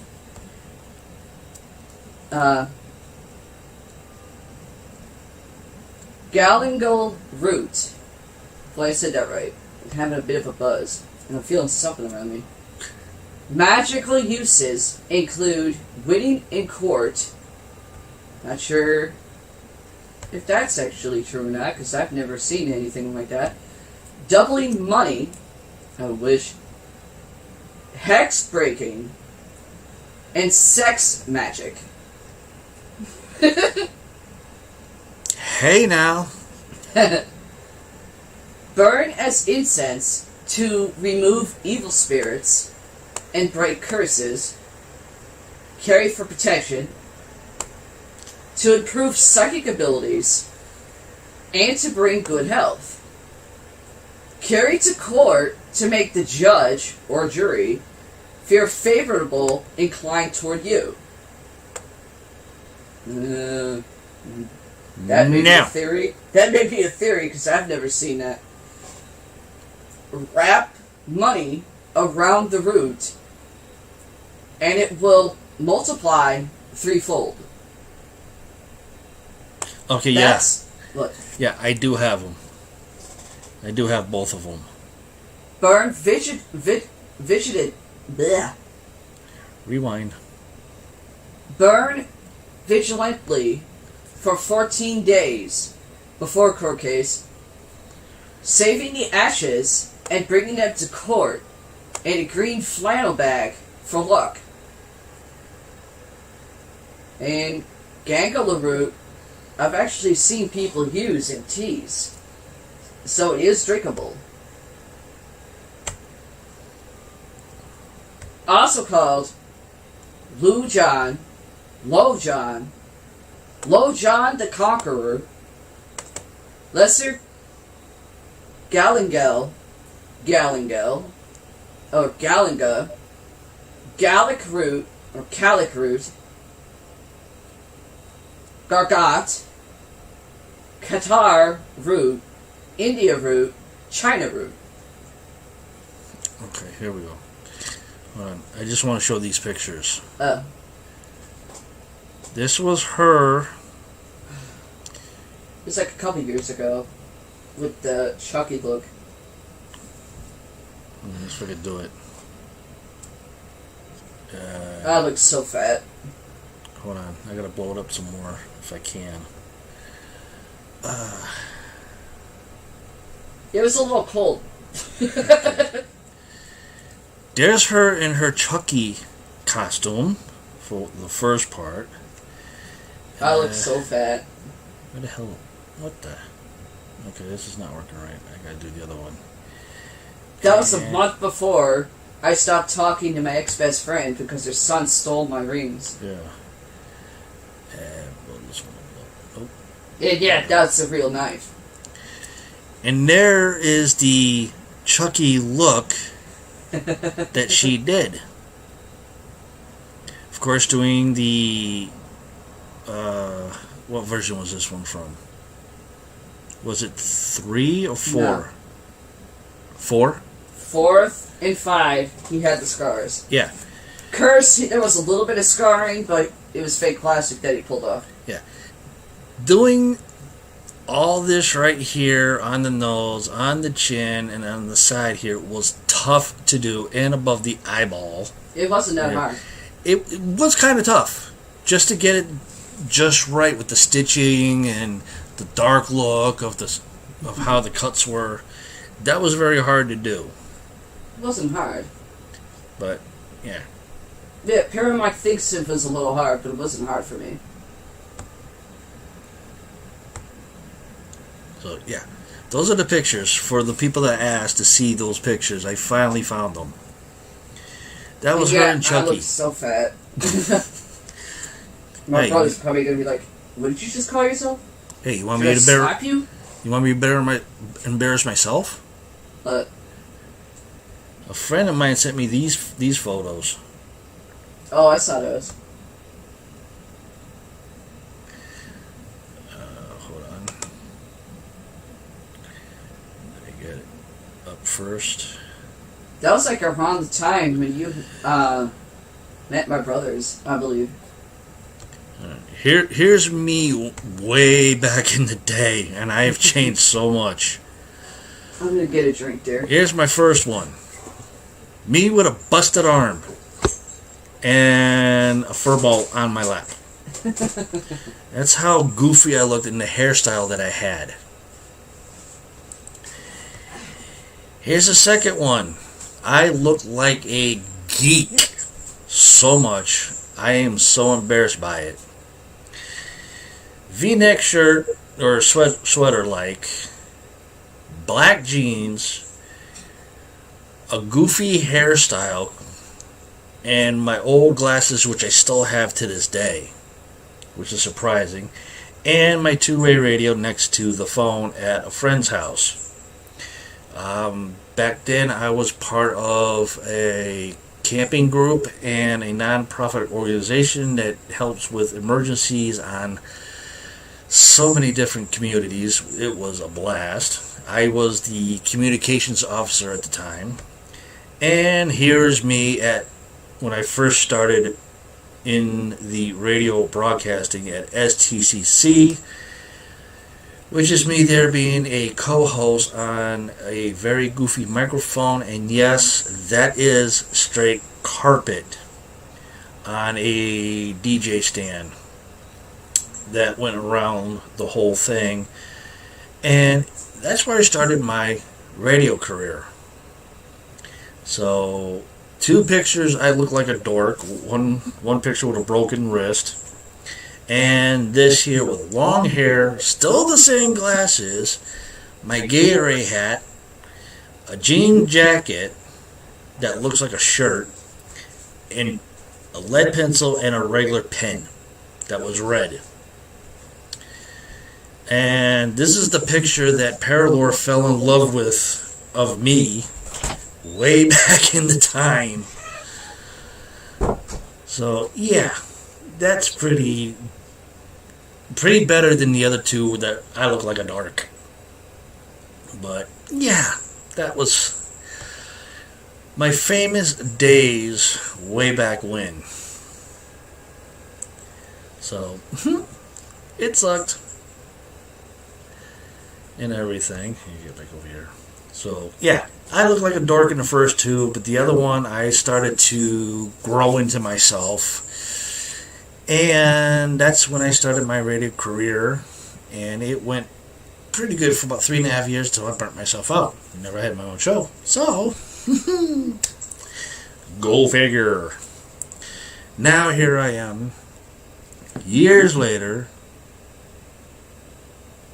and getting back into this from 2016 after my tumor. And I do also have those old podcast shows that I started doing under DCPCREP, others also known as DCAST Podcast Radio, Everything Paranormal at the time. And I am working on trying to get them up onto our website, which, excuse me, if I can pull up here, hopefully. Wrong one, as usual. I gotta type it in first.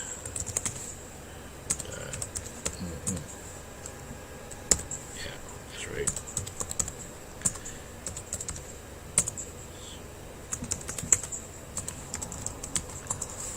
Hold on here. I'll show that in a second. There it is.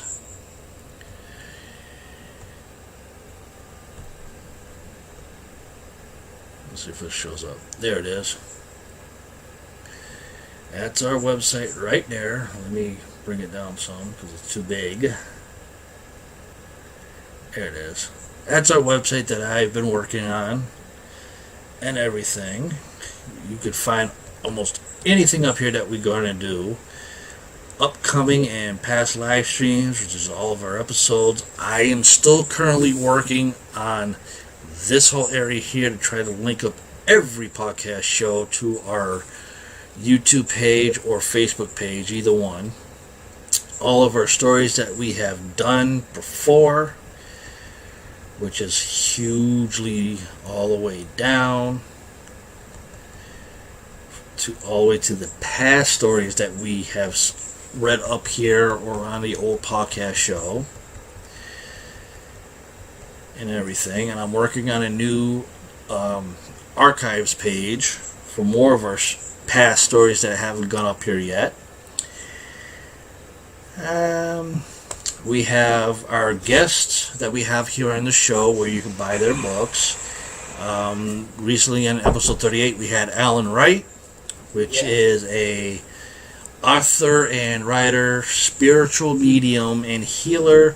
These are most of his books that I'm finding. I'm still got to put more up. But his latest book was Things to Come, not doing so well, which is right there. There is a link to it right above it and everything. Please buy his book and help him spread the word of his new book that's here, Things to Come. Let him know that you bought his book from our website. Give him my name, Paramike and Paralore from EPPS2021. It will really help him out. I have our other platforms here. That's audio. I'm still working on some more to get up there. Plus we have our Facebook feed right there. We have our video streaming area. So in case YouTube decides to go down and you want to catch on past shows that we have done, you can go right there, just click on it, it brings you right to it. Up here we do have a Facebook Messenger, which I'm working on. I'm trying to get it up. Our YouTube channel, which we would like to have a regular URL. It'll keep sliding over. Our email right up here, you can click on that, it goes right to our email address. This will stay up here all Halloween month of October. There's our StreamYard. We do support StreamYard to other people to get it out there. Facebook Live, which is right there, which you can also check out. For mobile devices, we have this up here. It says our shows live streamed. You can click on that on a mobile device and it'll go right to the page. We also have a comment box. You can leave a comment on the website. It will pop out at you. I'll show it like this. There it is. You just comment below. I'll keep checking it and I'll try to comment back. Make sure you come back to that. I'm working on a new version now. Hopefully I can get it working properly and then it'll be a lot better. And then we also have our audio podcast page, which you can go over there and just listen to every single audio. Phone number to our dark line.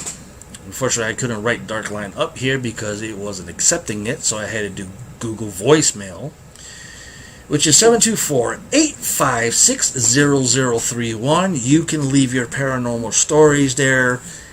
You can keep calling back in it. It's a free number. Just remember where you left off and everything.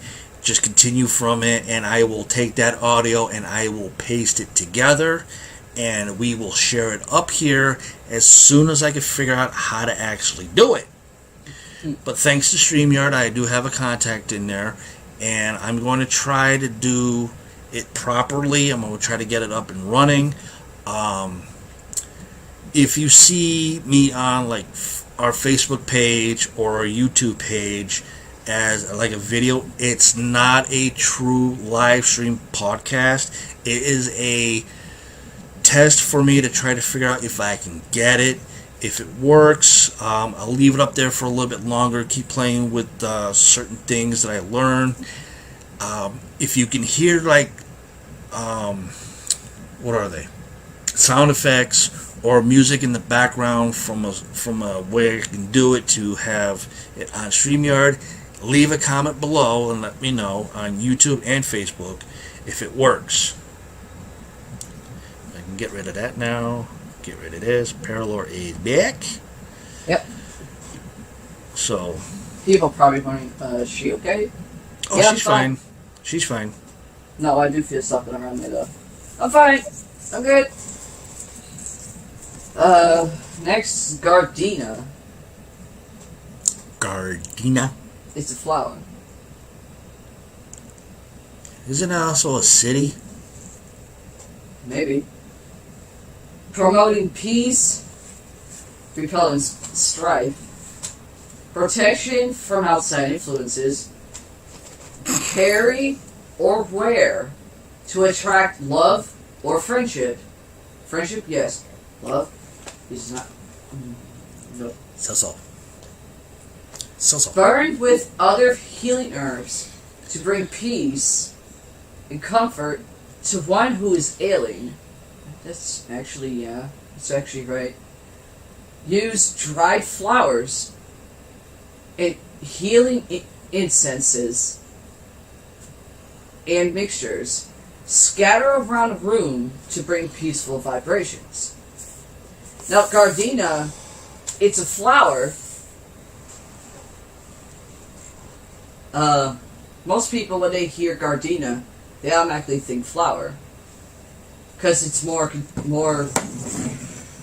known that way. When I hear Gardena, I'm thinking of the city Gardena No. in California.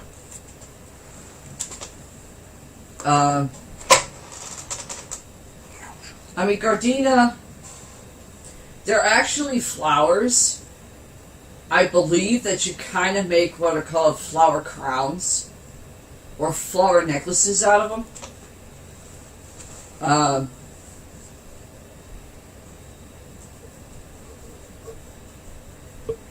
And the fact, and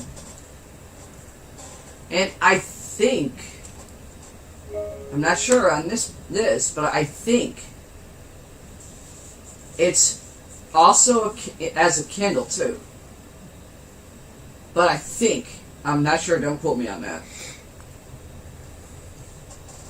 The incense of Gardena, I actually know they are incenses up there with that.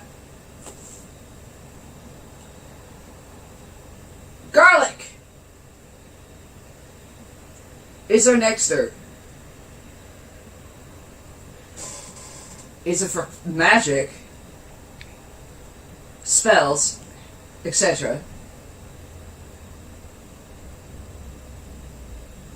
food, or considered stuff of war? Or all three? It's to cook with. Mm-hmm. It's also a spice Yeah. that you can cook with. Supposedly, in a lot of TV series or movies, it's supposed to keep vampires away. Yeah. Folklore, I don't really know, or I don't even think it's actually true as a folklore part. The vampire stuff, it is considered folklore. How? I mean, I'm sorry to throw you off and stopping right there, but how? How is garlic, which is grown in the earth, Yeah. use it for cooking, Yeah. it's a spice, Yeah. but how's it a folklore? 3 out of 4 I can understand. It's considered used for folklore. For example, vampires. Bram Stoker. Yeah, it's supposed to keep away vampires. Yeah. Just like, oh god, what the hell's that goofy movie? With Leslie Nielsen in it. Dracula, Dan Levin it. Yeah. It's supposed to There's keep him the away. folklore for that too. Garlic repels vampires. Right. That's what the folklore is for that. Oh, okay. Magical uses are include healing, protection, exorcism. Bullshit. I'm sorry, I just have to throw it in there. That is bullshit. Honestly. Bull fucking shit.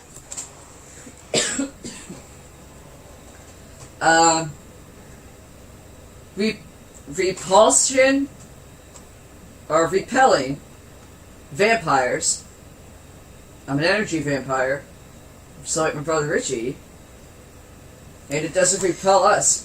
Maybe a little vampire. Maybe a little vampire. Although with the way he acts, anybody could be repelled by him. Don't stop it. I don't consider Alex being people being more repelled by Alex than Richie. Come on. But Well, Alex did look like Dumbo. The repelling of vampires for garlic. It is the folklore for that. Anything that's supposed to be vampires or vampiric, garlic would repel that. I can tell you by experience, that is bullshit. Straight folklore. I'm an energy vampire. My brother Richie is an energy vampire. We're not repelled by garlic. We like garlic, actually. It's shit in fucking movies that say, oh, it repels vampires. No, it doesn't. It's folklore. No, you're just repelled by stupid idiots. No, that makes me want to punch them, actually. That's what I mean. You repel the idiots. And purification of spaces and objects. Used to invoke Hecate, a goddess. Guards against negative magic, spirits, and the envy of others. Hang in the home to bring togetherness to the family, or keep your willpower strong. Said to ward off bad weather when worn, or carried during outside activities. Believed to absorb diseases. Rub fresh, peeled garlic against ailing body parts, then throw the garlic into running water. Garlic is also called stinkweed. Hey, you want some of this? It's called stinkweed. Gentian.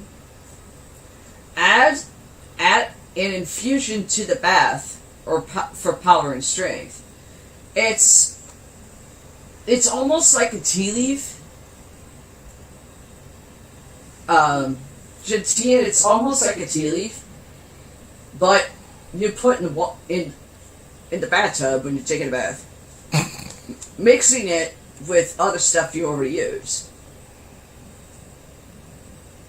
For example, bath salts, which I use, the rose ones, have what's called gentian in the ingredients. Most people don't notice. Geranium, overcoming negative thoughts and attitudes. Not so sure on that. Lifting spirits, promoting protection and happiness, repels insects. That's insects, not incense.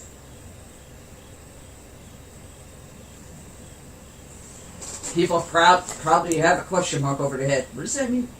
Repels insects. It means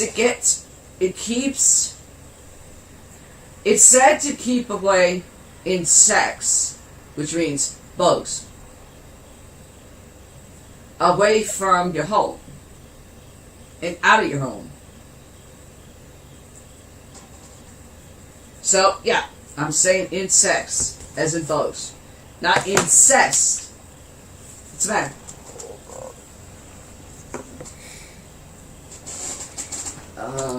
I'm just going through my phone here. Balances mind and body, it says. And I know earlier I talked about Margot Robbie and Suicide Squad and stuff. Yeah. Well, I just came across this and I can't believe I just did. What? And everything. And it goes, see Margaret Robbie as Dazzler in an X-Men film. Maybe she is. But the way the first picture is, she looks like an ice skater. So? One that we've seen on that show there on True TV.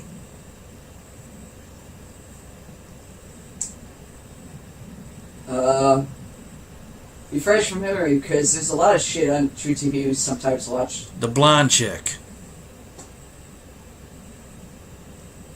She was a former ice skater. Tanya Harding. Yes.